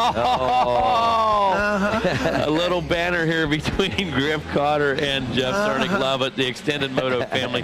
You know, the three of us, we're all headed back into the snow, Jeff, and excited to get home. But what's next on the schedule for you? What's happening? I know you've got some events rolling too. Well, you know what? Next week we have an arena cross in Johnstown, Pennsylvania, and it's finally we got the arena cross back. Love it, man. Love it. Dave Coombs and I put an arena cross on probably about 20 years ago. Man. And the Tri-State Arena Cross Series is coming back to Johnstown next weekend, so we're excited about that. And then I'm off until Valentine's Day weekend. What? So. Yeah, and folks, when he says off, what he means by that is he won't necessarily be doing tires 12 hours a day. But don't let him kid you, man. There is no off time for this guy. No Jeff, off time. Again, so fortunate to have you as a lifetime member of the motocross community. You have given your entire life to it, from the dealership level to support level. Look clear back before the Travis Pastrana days, and to this day still see a Cernick sticker on that guy. Oh, yeah. That's how much people love you. That's how much faith they have in you. And again, to all you youngsters that are just coming your way or just working your way up, very, very fortunate to have professional assistants like Rob Fox and Jeff Cernick. And, dude, I can't thank you enough for what you do for those guys as well as us.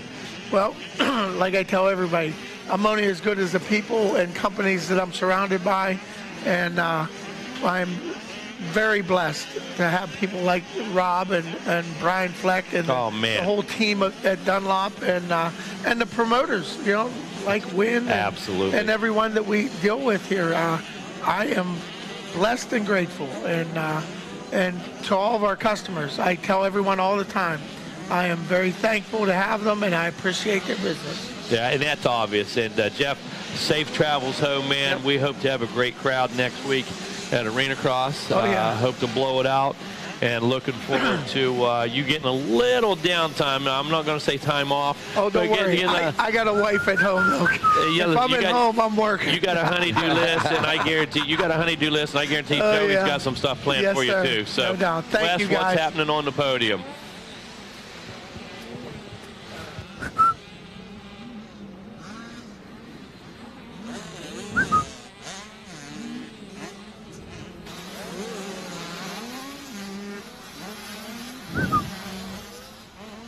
Go ahead, Wes. All right, thank you very much. Landon Walters, come on up here. Great job out there, Landon Walters, 65, 10-11, finishing third. Who do you want to thank? I'd like to thank my trainer, Matt Cleveland, Quicks Moto, Fly Racing, LSR, HP Moto Co., Adventure Moto, anyone's mom and dad, my sister, and anyone else I forgot. Thank you so much. Congratulations out there, Landon Walters, finishing third overall. Carson Wood, come on up here, bud. Another podium for Carson Wood. Congratulations, finishing second in this championship run. Who do you want to thank, Carson Wood?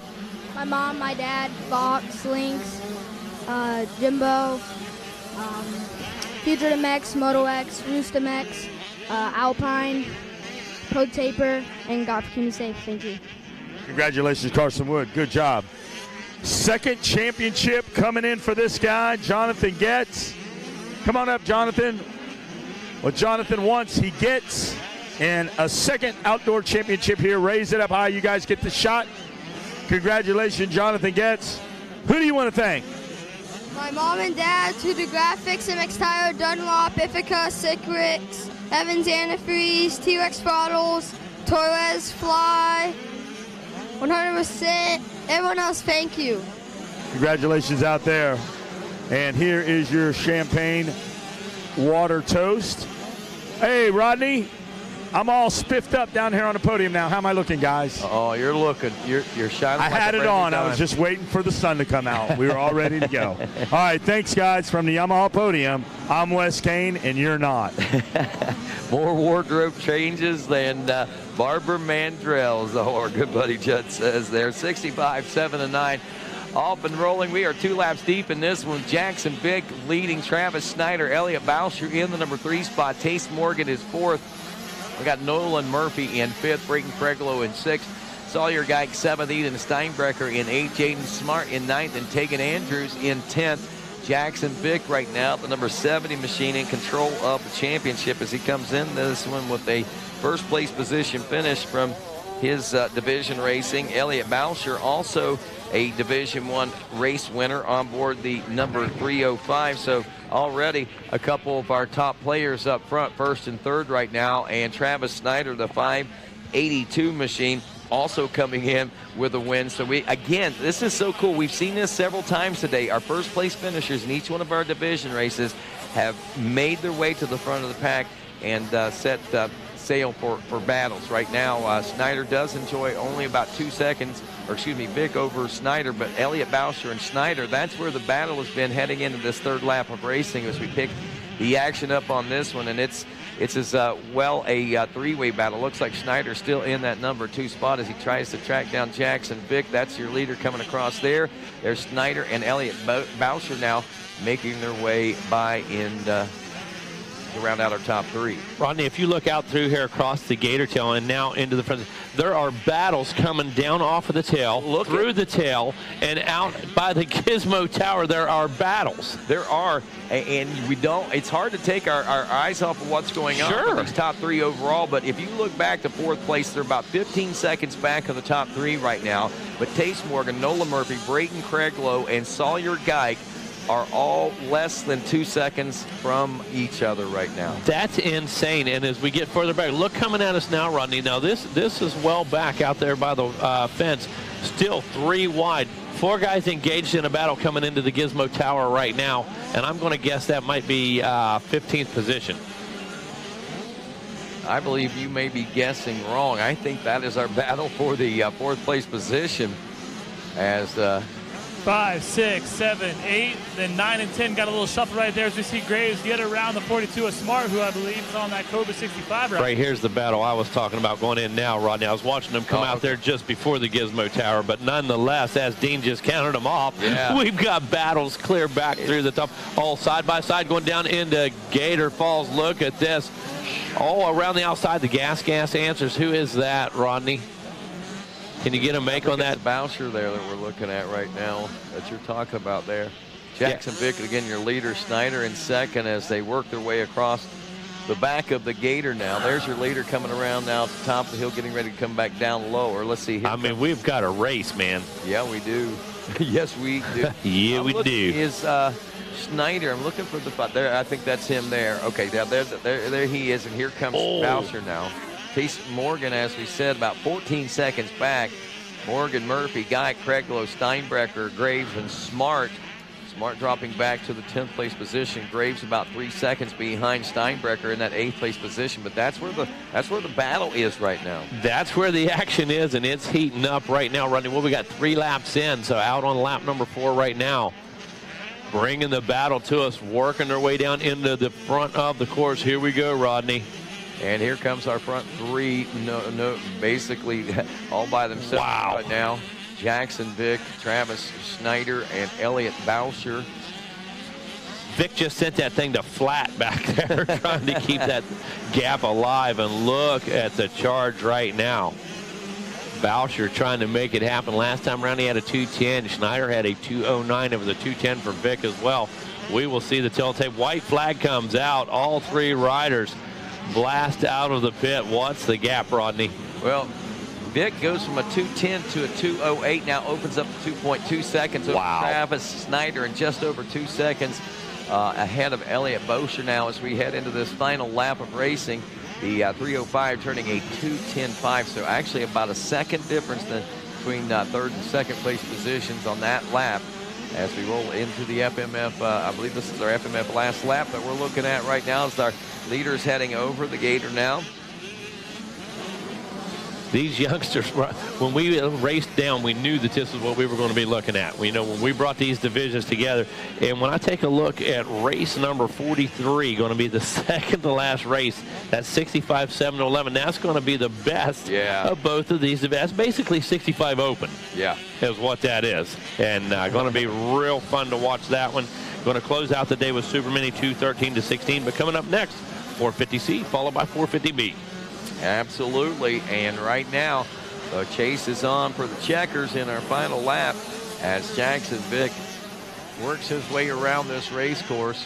What's up, Andre? What's happening, man? What's going on, buddy? Right on. Andre chilling with us up here, hanging out this blessed day. Rodney, tell us about it. I see gap starting to close. The 3:05 Bowser is now closing up on Travis Snyder. Stick right here as we see how this is going to unfold. Again, the top 3 all division race winners, so how they finish in this top 3 will be how they finish for the overall. Vic, I saw the look on your face, Rodney. I'm like, is it going to happen? Here comes Jackson Vick now as he is little rocket. Here comes that second and third place battle. They are nose to tail. One last drive for that battle to the Checkers. Oh, a little bit of a miscue there, but he's still got enough of a lead. And at the checker flag, it is going to be Jackson Vick taking the Checkers in the overall here. Man. Mini O's for the 65cc 7 to 9, bringing home the gold. As good as it gets right there, Rodney. Travis Snyder in that number 2 spot aboard the 582 will yield a silver for the week. And, of course, in the 3rd place position, Elliott Bowser, 3:05 on the gas. Good push throughout that entire moto. Will end up with the bronze. 3rd overall. Tace Morgan will come across the line in 4th. That will also yield 4th in the overall. And Nolan Murphy, I believe, is looking at 5th in class and in this moto, and also 5th overall. So 65, 7 to 9. Wrapping up there, and now going to the 450C class. 42 riders in this one, and Aiden Babin will be one to watch. Caleb Hagan also on the 52 machine, coming in with a second place position.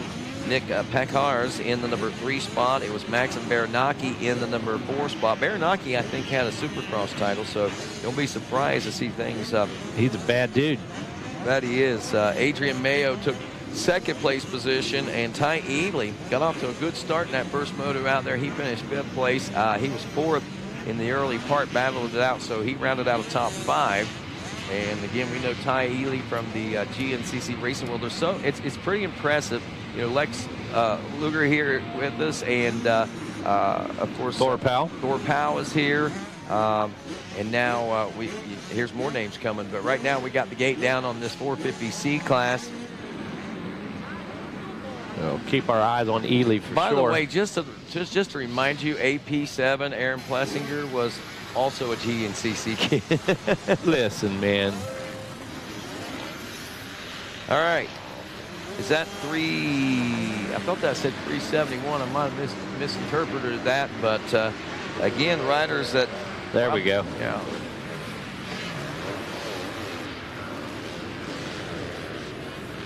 All right, I'm turning into a race fan again. My bad. Yeah, those guys were so close coming into those ruts, Nick Rodney. Paxiar in that number 1 spot, I believe, that 31 there as they came off the hill, but now I believe he may have just gotten dropped back He one did. position. So position jockeying is at intensity right now. We're about ready to get a new leader again, I think. No, maybe not. Our 3rd place rider working. Look at this, Rodney. No follow the leader. Almost, 3 different lines up over the hump right there. Going to send it down to Wes, and when we come back, we're going to have this one sorted out. Down to you, Wes Kane. Thank you, Megawatts. Thank you, Rodney. Down here on the Yamaha podium, Elliot Bowser, come on up here. Finishing 3rd in this championship. Who would you like to thank? I'd like to thank the Lord Jesus Christ for keeping me safe, my mom, my dad, Hillsdale Max Training Facility, Farm 14, Pro Circuit, Dunlop, 100%, 60 helmets, Fly Racing, and everyone else. Thanks so much. Congratulations out there. Job well done. Finishing 3rd in this 65-79 championship. Travis Snyder, 2nd overall. Got to feel pretty pumped. Tell the good people out there who's helping you out. I'd like to thank my mom, dad, my whole family, Cobra Moto, Lampium X Training, Weisco Pistons, Pro Taper, Bell, Oakley,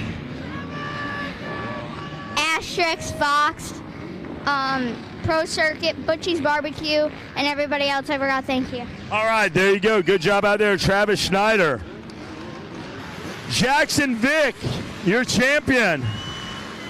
Come on up here, Jackson Vick. Hold that number 1 plate up high. You are the champ. 65-79 motocross.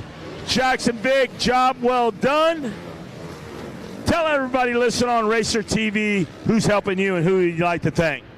I'd like to thank my God, my mom and dad, JK Cycles, Tucker Rocky, JJ Vic Consulting, Quicks Motor Ranch, Matt Cleveland, my trainer, Roost, Answer, and everyone else who's helping me. Thank you. Congratulations out there, job well done. Jackson Vick, you're gonna have this little champagne toast going. It's actually water, have fun with it. All right, take it away, Megawatt and Rodney. All righty, thank you very much, Wes Kane. Yeah, all right. We'll go target shooting here in a little bit, but Brandon Schofield was that 409. I overlooked that name, and I wish I hadn't, because he also comes into this with the Moto 1 win out there. Right now we've got Pacazars in the number 2 spot. He finished 3rd in his division race. The 52 of Caleb Hagan back there in the number 3 position was a 2nd place finisher in his division race in Moto number 1. And right now, overall season, Brennan Schofield, Nick Paxiars, and Caleb Hagan, just the way they run in the top 3. Aiden Babin, who is back in the number 5 spot right now on the 15, was a Moto 1 winner. So if he moves up, then all of a sudden he starts being a threat for one of those Moto medals, even without maybe breaking into the top 3. Oh, yeah, that's how easily it can shake up. Taking a look at lap times this time, I believe a 158 as Schofield comes through. Pacquiao also on a 158. Hogan back to a 201. Batson a 201. And Babin. So right there, your key players 3, 4, and 5 position back on that 201, but your leader's trying to make a break for it with a 158 and a 159. Adrian Mayo, the 134, starting out with a strong ride, finished second in the Moto 1. He had some issues and has dropped back. Looks like maybe outside the top 20. So tough break for Adrian. I was expecting maybe seeing something. I see his name dropping down through. So if you're seeing yellow flags, that was probably who that was for. As we check back up, that's 68 Gavin Batson and Hayden Deegan, the 15 right back in the number 5 position. Again, a Moto 1 winner that is trying to make up for some lost ground here in the about midway point now of this 450C class. Yeah, you're starting to see the track now, Rod, taking on a different pace than it did this morning. We had a totally different set of conditions. Bit overcast there this morning. The moisture was down a little deeper in the surface. And as you can see, starting to get a more solid rut, not as mobile as they were this morning, not as easy to move those ruts around, not as loose the top surface. And watching now our number 68 ride of Batson. Looks like he has won that battle, I think, for 4th place now as he starts to stretch things out over Hayden Deegan. Deegan was coming on the charge. He might have another bit left in him when we come around for the finish line and 3 laps complete to put us at the halfway point. We got another battle there. Batson just came by on that Husqvarna, and look at this. Oh, mercy. Yeah, behind him we got a 3-way battle. Yeah, that's Deegan, Eaton, and Burge, I think, mixing it up there as we wrap up lap number 3. Brennan Schofield. Look at that. Paxiars, that's for 3rd, actually. That's Hayden Deegan in 4th right behind him. Well, about 4 seconds behind him now. But, yeah, Batson, so he made 2 moves. I missed those 2 moves, but I knew that Deegan was coming up behind him. And Deegan moves up from 6th, so he grabs a couple himself in the process from 6th to 4th. Caleb Hagan now in 5th. Devin Eaton in 6th. Justin Burge in 7th, Scopanero in 8th, Wyatt Navarro is 9th, Peyton Chris rounds out your top 10, Schofield, Paxiars, and Hayden Deegan now, as I said, as he moves up with that Moto 1 win, he's going to start positioning himself a little stronger for the overall, and there we see him now with a bronze. And yeah, would he turn a 202, Rodney? Last time around? Yes, 202.6. He's about 4 seconds behind Gavin Batson, who turned a 2-minute flat lap time. Yeah, so he's going to have his work cut out for him, but we've seen him all week long answer the call, pick up the pace, back into the rear section of the track, now into that Gator's tail. There come the leaders again.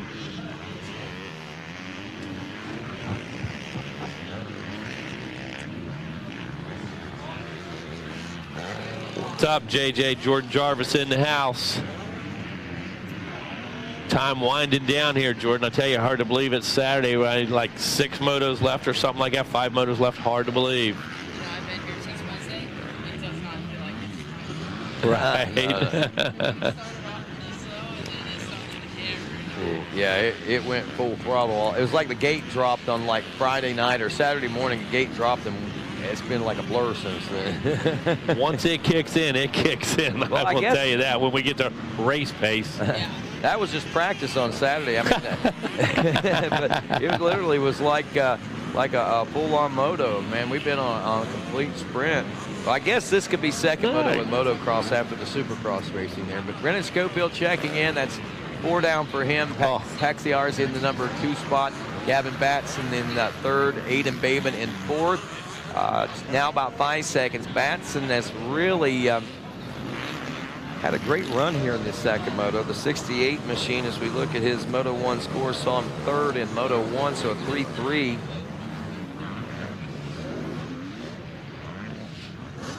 Is 6. Hayden Deegan looking at a 4-1, which is 5, so that's why he's got the top 3 overall right now. Now, if something happens and Eaton gets around Deegan, then that's going to open the way for Batson to take over the 3rd place position. So he's riding right now, doing what he can do. He can only hope that somebody behind him does him some favors and puts some positions between himself and Hayden Deegan. Oh, you better believe it, Roddy. We don't have to have Chinese arithmetic to figure this one out. I mean, it's pretty basic.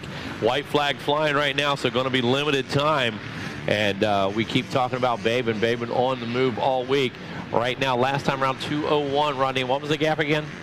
It was 5 seconds. Yeah. 994, so literally 5 seconds when they came through that last time. 159 per Schofield has been 158, 159 has been the basic lap times that we've seen out of this rider throughout this 4 laps of racing. He established 5 seconds lead over Paxiars now, and he's got about 3 over Gavin Batson. Batson's just a smidge faster. He's chipping away tenths of a second at a time, but not enough to really make much of a distance, at least not yet. But this white flag could make something else happen on that final lap as the checkers are out. Brennan Schofield takes the win in the 450C and the gold here at the Mini O's. The Paxiars will finish up in the number 2 spot on the 31, and that will yield 2nd overall. Gavin Batson will take 3rd, and that will yield him 4th overall as Hayden Deegan checks in the number 4 spot. He goes 1-4, and that is good enough for bronze in the overall top 3. So we'll see Schofield, Paxiars, and Baben down to the podium in just a few moments. Devin Eaton will finish the moto in the number 5 spot. Caleb Hagan in 6th, Justin Burge in 7th, Lucas Scoper-Nero in 8th, Peyton Chris 9th, and Wyatt Navarro will round out the top 10 in this 450C class megawatt. Coming up next, just moving right up the ladder, 450B class. And coming into this one, Preston Baseflug is going to be one to watch. Also watching out for Julian Bomer. He got a 3rd. Baseflug actually took the win in this one in his division, as did the 402 of Gage Linville, who's going to be, in this class, maybe a tough one to beat. That might be Linville up front right now. Yeah, that's definitely Linville out front right now. Well, thank you very much, Jordan. I'm up here and Rodney, I'm going to leave you in the capable hands of Jordan Jarvis Actually, right now. She's got the eyes she races with, and she watches these guys on a nearly weekly basis out there. And Jordan, as this one unfolds, we know coming into this one that Gage is going to be a tough nut to crack. And with a 1 coming into this one, the momentum he's got, the confidence with that, it's going to be tough, even for Preston Baseflug. But I got to say, Preston has really risen to some occasions this week. I mean, definitely. The interesting part about having 2 or 3 heat races is you have 2 or 3 people coming in with all moto wins already. So there's so much more pressure because everybody is got the best score at the moment. So it's whoever can beat who. You can't rely on, maybe this person will get in between us. You got to go out there and win, especially with all these heavy hitters in this 450B class. Yeah, maybe more important now than most weekends when you go racing. That is for sure. As we near the completion of lap number 1, it is still the Yamaha off point and up front, and that is at 402 with the 241 in that number 2 position. That is Daxton Bennick. Bennick's also had a pretty stellar week of racing himself. I do believe 3rd is the number 15 of Nate Mason, following up closely behind Dax. And you got to hand it off to Nate Mason. He's had a really good week this week as well. Some good starts have put him out front. Some decent starts have put him battling for podiums. And today it looks like he's going to be battling for another podium as we head down to the Yamaha podium where Wes Kane stands by. Thank you, Rodney. I got my 3rd place finisher up here, Adian Babin. Come on up here, bud. I got it. Adian Babin, congratulations. Finishing 3rd. Who do you want to thank? Lord Jesus Christ, keep me safe. My mom, my dad, my sister, my girlfriend Riley and her whole family. Rob and Sherry out at Real Deal, Kevin Wyndham, Team Sky Racing, O'Neill, Scott, FMF, DT1 Filters, Mika Metals, Alpine Star, and everybody else. Thank you so much. Congratulations out there. Adrian Babin, congratulations. 2nd place, Nicholas Parzak. Come on over here, we'll get it right. We've been trying to figure it out all week. Go ahead, tell everybody what's your name, where you're from. I'm Nicholas Paxers from Chile. My people from Chile, of course. Love that country. Who do you want to thank? My dad, my mom, whole MTF crew, little Brian, Colleen, Jacob, everybody else that support me back home, thank you. Congratulations out there, Nicholas. Good job finishing up 2nd. Your champ, Brennan Schofield. Congratulations out there. Another championship. Hey, a nice little handshake. Send you off about your way. Who do you want to thank? I'd like to thank my mom, my dad, my friends, my family, Matt Walker at Moto X Compound, Tyler Foster, Kim Foster, Chris Dara, Matt Dara, Diane, Ethan, CJ, the whole Dara family, everybody at Rally Motoplex, Rhino Power, O'Neill for the sweet gear, Twin Air, FMF, Moto C, HP Race Development, 100%, Bike Graphics for the sick graphics, Brandon over there kills it every time, Race Lace Wheels, Factory Connection Suspension, Todd over there, and everybody here at Minios for the track and putting on this event. Thank you. Congratulations out there. Great job. Brennan Schofield, your champion. Take it away from the Yamaha podium, guys. All right, thanks a lot. And Wes, as we check in some notes of interest here, Benjamin Grieve, a second-place finisher from that first moto, and, of course, in the division racing, but not doing so well out here in second moto, as we saw him go by well outside the top 20. So that certainly will change things up a little bit, but up front it's Gage Linville, Daxton Biddick, and Nate Mason still running 1, 2, and 3 after 2 laps of racing. After 2 laps of racing, we still have Preston Boastplug back in 7th. He was, I think, in 8th the lap before, so he's making slow progress, but it's not a very long race, so he's going to have to get moving if he wants to keep his championship hopes alive. Yeah, these this is a little shorter, I believe, and like 7 laps if I'm not mistaken, so still some time to work with out here, but like you say, it goes by very, very quickly. It does. On a day like today. 7 laps is probably about 13, 14 minutes, I think it was, because I had an 8-lap race for my first 250A moto, and I was only out there for 15 minutes. Wow. Yeah, that was it. That's all we got. But it looks like Dax Bennett is closing up on the number 402 of Gage Linville. And look at the aggression you see out of that rider, trying to put the power to the ground as they drop down into the gator pit and coming back out of that gator pit across that finish line. Linville a 1:49 and now 1.8 second lead as he loses about 0.4 of a second, not quite a half second, but Daxton Bennett gets a little quicker as they come out of the gator pit, and as we head down Gator Falls back into the gator pit and headed toward the head of the gator itself right now.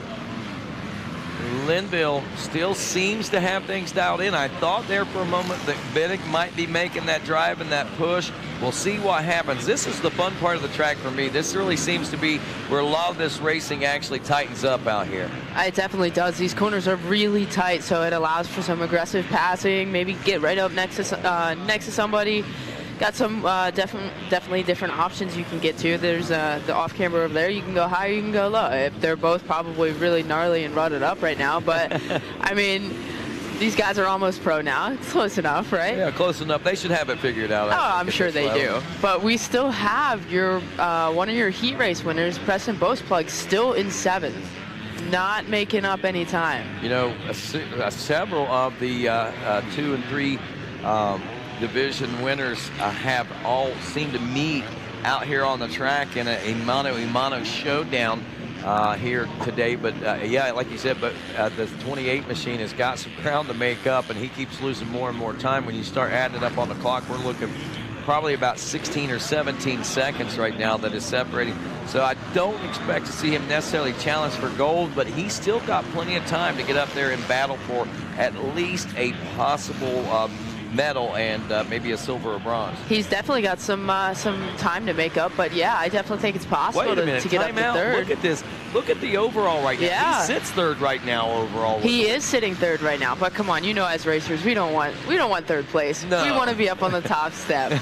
That's exactly right. Let's start doing some math here. Bennett is looking at a 2-2 with 4 right now. And with the 28, he comes in again with that 1. So 1 and 7 is 8.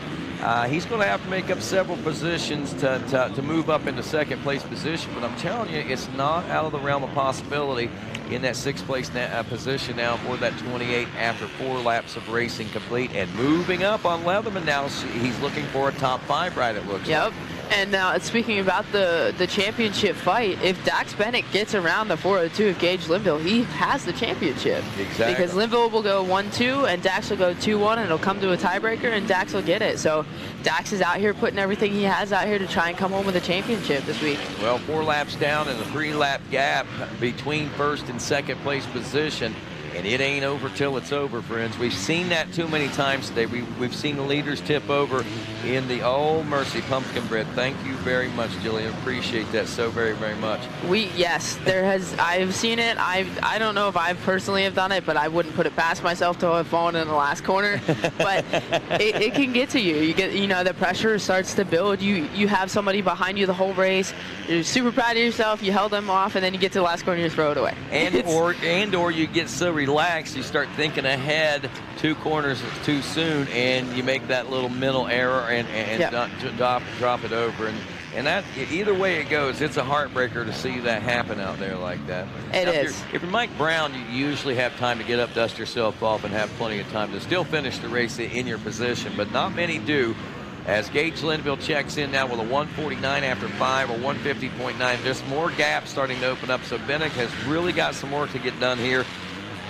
We are at the cross flag mark, so this might be one of those 20-minute motos out there. I knew we had some, and this is one, so we are at the halfway point. So Bennick maybe is not in as bad a situation and circumstances as what it appears, even with a 4.3-second gap. You got Mason back there in 3rd, Patrick Murphy in 4th. Base Plug is in the number 5 position, as he did get around Derek Leatherman. We saw him making that push. Bomer in the number 7 spot, Mitchell Zarima in 8th, Avery Long in 9th, and Nick Laurie rounds out the top 10. And doing the math, a 1 and 5 is 6 now for Preston Baselug. And when we look at Daxton Bennick's scores, he's still got some ground to make up to get up there into that. It's going to take basically a 3rd place position to see it happen. Yeah, it's going to take actually a 2nd. He's got to get around him, I think. Yeah, he definitely has to get around him. Yeah, he would have to get around. It would come to a tiebreaker. It would come to a tiebreaker. Yep. That's where I found myself there too. So yeah, and that's the beauty of this sport and this 2-moto format. I love the way it brings, and you see all the, and sometimes when you see those 3 or 4 or 5-way ties even for first place is exciting, and that again shows you that you've got depth of talent in your fields of competition. You know what's even crazier than a 2-moto format is when you go to Loretta's and you have a 3-moto format and you see a kid win with like a 9-2-1 score, get a championship. Like, that's absolutely insane. Like, the talent in that class is so deep that it's possible to go 9-1-2 or whatever and still get the championship. 4 years ago, I think I've seen a 6'6" win a novice class championship, if I'm not mistaken. Didn't even hit the podium. No moto medals, but got That's crazy. Yeah, I mean, stuff like that can happen all the time. That's just like we were talking about. Dax he has more time, but he can't be getting too comfortable, because once you start getting comfortable, and Gage Linville is still out there hammering laps, he's going to start inching away, and Dax is going to realize, uh-oh, we got 2 laps left, we got 3 laps left, he's too far. So, and that's becoming the case right now. Limbaugh just burnt off by a 151.8 on that last lap, around a 153.3 for Dax Bennick. That gap now is basically 6 seconds when we look at it. Yeah, that's a lot of time to make up, especially when the first 2 runners are so very close. I mean, we're looking at their best lap times, and Dax got the best lap time by 1/10 of a second. Yeah. That's just how close they are, and Dax, I think, might be feeling a little bit of the pressure right now, and seeing Linville inch away a little bit, and maybe mentally messing him up and going, oh no, he's inching away, I got to keep pushing hard. And I mean, obviously we can't see everything, but he may be making mistakes, or maybe Linville's just out.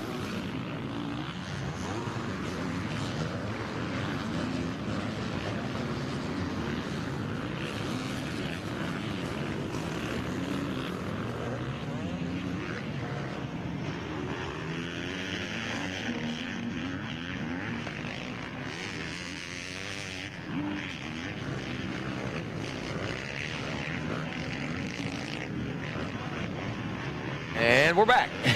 A little bit of technical difficulties. AA batteries die every now and then. They don't last forever. Yeah. Energizer Bunny, Max, we maxed him out right there. Oh, yeah. All right, Gage Linville in with 7, and Dax Bennick, again, about 6. I'm going to say now 8 seconds. Yeah, another 2 seconds gain there. Literally 2 seconds on that one. 150.4 to 152.4. Nate Mason's ridden a stellar ride here so far. Patrick Murphy, a stellar ride in 4th place. Base Fluke now 1.3 seconds behind, or was 1.3 seconds behind Patrick Murphy. in that fourth place position. Now we got to see, Jordan, did this last lap, did lap number 7 yield any progress now from Baseplug as he checks in? He does gain a little more ground. He's now half a second behind. So as we check him coming out down into the Gator pits, the 2 Kawasaki's doing battle. Baseplug is trying to make up that necessary positions that he needs to make. But again, it's going to take a little more than that to move up in the overall. But hey, man, every little bit counts out here. And it looks like we might have the pass coming into this corner. Baseplug is going around the inside, and it looks like just took the line away from Patrick Murphy. And now I know Patrick Murphy is not happy about that. I personally, I didn't really train with him too much, but he was at Tyler Rattray's with me last year. And he is a great rider. He has definitely stepped it up. I remember riding against him on Super Minis. He's made some definite progress, that's for sure. He's looking awesome out here, and I know he's not happy about that pass. Let's see if he can get him back. Yeah, and I'm sure he's going to try, as he knows, as everyone else, as we are waning in time. We, I imagine, probably will be around that 10-11 mark. So we've got 3-4 laps of racing left to go. So again, still plenty of time for things to happen, because once you start getting longer and deeper into these motos, riders begin to fade. And at this point, you got to think in a week of racing, no matter how prepared you are coming into this, and as many motos as riders are racing out there, and as many different classes as they're racing, it's got to start wearing on you, and we could start to see some fatigue start to set in here in the last definitely. That was always that's what I looked for. I looked for a longer moto so I could capitalize on that, because I could always do the whole moto. But yeah, Dax is definitely looking for something, because his lap times are still about 2 seconds slower than Gage Linville. So he either needs to get moving or start hoping for some good luck on his part, because it looks like Gage Linville's got this down as long as he doesn't make any mistakes. Yeah, checking out. Mason still running an amazing pace in that number 3 spot, as we said. Preston Baseplug now into the number 4 spot. Murphy in 5th. Julian Bomer in 6th after 8. Derek Leatherman in 7th. Mitchell Zaremba in 8th. Avery Long is 9th. And Nick Laurie rounding out the top 10. And as far as the overalls, again, it's still Linville, Bennick, and Baseplug in the top 3 overall. Nate Mason is 3rd on track, but again, with that win for the 28 machine, that's what is certainly boding well for him here in the latter part of this moto to put him in top 3 overall contention. Yeah, we're definitely looking for him to, we're looking for Baseplug to get into 3rd place, but he's going to have to put some more energy into it. He's going to have to push a little bit harder, because Nate Mason actually has a faster lap time than almost, what is that, a second and a half? Yeah, yeah. So if he wants to get into 3rd, he's going to have to drop some heaters these last, what, 2 laps maybe? Yeah, and here's the funny thing. I mean, he's been running, you know, consistently 151s, 153s. He's dipping back down into the 151s right now. Gage Linville running 151s. There's a 151.035. That time he had 153.5 the last time around. So Mason's got a really good pace going on here late in the race. So when you go to start comparing these times, he's going to be looking and say, hey, man, things are going good for me right now. Oh, yeah, they're definitely going great for him. We were just talking about being able to go hard the whole moto. If you look at Nate Mason's time, his last lap was only 2/10 off of his fastest lap. And this is lap 8. Yeah, that's impressive. That's impressive. That is why he is still in 3rd, and that is why Preston Baseplug, he may have caught him a little bit on that lap, but he's going to have to keep pushing hard, because it looks like next lap is probably going to be white flag. Yeah, I would expect that as well. 2 seconds or so gained. Well, about a second and a half, like you said, gained on that one. But still 4.6 seconds. I'm sure Preston's probably feeling it and thinking it and wanting it right now, and he's digging for it. Nate Mason, though, you know, I've heard that name mentioned a few times off the mic and just walking around. That's another kid that's been kind of impressive as far as his rides this week. You know, I mentioned Avery Long. He's impressed me on several different occasions so far this week. Just a lot of riders starting to blossom and show fruits of their labors, I think, here on this Thanksgiving week. Yeah, you normally get to see a little bit of that in, I feel like, the Super Mini class or like the schoolboy class. And for those who don't get to it, it's the B class, where a good chunk of them tend to do that. And I definitely, personally, I haven't watched a ton of B races, but I'm very impressed by Nate Mason right now. He has got a ton of big names behind him, and he is still going strong. I don't see him fading at all. Well, he's been doing these kind of rides all week long as the white flag is out for Gage Linville. He checks in. 10 laps complete now in the 152 range. Daxton Bennett checking in second, about 10 seconds back. Nate Mason was running about 15 seconds back in that number 3 spot. We should be seeing him come by about right now. And Mason checks in with a 152, so he's still got a solid pace going on. He actually a little faster than anyone. He's the fastest lap that time around by only a few 100ths of a second. But hey, you got some bragging rights there, man. Base flew a 152.4. So he's right on track. No time gained on that one. Bowman rounding out the top 5. So again, you know, Preston may be of the mindset at this particular point. Let's push it a little bit, have some fun, see if we can do it. But hey, I don't know. I know some people tell me that they do the math in their head whenever they're on the track out there.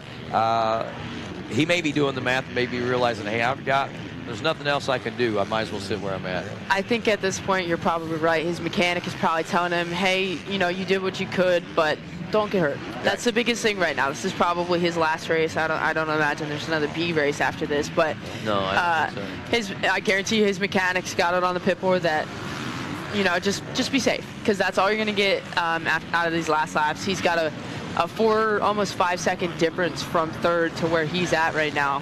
And regardless of whether he got that position, I don't know if that would change the overalls. No, that might. It wouldn't. I don't think so. I think it might have put him in. No, it wouldn't. You're right. Yep. So it wouldn't do him anything to risk getting hurt. The risk, there's no reward there, so there's no sense in taking the risk, in my opinion anyway. So 450B wrapping up. We got a 450 Pro Sport class coming up in a couple of races too, the 42, race 42. So this is race 39 right now. So if you're thinking, that's the last big race we get, no, it's not, because we still got 125, 12 to 17 BC. Super Mini 2 coming out. Up next is going to be the race 40. The girls 11 to 16, another barn burner as the Checkers are out. Gage Linville takes the gold here in the 450B class. And Daxton Bennett taking second, and that will prove silver for him in the overall. Nate Mason will take third in the moto. Preston Plug in the number 4 spot, and that will yield the bronze for him in the overall. And again, that's third place, 129. Julian Bomer will round out the top 5 in the moto. 6th place going to Patrick Murphy. Mitch Zaremba is 7th, Derek Leatherman 8th, Avery Long 9th, and Nick Laurie, I believe, will round out the top 10. Well, coming into this one, we had a good battle in Moto number 1. And we're looking for some more great battles here in Moto 2 as these riders come together. Kylie? We got a big pileup in the first corner. I don't believe your Moto 1 winner was in that. I think Kylie's out front, but that is a decent-sized pileup. That's what, the second one of today? Yeah. Because my class had one of them. I know that. I had to go through that. I seen. I think one of the vet classes. I think they had a pileup out there in that turn as well. But they're getting up slowly, but surely are getting up. So I believe our Moto 1 winner, Kylie Stallings, on the Fox Dunlop Maxima oils backed right out of Austin, Texas. He got through it. Anissa Ingersoll took second there in the on the number 61 machine as we look through these scores. Third place. What was third place? How do I keep doing? There it is. There it is. Mackenzie Picado. Yeah, sorry. Mackenzie Picado. Nope. Thank you very much. Appreciate that. You know, as much as what's going on right now, there's still quite a few girls down over there, and it's never good to see, especially a young class like the girls. But coming around is still Kylie Stallings. She had a fantastic day yesterday. She walked away with the women's championship. That was a crazy race. Yeah. So yeah, she's definitely on a high from that women's race yesterday, and I think that's really going to show in her confidence riding out here today. Well, it's definitely a rough track right now, and that is number 61 of Anissa Ingersoll following with, I believe that was Bricada in third. Yeah, it was. And Brian Richards in 4th also.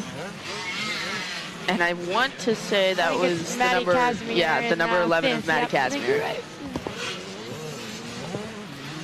think they finally got all the girls cleared off the track over there. So that's good to see. Yeah, I don't know if they're riding, but No, they definitely got cleared up. off. Yeah, so that's what good, matters. and they're out of the race line. And yeah, Kylie got off to a big start, so she's definitely setting herself up for another day of success. It looks like the battle in second is heating up. Yeah, definitely. Mercado seems to be hungry for that second place. So 3 seconds between first and second. You girls are right. There's these girls behind in third, fourth, fifth place positions are all only about a second apart. So any moment we can see the pressure cooker starting to pressurize us. That's what's happening now as we dip down off the top of the hill and the Gators back and start to head out back. And here's where all the fun starts. It seems like Mercado started just a little bit behind Anissa Ingersoll in every moto, and now it looks like they've started a little bit closer this time. And we got a rider down going down Gator Falls. That is not a good place. All right, let's head on down to the podium with Wes Kane as we've got our top 3 overall. All right. Nice to have some of our guests from our Racer TV show last night up on the box. Preston Base Blue, come on up here. New team, new look, new color. Congratulations. You're up on the box, finishing 3rd overall. Who do you want to thank?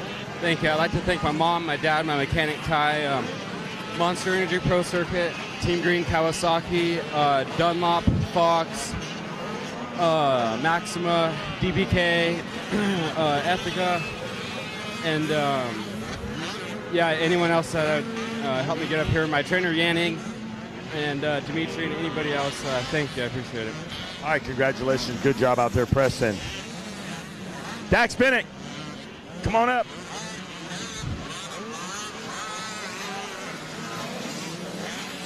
Dax Bennett been fighting all week. Doing a great job out there. Up on the box again. Finishing 2nd overall. I know that's not what you wanted, but your days are coming. And who do you want to thank? Lord Jesus Christ for keeping me safe. My mom, dad, all my family at home watching. KTM Orange Brigade, Red Bull, Club and Megs, and everyone else, thank you. Congratulations, Dax Bennett, 2nd overall on 450B. Gage Linville, the champ, come on up. I'm looking for you. All right, Mike Burkeen going to drop the hardware on Gage Linville.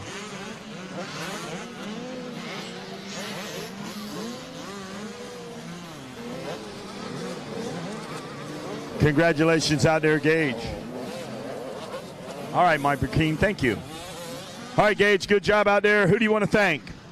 The good Lord for keeping me safe, my mom and dad, everybody at MTF, DWR, MX Tire, Factory Connection, Moose, Atlas, UFO, 100%, FMF, just everybody who helps get me here, man. Just thank y'all so much, and in memory of Trevor Downey. Congratulations out there. Gage Linville sealing the deal. From the Yamaha podium back to the tower. Thanks, guys. Well, back in the tower now as we watch this battle for second heating up.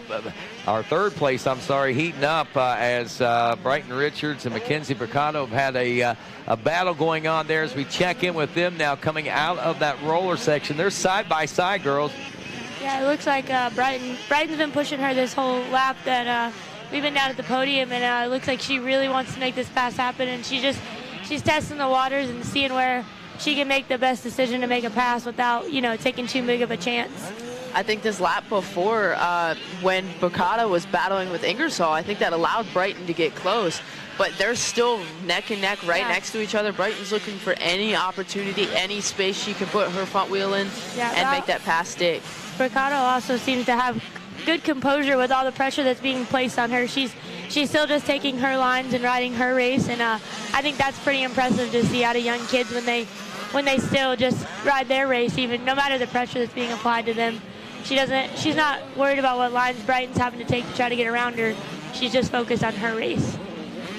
Well, 2:12.9 to a 2:13.030, and still a 0.8 second gap between Mercado and Richards, the two Husqvarna riders, as they drop down into the Gator pit now and head toward the Gator itself.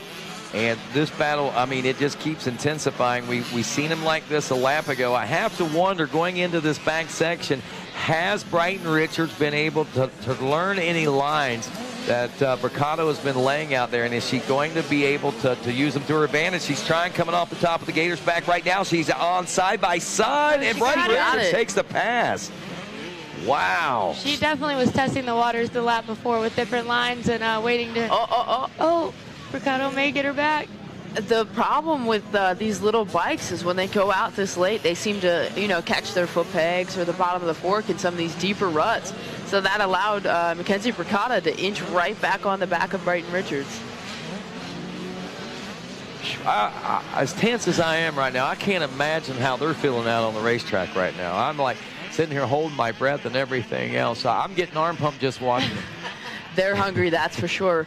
Looks like Brighton Richards is now going after Anissa Ingersoll, and don't count Mackenzie Bricado out just yet, because I know, at least for myself personally, when I get past, I don't like it, and that tends to fuel the fire for me. So we'll see if she can get Brighton back, or see if we can't have another battle between all three of them. Well, here they come into the split lanes, and the battle's waging on here, and man, what intensity in this girls 11 to 16. Right now, it is Stallings, Ingersoll, Bricado as far as the overall whenever they checked in last time around, but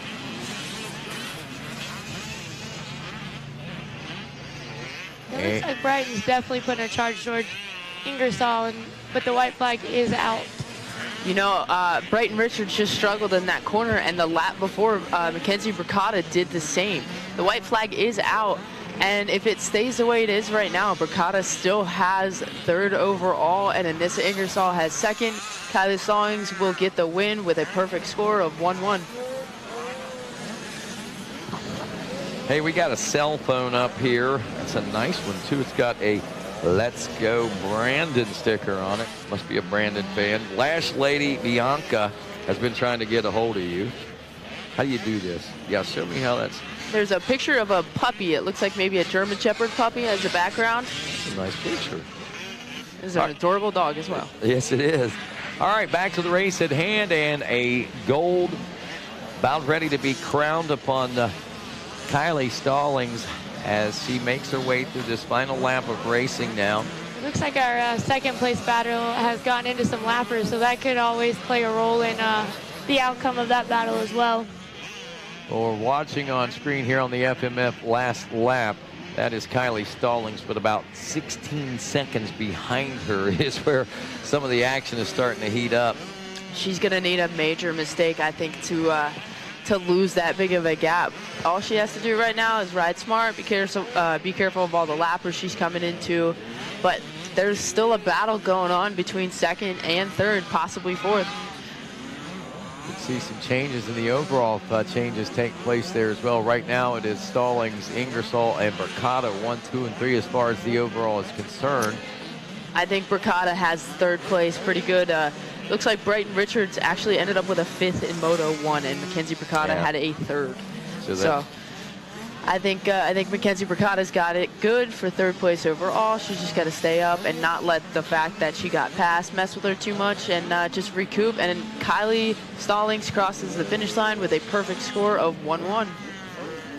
Taking home the checkers and the win there in the girls 11 to 16-year-old class as we wait for this second place position to check in. Anissa Ingersoll. Oh, Ingersoll got it.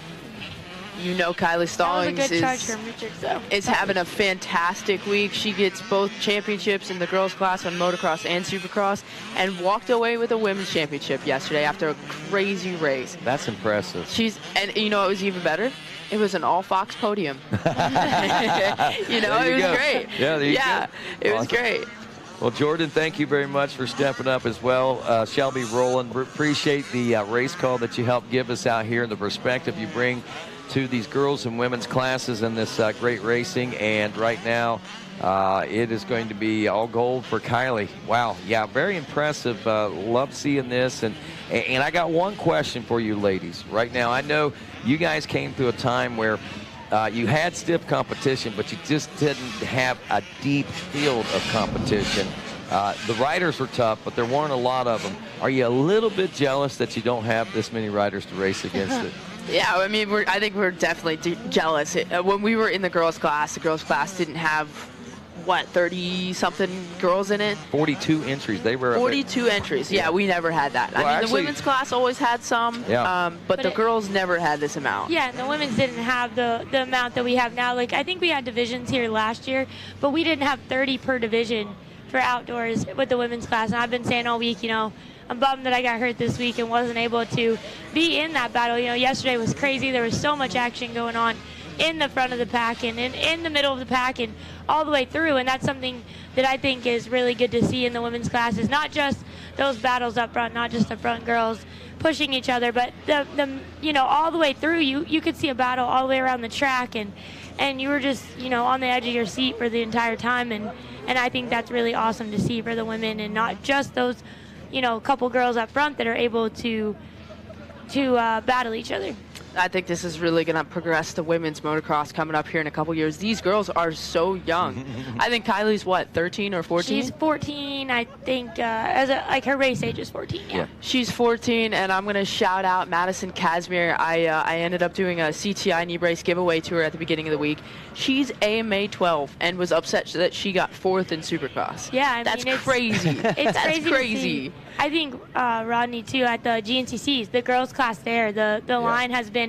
I was at Ironman. I wasn't able to ride because I was hurt, but I walked the line of the girls class in the youth race, and I was super impressed by the amount of girls that were in that girls class, and I was also impressed by the amount of girls that were actually in some of the boys classes in that youth race. And I would like to know a total number of actual female participants in that youth race, because I think it's a little higher than just what the girls class shows.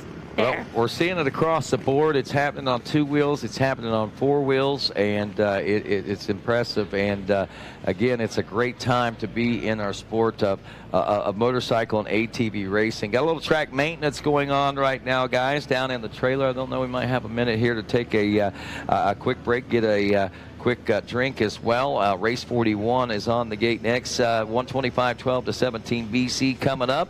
Race 42 right behind that will be the 450 Pro Sport. But before we do that, let's head on down to the podium where Wes Kane is standing by with a very impressive Kylie Stallings, who took the podium and the win, as well as the rest of our girls here, Anissa Ingersoll and Mackenzie Mercado. Thank you, Rodney. Down here on the Yamaha podium, Mackenzie Mercado, great job out there. Who do you want to thank? My mom, my dad at 18 Roofing, FXR, my grandmother that watches over me, my grandpa,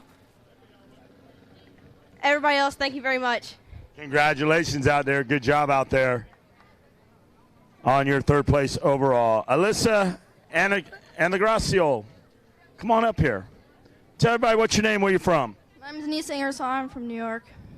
Who do you want to thank? My mom, my dad, my brother, FXR, BTR Suspension, my mechanic, Brad, my trainer, Scotty, the compound, Magari Goggles, Team Moto Ridge, and everyone else forgot. Thank you. Congratulations out there. Good job on your 2nd place finish. Kylie Stallings, come on up here. You're the champ. We're going to talk about it. Congratulations on your girls 11 to 16 championship. Guys, get the shot.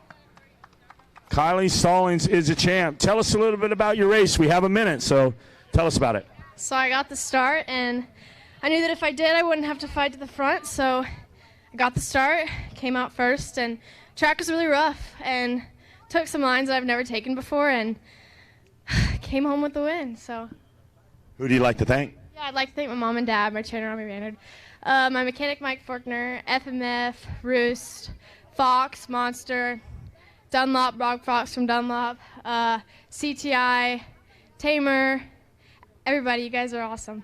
Thank you. Congratulations, Kylie Stallings, getting it done. And you have got the champagne toast. We left Mike Fortner at home, so you guys celebrate.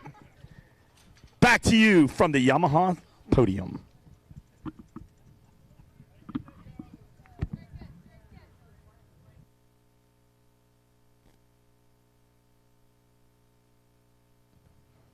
Do a little track maintenance right now while our announcers take a break and get some water. We're going to shoot us some commercials.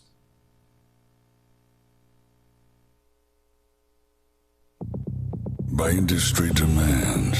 Coming spring of 2022, back-to-back major events.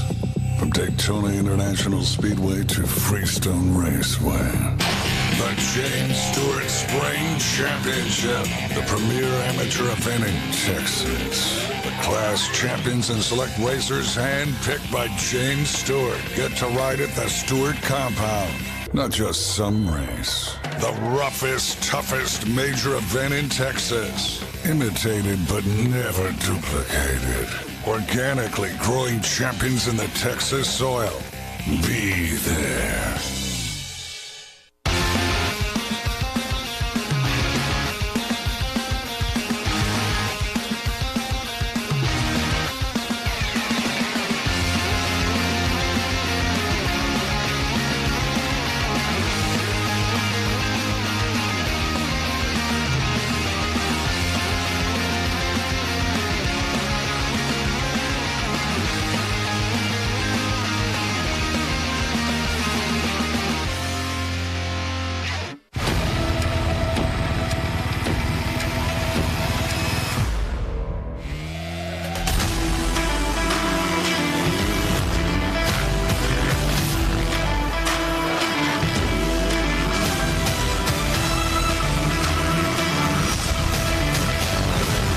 New CRF 250R.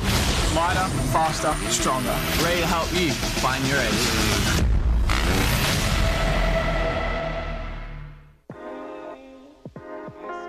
Something from nothing. That's what Nihilo Concepts is about. It starts with a spark, an idea, a concept, which leads to a design, and finishes with engineered excellence with the highest quality products created with durability in mind. All our products are made in the USA at our state-of-the-art facility in Stuart, Florida. Whether you are a weekend warrior, ride for fun, or at the highest level of competition, Nihilo Concepts offers innovative titanium, aluminum, and carbon fiber parts for your dirt bike. We offer a wide variety of products that you can customize to your liking. Browse our site for foot pegs, brake tips, engine components, specialty tools, frame grip tape, lever grips, carbon fiber components, motor stands, our secondary on-switch, plus much more. Head to NihiloConcepts.com and see for yourself why factory teams like Red Bull KTM, Rockstar Husqvarna, Troy Lee Designs Gas, Orange Brigade, Club MX, KLM Gas, and some of the fastest riders in the world choose Nihilo Concepts.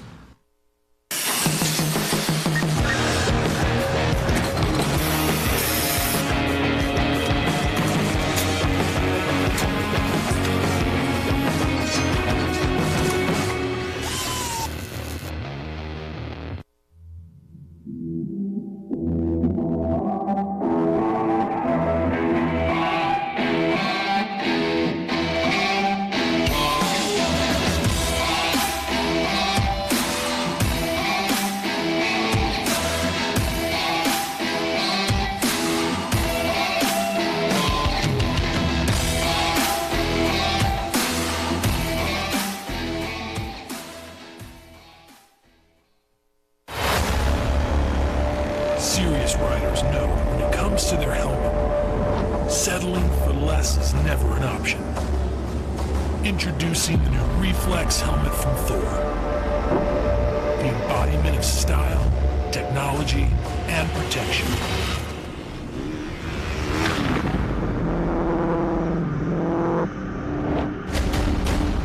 Never settle.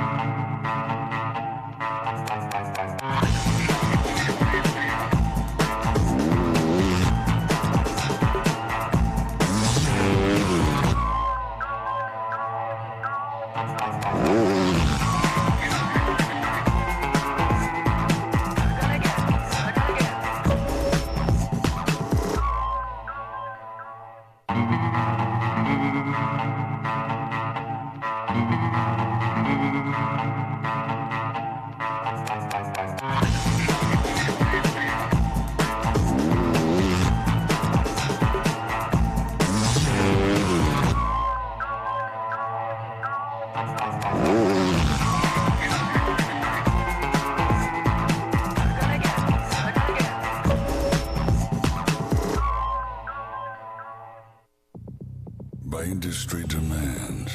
Coming spring of 2022, back-to-back major events. From Daytona International Speedway to Freestone Raceway. The James Stewart Spring Championship, the premier amateur event in Texas. The class champions and select racers handpicked by James Stewart get to ride at the Stewart compound. Not just some race, the roughest, toughest major event in Texas. Imitated but never duplicated. Organically growing champions in the Texas soil. Be there.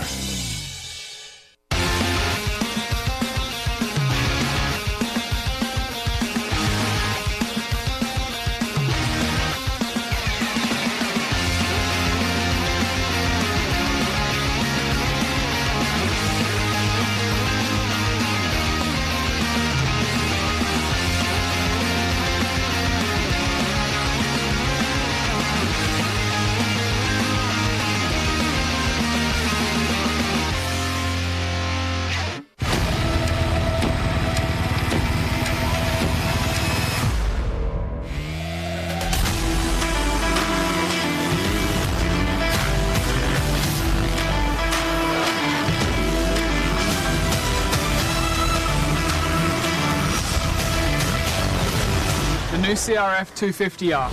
Lighter, faster, stronger. Ready to help you find your edge.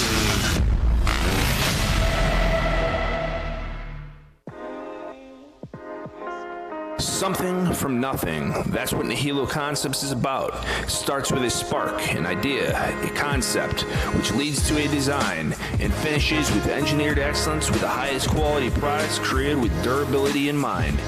All our products are made in the USA at our state-of-the-art facility in Stuart, Florida. Whether you are a weekend warrior, ride for fun, or at the highest level of competition, Nihilo Concepts offers innovative titanium, aluminum, and carbon fiber parts for your dirt bike. We offer a wide variety of products that you can customize to your liking. Browse our site for foot pegs, brake tips, engine components, specialty tools, frame grip tape, lever grips, carbon fiber components, motor stands, our secondary on-switch, plus much more.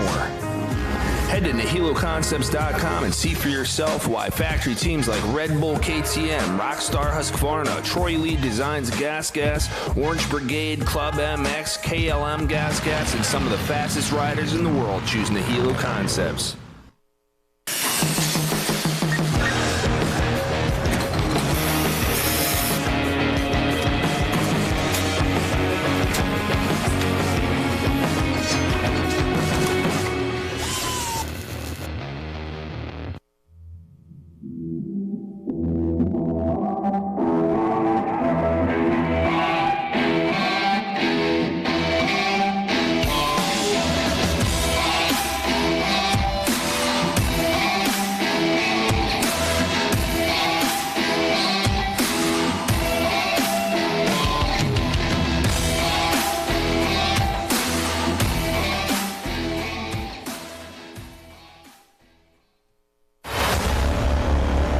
Serious riders know when it comes to their helmet, settling for less is never an option. Introducing the new Reflex helmet from Thor. The embodiment of style, technology, and protection.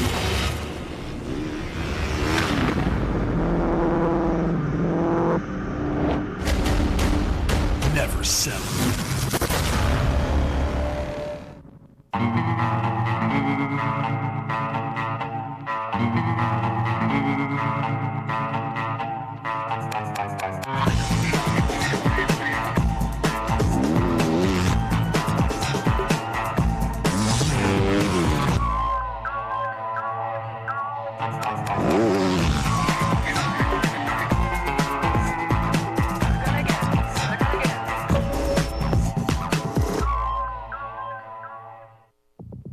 By industry demand, coming spring of...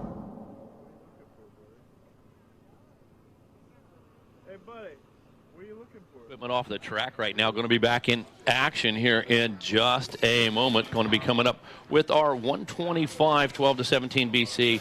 Right now, I want to say hello to our friends from Moto Muck. I got to tell you, you guys, I can't say enough about the product. I can't say enough about your team.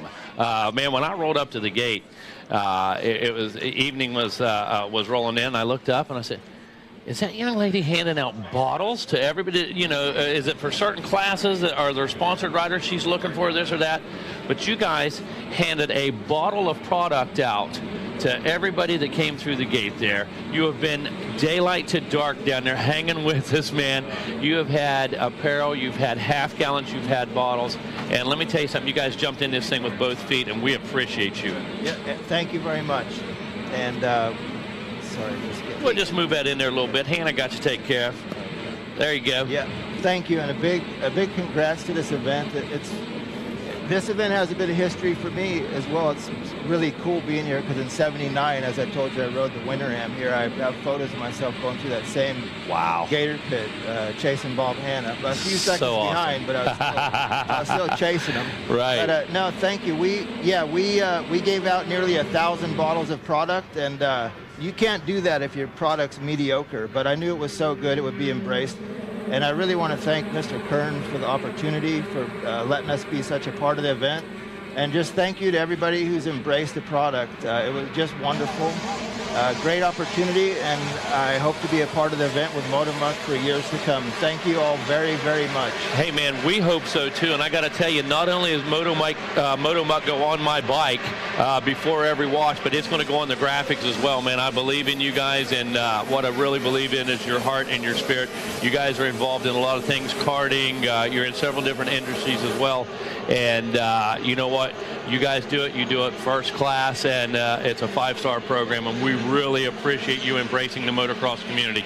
Thank you. Thanks again to everybody. All right. Thank you, our friends from Motomuck. And Hannah, what's happening on the track right now? It looks like we have Casey Cochran out front at the moment. I can confirm that is Casey Cochran. At the moment they go into the rollers, it's Casey Cochran leading the way. Noah Stevens in the second spot. Third spot is Ivan Aldama. We see a 62 machine and Logan Best coming up the rear. Mike, Casey Cochran, one of those riders, is super easy to identify out there. The stature, the riding position, and normally the position on the track make him easy to identify. But the number 66 working through the split chutes, coming right past the Gizmo Tower here, and we've got a hectic start to this 125 12 to 17 BC. Hey, the other easy part about finding Casey Cochran out there, Megawatt, he's normally out front or close to it. That's what I said, track position as well. Yeah. So yeah, for sure. Coming to a close, lap number 1 here. I want to say second place is Noah Stevens right now, and he did pretty well in his heat race. He got a second, so he's definitely a front runner, and if Casey Cochran makes a mistake, I think he's going to be right there to jump on that mistake if it happens. Well, all the usual suspects up front. Casey Cochran leading the way. As you mentioned, Noah Stevens in that number 2 ride. Alvin Aldama Jr. in the number 3 position. Looked like Clark Robbins in the number 5 spot, and Callan Young in that number 5 position, Mikey. Hey, as it sits, Casey Cochran would be your combined moto winner. Noah Stevens in the number 2 spot, and Aldama would sit in 3rd. Point of note, I want to say Aldama, did he have a 2 in the first moto? No, he won. 71, no, he won. He won. Okay, so right now that situation is, hey, in the first moto, a 2's as good as a 1, right? So Noah Stevens is doing well right now, and obviously right now still in front of Aldama. And I tell you, the track has just been touched up. Oh, one rider working his way off the side of the track. Not sure if that might be from our previous moto, maybe? Yeah, Casey Cochran yeah. and Ivan Aldama both are coming in with a Moto 1 win. Noah Stevens and Adler Cardle are coming in with second place. So the front runners are all up there. Adler's a little farther back. He's just inside the top 10. But Noah Stevens seems to be catching Casey Cochran is what it looks to me. Yeah, both riders go to the inside. They actually use the right chute up over past the Gizmo Tower. Cochran not having as big a gap as he did on the previous lap. Stevens, I believe, turned it up, cutting into some of that real estate. Yeah, absolutely. And not near the gap we had last time around. Well, after one, it was a 1.7 second gap. So right there flirting with a 2 second gap. As you said, Mega, that's going to be gone. We'll get our eyes on it here as Casey Cochran checks in with 2 complete, turns a 151, and it's a 1.4. So, yeah, Noah Stevens chipping away. He's got the axe out. Yeah, picks up about a half a second right there. And with a long race, he's right now watching Casey's lines. He sees exactly where Casey's going to go, knows where Casey's going to go. But these young riders have better sections of the track. Casey seems really fast on this side over here. Noah over in that technical side, he has a couple positions, or a couple places where he can put that bike in position using that size. You know, somebody that I don't see up front that I just happened to see move up into the top 10 is Logan Best. I'm not sure what happened there. Yeah. Holy cow, we're standing here talking about all these contenders, and Logan definitely one of the contenders. Not getting a good drop on the gate. Where'd he come through the first time, Mike? Can you find him? No. And Luke Fowler, look at that. Is that Fowler in 16th place? Let's see. Yeah, correct. Luke Fowler back in 16th. Wow. Logan Best came in through with a 1. Yeah, also he So this won. was a 3 division, right? Yep, and Lucas Geisler won, got a second in another. He's not in the top 10, I don't think, either. There's 3 division classes, man. They just make it so crazy. You got these guys to get these wins, and it can just change the math so fast. It changes everything. Having, like I was saying earlier, having 3 riders come in with all moto wins, it just makes it for an even more interesting and even more heart-stopping and adrenaline race watching, for sure. Yeah, pick up the heartbeat a little bit, pick up the heart rate. Now look at this. It looks like, again, Noah able to chip off just a little more, Mikey. I can't read that board. It's going to be up to you from over there. Let us know what's up. Well, Casey Cochran's out front, and as you guys were mentioning, Noah Stevens is watching those lines. Noah Stevens got a little more speed right there, turns a 159, now just right at 1 second flat, 1.026. And we got a fall right here. That was a, I don't think that was a takeout, but that was definitely take him high in the berm, and his front end just pushed over the berm. That is not a fun place to crash, I can tell you that. Matter of fact, not long ago, Hannah, just before you sat in with us, we had a rider down in the gully where the flagger is right now, and not a good situation right there, bike upside down. But out front, look at this. I'm not talking about crashes right now. We're talking about leaders. Casey Cochran, right when Noah started to really close it up a little bit more, Cochran now extends that lead just a touch. Seems like every time Casey Cochran sets down a fast lap, Noah Jordan, Stevens... I'm sorry, I said Hannah. Oh, I'm so bad. I picked up on that. Oh, man. He whispers in my ear. He said, I'm so into it. I'm so intense. And this is my number 1 rider right here. I am so... Well, I mean, how can you not? The battle's been happening the entire race right now. It's understandable. Thanks for pointing that out, fellas, and thanks for ignoring it, Jordan. It's like a professional up here. She's just like, you know what? I'm going to let Mega slide. I'm going to let him slide this one time, but man, oh man, I was so into that race. Welcome to the team, because we call, hey, we'll go down to the podium with Megawatt. No, I mean, Wes Kane. Wow. So now you're officially No worries. in. No You're worries. in. But I will say Casey Cochran probably has a little bit of a worry coming up right now. Noah Stevens is coming up on him hard. Every time Casey puts down a fast lap, Noah Stevens puts down an even faster one. He's just looking for a place to get around Casey Cochran. They're going to check in right here with 4 laps completed. It was a 1 second gap after 3. After 4, what's it going to be? Casey Cochran checks in with a 150. Noah Stevens a 150. Now a 1.2. But I'm telling you what, that's just because that kind of extended a little bit as they're going through the finish. It's still very tight. Mikey, this looks like deja vu. This looks like the last lap all over again. Holy cow, same gap as they work their way down into the pit.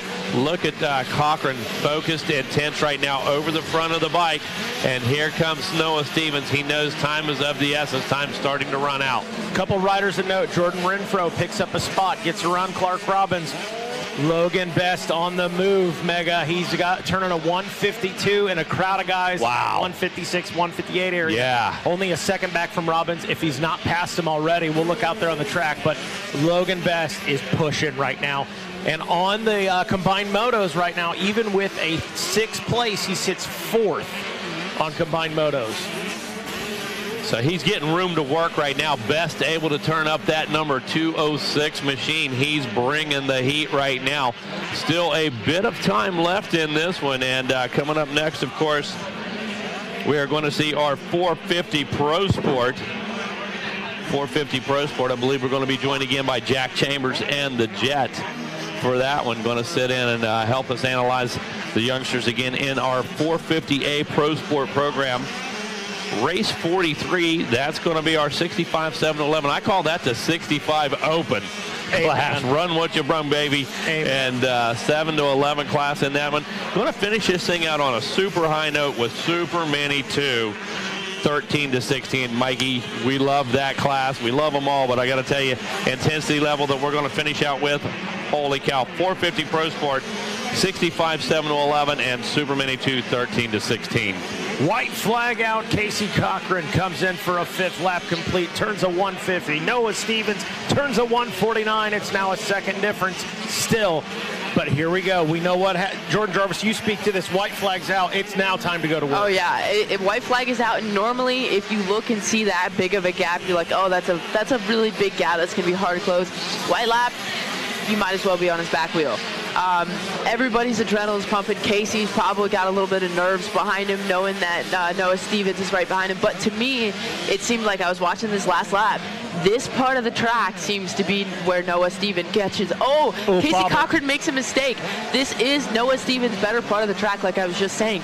So now Noah is right on the back of Casey Cochran. Let's see if he can make something happen in these next few corners. Just to give you guys an update ahead of the Gator Tail, man. Noah Stevens is on a move, and last lap Casey Cochran took a look over his shoulder. That's something you never want to do as a leader as they go into the rollers now. It is still Cochran and Stevens running 1 and 2. They're starting to separate themselves from the rest of the pack.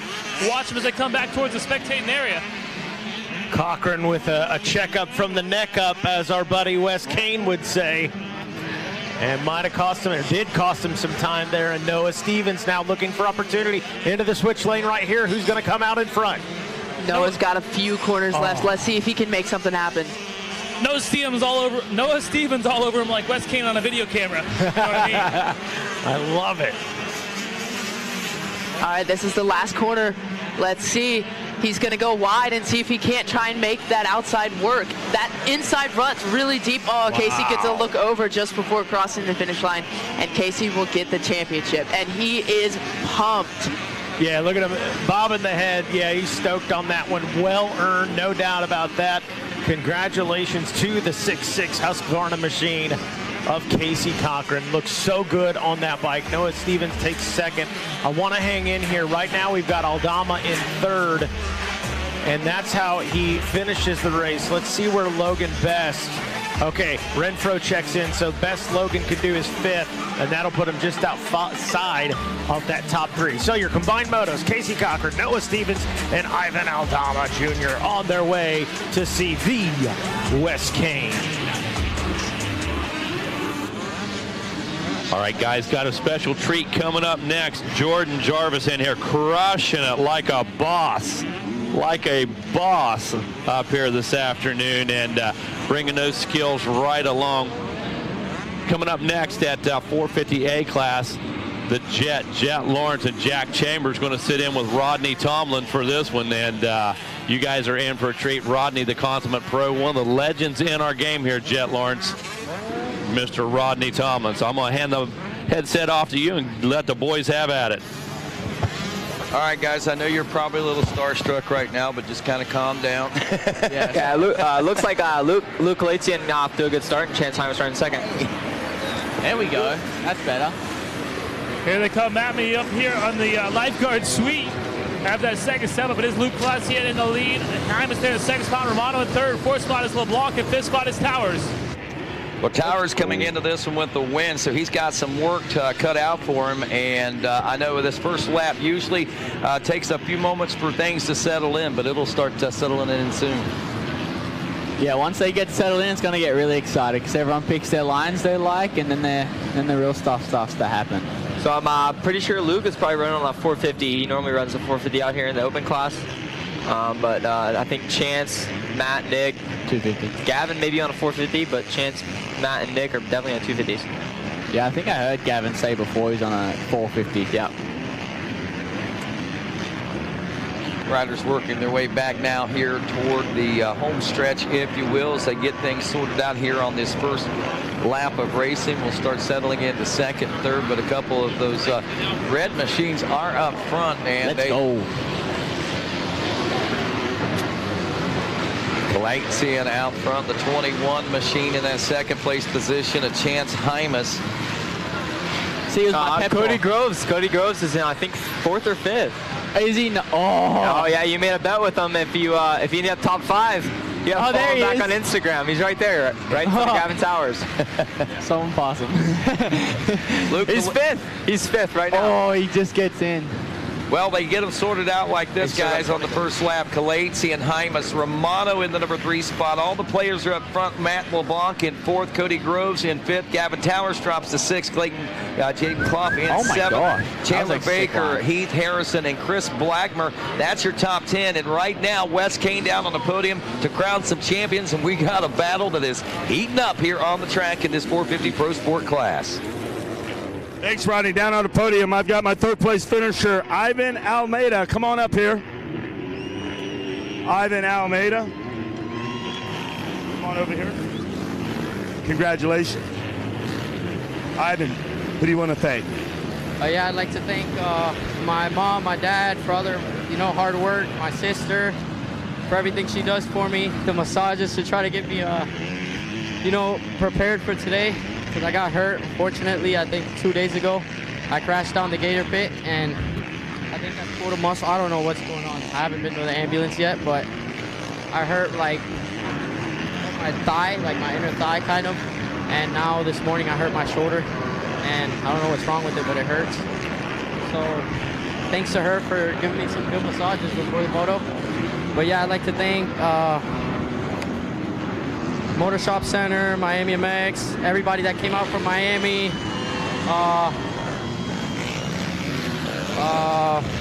Dirt Bike Depot, Matt Walker, Moto X Compound for everything he does.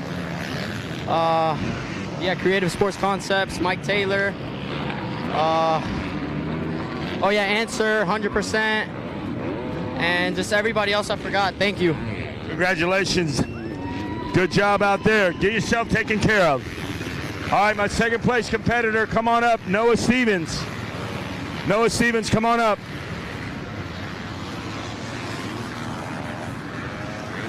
Congratulations, Noah Stevens, on your 2nd place. Who would you like to thank? I'd like to thank everyone at Moto X Compound, Matt, Kim, Tyler, everybody there just getting me here and supporting me the best they can. My mom, my dad, my brother, Corey Crumley, my whole family. Ride Dunlop, MX Tire, Bell Helmets, Scott Goggles, O'Neill, Alpine Stars, Acherbys, Limited Decal, Twin Air, VP Racing Fuels. Everybody part of my program, thank you. Congratulations, guys. Give it up for this 2nd, Noah Stevens. Casey Cochran, your champ. Come on up here, Casey Cochran. Mike Burkeen's coming in from the AMA. Come on up here, old buddy. And Casey Cochran, your champ. Ladies and gentlemen, put your hands together.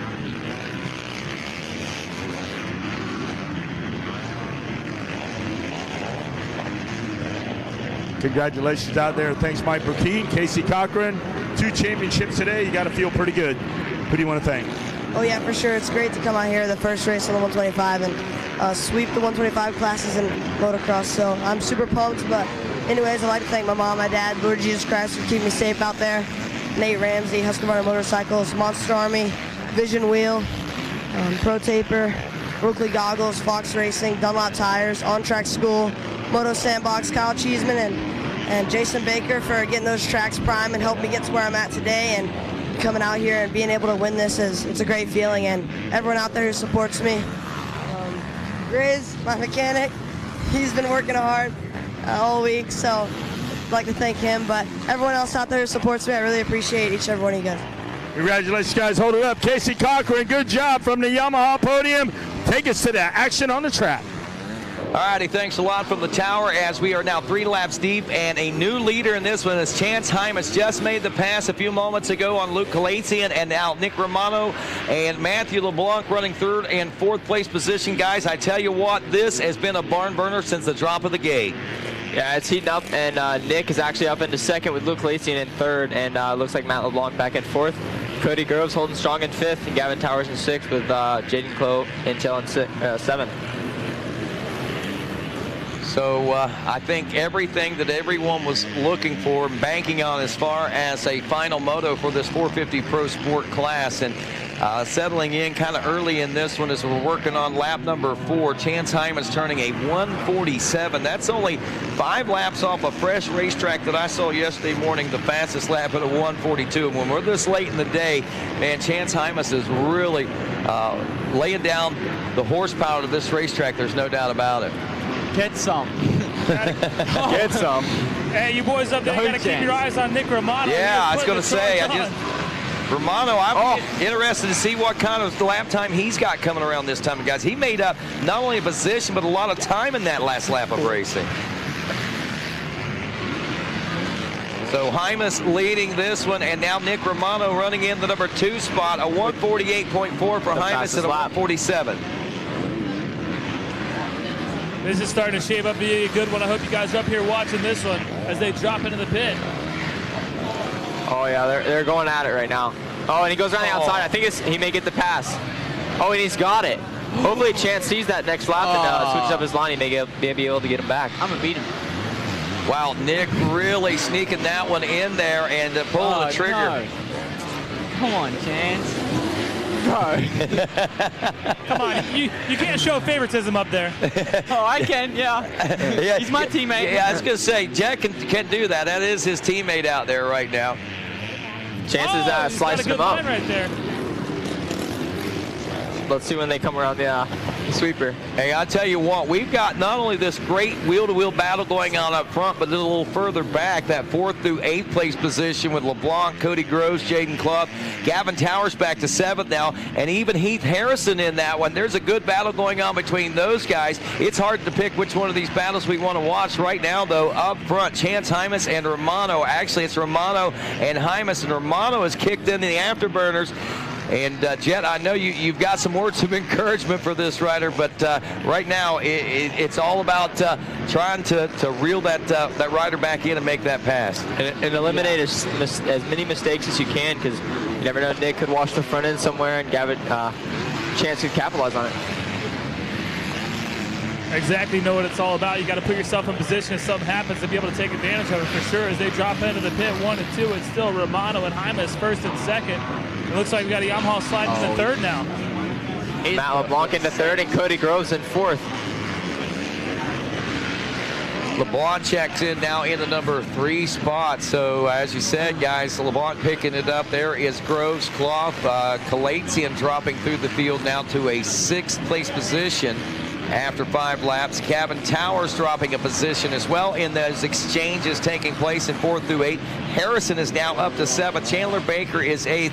Brandon Scherer up from 11th to 9th as Chris Blackmer now rounds out the top 10. Towers drops to 11th. Back on point here and keeping an eye on the racing action to see. Oh, he's about to go to 3rd soon. Yeah.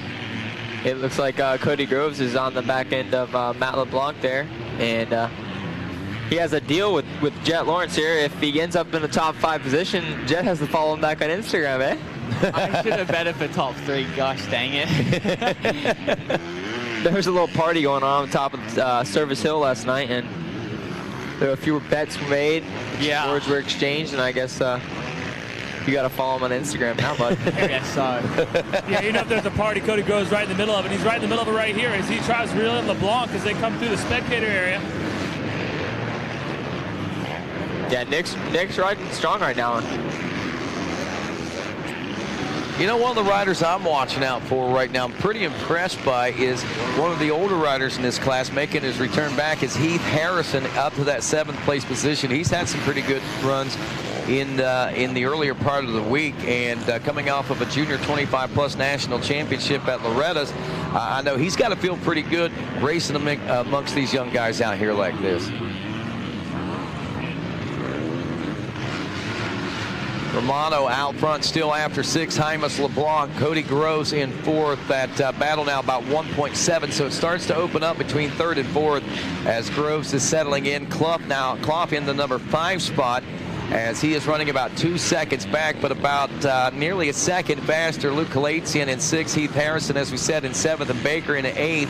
So no changes there from 7th through the 9th place positions. Blackmer and Tower still running 10th and 11th right now, so no changes through those positions right now as we are just past the halfway point in this one now.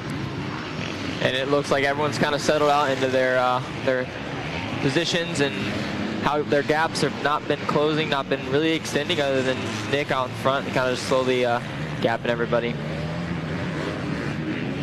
What's it like coming up here watching this? I don't know if you've been asked this question, but I know you competed here. You guys have been here so much over the years, and to see the track and the conditions it's in, the spirit of competition is as strong as it is right now. I mean, you got to have a little itch that you might want to go out and lay a couple of lines down. Definitely. I mean, I've been here for the past 7 years. I think Jet's only been here maybe once. Yeah. So it's a little bit different for me not actually being able to race, because this has been my Thanksgiving week for the past 7 years, so it's a little bit different. But it's cool to sit up here and watch these guys actually go after it. Even though I'm missing out, but I'll be looking forward to what's to come in January, February, starting Supercross. No doubt, man. You got some big things on the horizon for yourself there, and it's been a joy to watch you work your way through the amateur ranks. Heck, we were talking there off mic a few moments ago. I mean, we're talking 4 or 5 years old. You were running off-road racing years and years ago in GNCC down here in the southern parts of the tour, and making that ultimate switch to moto, man, and here you are 7 years later after committing yourself to the first time ever coming to Gatorback and looking at a professional career already, man. I mean, it's amazing how quick that's blossomed for you. Thank you. Yeah, I'm looking forward to it. It's been a fun experience so far, and the journey that I've come from, and the behind the scenes of where it all started is kind of like Aaron Pussinger. Right, yeah, exactly. I mean, you know, you just have a love for motorcycling. You just got to find your flow and find the place that you fit in, right? Yeah. And that's exactly what you've done, my friend. And right now, as we continue through this, we are working on lap number 8. We got a host of riders coming in front of us here, and I think this might still be this mid-pack battle for the top 10 that we're looking at, quite possibly. The overall sit right now with Nick Romano for the overall lead, and Chance Hymas in second. Cody Groves looks like he's going to end up 3rd overall. Yeah, if you look at the first moto results, Cody Groves turned in a 3rd place position finish, and Matt LeBlanc, I don't think he had as strong a finish there as we look at his result. Yeah, 6th place finish, so that's 6 and 4, or 6 and 3 is 9. So yeah, Cody's got a couple of points to play with there, so he's looking at a pretty solid 3rd place position overall right now. Yeah, no doubt about it. Cody Groves, I believe he got that win in that college boy class, so he's already has himself a championship. So it's good to see him come out with a solid 3rd as long as he can maintain that position. Very good point, Dean. And successes, you know, we've seen great successes out of a lot of riders, and thanks for reminding us of that. So a stellar week so far for a lot of different riders. And Cody Groves, a rider on the rise, and I think he's going to be, you know, we're seeing a battle right here, right now, in that 3rd, 4th place position and 3rd overall. But I think this time a year from now, it's going to be a whole different ball game for the boy. Honestly, Cody, when you watch him and how he presents himself and stuff, he just looks like he just has so much fun riding and hanging out with his friends, and it's really a different atmosphere than, you know, somebody that would be on Star Racing or Factory Honda or any other team. He just kind of does it because he loves it, and he's doing pretty good at it. No pressure, I guess. Exactly. Yeah, I think I actually compared him to J-Law earlier in the week. Yeah. Yeah, he was up on the hill last night wearing his #1 plate duct taped around his neck. So he was definitely showing he won. Proud of that one. That's cool. That's showing some pride in your ride, no doubt about that. And 8 laps deep in this and working on lap number 9. Probably a couple of laps left to go. Oh, mistake by Baker. Harrison able to capitalize on that one. Pay attention to that one, boys. All righty, so that will move Harrison back into the number 7 spot. He had 7, and then Baker got back around him, it looks like. So now Harrison back up to the number 7 position in that battle.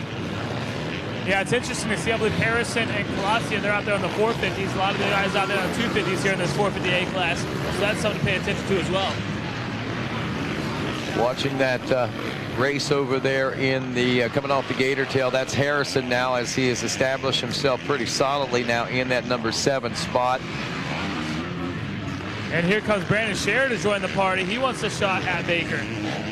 Well, Scherer's been having his struggles here in this moto, but it looks like things are starting to come together for him here a little later right now. Towers also back into a top 10 position in that 10th place spot. He started out fairly strong, but has seen his struggles. But again, the level of competition this class brings out in the 450 Pro Sport class, that right there just goes to show you how fast everyone is. So Romano 9 down now and no sign of a flag. So we'll expect a white flag, I think, coming next time around after lap number 10. So that'll give us an 11-lap race. Romano looking at, honestly, only a 5-second lead right now over Chance Hymas. So with this final lap, he can't afford any mistakes either, and that's one thing that we can say about this week. We've seen those last lap crazy get-offs when there's nobody around by a few different people this week. Yeah, who was it? Deegan. Deegan, he flipped and did a helicopter in the air, and hopefully he's all right, but actually Talon Hawkins did too. Yeah. Both similar crashes. Side her up, boys, but Scherer's going to dive to the inside of Baker and get the move. Wow, Brandon Scherer is on the move right now. It's that 73 Yamaha. We've seen them there at the top of the hill now, making their way back as they're working back toward the gator tail themselves, man. Scherer's really been coming on strong. Now, is that a name that you recognize as an up-and-comer as well? Yeah, well, actually, Brandon's probably like 25, 30. So he's had his fair shares of pro races and supercrosses. I'm not sure what all he's done, but I know he came back just to be a trainer, I think at maybe Club MX. He was working at SOB, and he came back and raced for the Club MX team, and he seemed like he loved it, so he came out and did some more amateur races. I think that's great, and that's kind of the same scenario that Heath Harrison has going on with the Phoenix Honda Racing team. Still gets to race every once in a while, but you know, he's a man back at the shop, and they count on as far as the team is concerned. And I think that's pretty cool that they're able to come back after successful careers and have success and a lot of fun and still do a job while they're here. Definitely. Well, lap 10 is in, and that is a white flag. So we are on our final lap of racing as we see Nick Romano out on point and about a 6.7-second lead over Chance Hymas. Matt LeBlanc another 5 seconds back in third. Cody Groves, again, a stellar performance this week in fourth place. Jaden Clough in fifth. Heath Harrison up to sixth place now. Blate's in seventh. That put Heath Harrison in the fourth overall with Nick Romano in first, Chance Hymas in second, Cody Groves in third for the overall. So Brandon Scherer is up to eighth, around Chandler Baker. And again, Gavin Towers checking in the number 10 spot now. I'm not sure. We might see Towers get around Baker. As Baker rode through that last lap, I can tell he's tired just in the way he's riding, his body style, his demeanor. Tower goes to the outside right here, tries to set him up. Baker grabbing a handful of throttle, able to stay in front of him for the moment. Well, we'll see if he's able to do so. Gavin Towers coming off of a division race win in this pro sport class to run and battle for just a mere top 10 position here in Moto number 2. So you know something is a little awry for that rider, but the 411 of Nick Romano having no issues, no problems whatsoever as he works his way through the finish line to capture the 450 Pro Sport overall win here at the Thor Mini O's. Chance Hymas will finish up in the number 2 spot, just a few seconds behind, and that will yield him as well the overall second. And silver coming across the line in third here in Moto 2 will be Matt LeBlanc. He scored 6th in Moto 1, and third here will score him, I believe, 5th overall. But it's Cody Groves in 4th who's going to get the bronze. He goes 2 and 4, I believe, on the weekend here. So a good score for Cody Groves as he'll be making a trip down to see Wes Kane on the podium. Yeah, I'll get a third overall, get a top 5 finish there, and he'll gain a new follower There you go. You happy or mad about that one? You can't be mad. He earned it. He earned that one. So tell me a little bit of the backstory. Did you drop following him? Is that what happened, or you just haven't ever? No, so we were up, literally we were just up on the top of the hill, like just parked, getting some service, and then everyone just starts seeing Jet. They're asking him for autographs, pictures, and all this kinds of stuff. And then Cody walks up, and we're videoing, and then he goes, "Oh my God, it's Jet Lawrence!" And he's like, "Can we hug?" So they like hugged it out for a second. And then he was like, "All right, so tomorrow if I get 5th in the 450 Pro Sport class, you have to follow me back on Instagram." And he thought about it for a second, and then finally he was like, "All right, deal."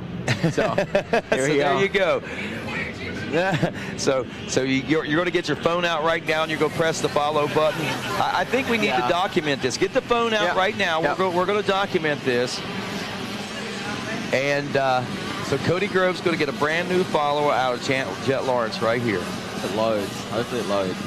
And while you guys doing that, give you an update here on the track. The 65 711 class looks like Carson Wood out there leading the way, and Jonathan Gletz in second. There you go. Follow back. There we go. We got it. Let's hear him down there on the podium, too. Yeah. Is he down there? Yeah, he goes third. He'll be down there in just a moment. Right now, we got things getting sorted out in the 65cc 7 to 11-year-old class. And as we know, coming into this one, Carson Wood going to be a ringer, one to watch out for. Landon Walters, the number 100, took a second-place position. Elliot Boucher was a winner in his division races as well.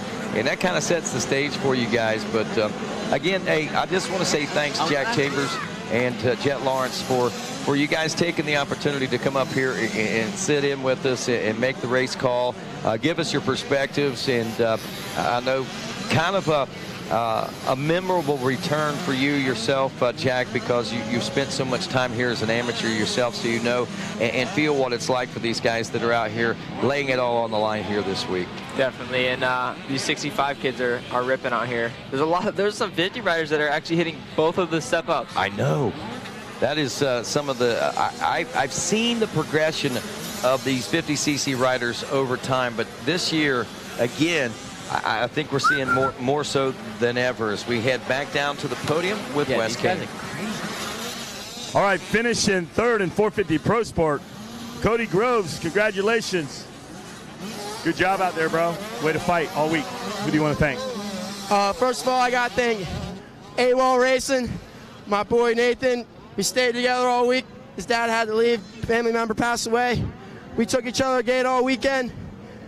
It was a blast. I got to thank AM Gear, Snake Creek MX, 5.9 Moto, Tessie Plastics, Adept Creative. I got to thank Gemma's Towing, MX Boot. Got to thank the fans. Jet Lawrence, if you're out there, you owe me a follow back on Instagram. We burnt the dirt up this week. We came here. I knew I was going to do good. I didn't think I was going to do as bad as I did in some other classes, but we did as good as I thought I could. And I'm just glad to be up here battling with the boys. Congratulations out there. Don't worry, Cody. I followed you back. Don't worry, mate. Good attitude. Chance Hymas finishing second. Congratulations for the Honda team out here with their effort. Good job out there, Chance Hymas. Who do you want to thank? Yeah, I'd like to thank my mom, my dad, and my boy Tommy. Keep me in line all week, and along with Jake Weimer. He's been helping me all week too, and everyone at Fly, Monster, Scott, Alpine Star, Pod, Rhino Power, Dunlop, everyone else, thank you. Congratulations. Great sport there. Nick Romano, where are you? There you are, up front. Mike Burkeen, come deliver the goods. The number 1 plate. Nick Romano, flawless all week. There you go, bud. Congratulations out there, Nick Romano. There it is, guys. Get the shot. What a great week, Nick Romano. All your hard work has paid off. You took your lion's share of wins here. Who do you want to thank? I'd like to give it up to the whole Monster Energy Servicing Yamaha team, my mom and dad, my 2 little sisters, Bell helmets, 100% goggles, store, CTI, Alpine Star, FMF, Twin Air, Pro Taper, Decor. Man, it's been an awesome week, an awesome year. Yeah, and like you said, all the hard work's paying off, and there's nothing better to see. So it's awesome. Congratulations. 2022 is going to be a good one. Congrats to you. Champagne toast. And guys, put your hands together one more time for Nick Romano. And we are going to kick it back up there from the Yamaha podium, Rodney Tomlin. Wes King, thank you very much. As we're back in the tower here, Mikey Wayne's joining us. That was cool, man. Jack Chambers. Well, you say that. Those guys are our replacements, Rodney, so be careful. Hey, I'm okay with that. You know what's really cool is I was sitting here talking with Jack. I said, dude, I recognize calling your name. It seems like for better part of the last 15 years. I said, I've seen you around a lot. And he said, yeah. He said, it all started in GNCC down here in Florida. They'd hit some of those GNCCs when he was younger. And I was like, you know what? That sounds a lot like another young man out there having success named Thor Powell. And you know what? He even compared himself to Aaron Plessinger. So. Another name that was an off-road guy into moto. So a lot of crossover going on here this week. And if you're wondering, if you're watching Racer TV, hey, we do a lot of that too. You know what I'm talking about? Yeah. Jonathan Getz leading the 65cc 7 to 11-year-old class. This is after 2. We're working on 3, man. He is turning a 13-second faster lap than Carson Wood, or at least did last time around. I'm going to say Carson had an issue because he's dropped back down to the 205 range now. There's a yellow flag. Yeah, a rider went down. I'm not sure who it was. I'm going to guess maybe Chase Dashel. I can't see the bike. Could have been Maverick. Yeah, it was Dashiell. Yeah, Dashiell. Well, and he's had a... No, well, he did go back, but there's still a rider down there. Okay. We'll get our eyes on it. Nonetheless, Jonathan Getz. Hey, what Jonathan wants? He gets. Jonathan Getz. Credit where credit's due. That was O'Kaneism from earlier this week. Yeah. But boy, that kid is fast. You know who else is fast? Carson Wood. He just turned a 205. But boy, he's got a big gap, 9 seconds, if he's going to catch up with Jonathan Getz. Well, he opened up. He was front runner out there, had that little bobble, that little get off, that problem, that issue that dropped him several seconds back on the lap itself and allowed Getz to get on by. Obviously, Getz putting some pressure, and that rider back in the rear view, always in the brains out there. But now Carson Wood is the rider on the attack. He's 2 seconds faster that lap around. I have to wonder, can he find a little more speed out here because he is in attack mode right now. There is the 100 of Landon Walters. He checked in the 3 spot at the end of lap number 3. Justin Schuff in 4th aboard the 55. Maverick Gish in 5th. Elliott Boucher, the 305 in 6th. And it's Chase Dashiell checking in now in 7th, as there was some flip-flopping going on there. I'm not sure if he had that issue down in the Gator Pit or not, but anyway, he dropped back to 7th, a few spots there. Easton Graves in 8th, Francesco Copetti in 9th, and Sawyer Geik rounds out the top 10. That's at the end of lap number 3. Your fastest lap so far has been a 2:05.312 by Carson Wood that last time around, and that was a 2:05.822 turned in by Jonathan Getz, still about 0.5 of a second off the pace of the fastest lap that Wood turned in. He turns in a 2:05.9, not able to gain any time this time around, maybe the better part of 1/10 of a second, but they stay about that 9-second difference between first and second as Walters checks in 3rd with a 2:09. Justin Schuff a 2:10 in 4th. Maverick Gish gets by Boucher. Boucher gets by Gish. 2:09. Gish is Boucher's trying to make his moves up. He's got 5 seconds between himself and Schuff. This will be interesting to see now that he's got that head full of steam, all that adrenaline running. It's last lap. He's definitely got that adrenaline rolling too. So this is going to be, he might be able to make that 5 seconds up on this last lap. Hey, you heard Jordan Jarvis talking about that adrenaline kicks in when you see the white flag. On the FMF last lap here at Mini-O's, Jonathan Getz moving, hauling the mail right now. Landon Walters, a solid week this week as well, as we look at the 100. Some consistent top 3 positions that we've watched him compete in so far this week. He took a 2nd place position finish in his division race at the 65 7 to 11 class. And the 22 of Jonathan Getz, also a pretty impeccable week. He took second in his division race. I think I can remember saying, you know, Jonathan settling into pace. He knows that the second moto carries the most weight. Maybe even a couple different times between he and Carson Wood. Wood actually took the win in his division race, and he's running back in second right now. So right now, if it finishes like this, and it looks like it likely will with the time gaps out there, Jonathan Getz will take the overall win with a 2-1. Carson Wood will go 1-2 for second overall, and a 2-3 for third overall would be Landon Walters. He would take home that bronze.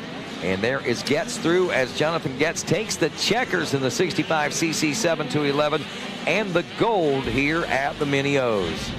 A diverse podium, Rodney. A Husky, a KTM, and a Gas. Ah, yes. Back there in the fourth place position, seeing Justin Schupp ready to check in here in just a moment. There is Walters through now on that Gas. Gas really making some strides in the last 12 months. I think, if memory serves me correct, even being in the off-road world, I didn't recognize seeing the Gas 65s or 85s till we were here last year. So, that's a good point. Yeah. So they've really made some big gains out there in the 50cc classes out there also. Elliot Boucher in the number 5 spot, Maverick Gish in 6th, Easton Graves 7th, Chase Dashiell is 8th, Francesco Capetti in 9th, and McCaden Fitch rounds out the top 10. Coming up next, we've got more racing. Race number 44, for our friends from Chile out there. And just to let you know, the final race. No, we're there? We're there. The final race of 2021, race number 44, is this historic 50th running of the Thor Mini O's. Last gate drop, and we head into turn number 1. Riders to keep an eye on in this historic gate drop here will, of course, be Will Kanigher, the number 708, taking a moto win out there, as well as Tiger Wood, the number 43 machine. Another rider to keep an eye on out of Cairo, Georgia, and, of course, with that, also Jude Smirlik, a rider to watch. Dylan Sullivan, Will Campbell, just a few to keep an eye on. Mikey Waynes, as we pick up our leaders. Top of the hill is that Tiger Wood out front. Absolutely, it's Tiger Wood right now leading the way. This is Dean dropping in. Jang there in the second place position. Third spot is Canberra. Fourth spot, it looks like Tyler Millette. And Jude Smirlik trying to slide into that fifth spot right now. Well, I tell you right now, no doubt about it, he has put himself right where he wants to be in that point position on the Toyley Designs Factory Connection machine, also brought to us by MTF. And I'm sitting here, I know he's not from Cairo, Georgia. I'm trying to think, is he from South Africa? Is that where Tiger Wood is from? I'm not sure. I know it says That's a good question. I don't remember. I can't recall either. I should remember that. But there's an awful lot of things going on this week to try to compute for an old guy like myself. It has been wild. And great racing like this keeps the brain scrambled. Look at this. Tiger Wood is under pressure right here, right now, coming at us down through the home stretch into the switchbacks and the split lanes. And while they get this sorted out, we'll head down to West Kane. That's the 22 back in the number 2 spot. That is Bruno Orput. And let's make sure we got that right. It looked like a 22. 27, sorry about that. Christian Janik, that makes more sense. He comes in with a 4th. Let's head down to West Kane. All right, thank you, Rodney. We'll get you right back to the track. Yamaha Podium alive and kicking. Landon Walters, congratulations out there, finishing 3rd in this championship. Who do you want to thank? I'd like to thank my mom and dad, my sister, Matt Cleveland, Quicks Moto, Fly Racing, Adventure Moto, LSR, HB Motoco. Everyone else I forgot, thank you so much. Congratulations, Landon Walther. Job well done. Carson Wood, come on up here. Good job, Carson Wood, finishing 2nd in this championship. Who do you want to thank? My mom, my dad, Fox, Links, Jimbo, Ethica, Alpine, Pro Taper, Moose MX, Featured MX, and God for me, keeping me safe. Congratulations, guys. Give it up one time for Carson Wood. All right, good podium interview. All right, 3rd championship of the day. Jonathan Getz on the 22 machine. Hold that up high. Let everybody get the shot. Jonathan Getz, your champ. Good job, bud. Who would you like to thank? My mom and dad, to do graphics, MX Tire, Fly, Mika Metals, DT1, Ithaca, Sikwix, T-Rex, Throttles, Torres, and everyone else. Thank you. Congratulations, Jonathan Getz. Champagne toast. Congrats to the Getz family. They worked hard for this, and it paid off. Congratulations. Back to you from the Yamaha Podium. All right, and I know. All right, Tiger Wood, Christian Janik, Jude Smerlik checked in with 1 lap, and that order, and Tiger Wood is still out front, and looks like that is Jude Smerlik now up to the number 2 spot as we got a few changes taking place out there. What happened to our Kawasaki rider? It looks like he has dropped back a spot or 10. Yeah, I haven't seen Yannick come through yet, and the number 27 Kawasaki was on the move last time around, came through in the number 2 position, and there he is right now, and man, he has given up a grip full of positions. Well, Smerlik and Mollett now in the number 1, 2, and in the number 2 and 3 spots. Will Kanigher, who was a division race winner, the 708, running back in the now number 4 position. Yannick checks in 17th, Rodney, and Megawatt, and that significantly dropped him down on that combined moto. Wow. How we looking at on that combined? Well, right now we got Tiger Wood out front, Smerlik and Tyler Millette, which is how they sit on the track right now as well. Exactly, and Will Kanigher, who won his division sitting 4th, is looking at 4th overall. So to tell you, right now we have got the top finishers in those first 2 motos up front right now, and actually from obviously Will Kanigher having his work cut out for him with that 4th place position. He needs to gain at least 1 more spot to work up into a top 3. Christian Yannick is on an absolute tear right now, getting up in that. Look at him working his way around that KTM rider right there with ease, and made about 3 passes, Rodney, since leaving the pit. Yeah, look a little further back. Dylan Sullivan, man, talk about consistency in this second moto to the overall itself. Dylan Sullivan is 5th and would finish 5th overall. Jaden Searles is 6th, would finish 6th overall. So the top 6, where they sit at right now, is where they will likely be for the overall top 10 today. And that's, that's so common throughout the course of the week. And like the term you used, the cream rises to the top. But I got to tell you, we got a lot of cream bubbling right under the surface as well, bro. Lots of cream. Yes, for sure. And a track that has been beaten and raced and just abused this week by the top talent in the world as far as amateur motocross is concerned. And the amount of laps this race track has seen is unbelievable. But I'll tell you, it is held up well. The track crew has done a great job of commending those folks as well as the riders. They have held up well in all the conditions that they've had to race in. I mean, it's been virtually perfect, come on, but the track itself has certainly been an obstacle at times with that race pace developing out there. Absolutely incredible week, Mikey and Rodney, talking about the track and the way it developed. But I'm looking, am I reading that right? A 153 from leg? Yeah. Oh, yeah, he is moving. That's like the fastest. I mean, we've seen a 155 out of Smerlik, which I thought was fast, but that is clearly 2 full seconds faster when we look at that, even on the 10ths and 100s. Yeah, the Husky machine putting in a heater. And there for a moment, is Millette on a Husqvarna? Scoring says it is. Says it is, but that doesn't necessarily look like it. No, let me tell you, that's been wrong a couple times. Yeah, I was going to say, if that's him. All right, we got Tiger Wood on screen, out in front. I think what happens is that gets entered into the computer and a change is made, but not in the computer. I mean, listen, I could be seeing something wrong as well. I mean, I know what I see on my computer, but the screen is playing tricks with me. Right. Well, we'll see this time around as our leaders drop into the Gator pit.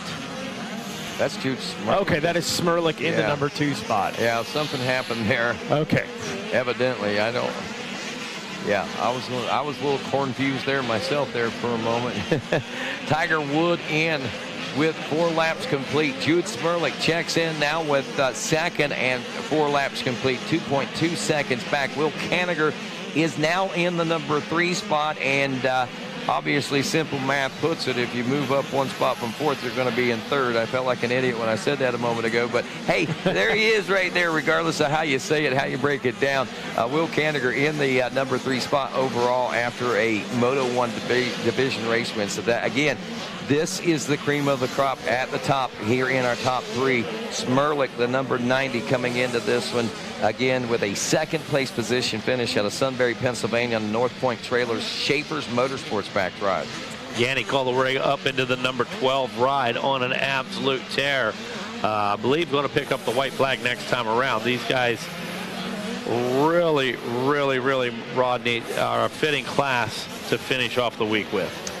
You know, many of these riders will be on big bikes next year and that kind of thing. Many of these riders, first-time super mini riders, so it's the bridge between our true youth riders and our big bike riders, and I truly love these super mini classes. Right now, Tiger Wood, one more time as, whoa, who's that on the face of the pit there? Wasn't sure who that was. We had a couple riders go down right there. They're all right. Got back on the machines and rolled. But so there comes Wood back around below us. He's dropping down into the Gator pit as he does that. Smerlik not really far off pace, but not at all. Keeping an eye on Kanigher. Kanigher starting to reel in Smerlik. That gap was a little over 2.5 seconds last time. I don't know, but yeah, I met his uncle the other night. He said it's Kanigher. That's what he told me. Yeah, Kanigher. Yeah, you got to growl at the end of it, I guess. Yeah, 1.4 seconds, so Kanigher is on the move here. The white flag is out, Rodney. 1 to go in this 50th annual Thor Mini-O's presented by Pro Circuit. And folks, we cannot appreciate you enough. We thank you so much for coming down and spending your wintertime vacation with us and making us part of your Thanksgiving holiday. And our extended Moto family, Rodney, just unbelievable, the hospitality and family feel and love that we get. Amen to that. And Kanigher, if he can get around for second place position, that will yield him this, obviously second overall as well. And looks like he's trying to go for that one more spot. Again, you know, we think, okay, second, third, no big deal at this particular point. But again, we're looking at Olympiad overall opportunities for that. So, you know, you're combining Supercross and motocross as much as you are this particular single individual race itself. So there's a lot of weight in all these races every time you go on the racetrack here at the Mini-O's. And speaking of the weight of the checker flag is about to make it fall one final time here in this 2021 season as the 43 of Tiger Wood carves his way through the final laps of this historic 50th running of the Thor Mini-O's presented by Pro Circuit here at Newberry, Florida's Gatorback Cycle Park. And it closes up. Wow. 3 are in the same camera shot as they drop into the Gator pit one final time in the final drive out. And your final champion of 2021, Tiger Wood, takes the win and the gold in the Super Mini 2, 13-16. Jude Smerlik will finish up in the number 2 spot, taking home the silver, and Will Kanigher will round out the top 3 and take home the bronze. Well, I got to tell you, fitting finish. Yeah. To over a week of amazing racing. Look at this, Christian Yannick still on the gas, working his way through. Going to be interesting to see how far he works up. And Jonathan Yelton in that number 5 spot. Jaden Searles in the number 4 position. Will Campbell in 6. Nathan Abbott in 7. And it looks like, is that Yannick? Yeah, Carter Malcolm in 8th. Yannick in 9th. By far, the best week of racing I've seen, front to back, top to bottom.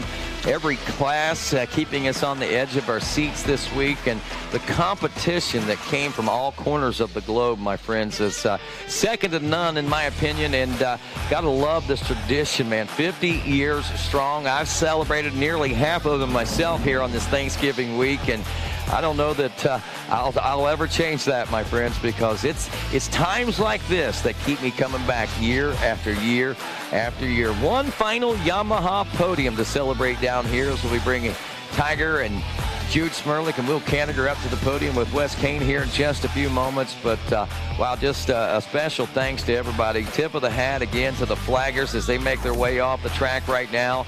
Racer TV, camera crew, and also background crew. You guys have done an amazing job this week in keeping us informed and all the great things going on. Not a problem. Andre from Faith Racers, thank you, and we appreciate you bringing church to the racetrack. Our friends from the Christian Motorcyclists Association have been a huge and monumental help for us here this weekend, and of course we couldn't do it without all the families that sacrificed their time and put all the hard work in to make their way down here to this Gatorback racing facility for this well, obviously, motocross tradition now 50 years strong as we look ahead to, wow, believe it or not, working into our 6th century, or 6th decade, I guess I would say, of many O's. 6. But, yeah, something like that as we head down to Wes Kane on the podium as our final top three get crowned here at Gatorback. Yeah, Rodney, thank you. I look over my shoulder, and there's nobody on the gate. And it's just like nothing happening over there. And it's a pretty melancholy sight to see that, knowing the things that happened here all week long. We started dropping gates at Supercross. So the action was called on Racer TV, and just an amazing run there. I need Will Canniger. Will Canniger, come on up. You finished 3rd. Great job up there. Your lion's share of podiums. Who do you want to thank? My mom, my dad, the whole South Mex crew, Power Band, Cam Original Graphics, Lynx Racing, and everybody else. Thank you so much. Congratulations, Will Canniger, doing a great job. Jude Smirlick finished 2nd. Where are you at? Come on up here, bud. There he is. He's over there getting the go-ahead. Jude Smirlick, congratulations. Finishing 2nd in this championship. Who would you like to thank? I'd like to thank Jesus for keeping me safe out there. My mom, my dad, my girlfriend, everyone back at home, Justin Jacobs, Michael LaCour, Pit Posse, 100%, Factory Connection, Lynx Racing, Panic Rev, Adept Graphics, and Club 57, WW, Curtis Spanish Side, Fly Racing, and everyone else supporting me. Thank you very much. Congratulations out there. Good job, Jude Smirlick. I lost count of how many championships he's won. Maybe he knows, but one more to cap off the week here. Give it up to Tiger Wood.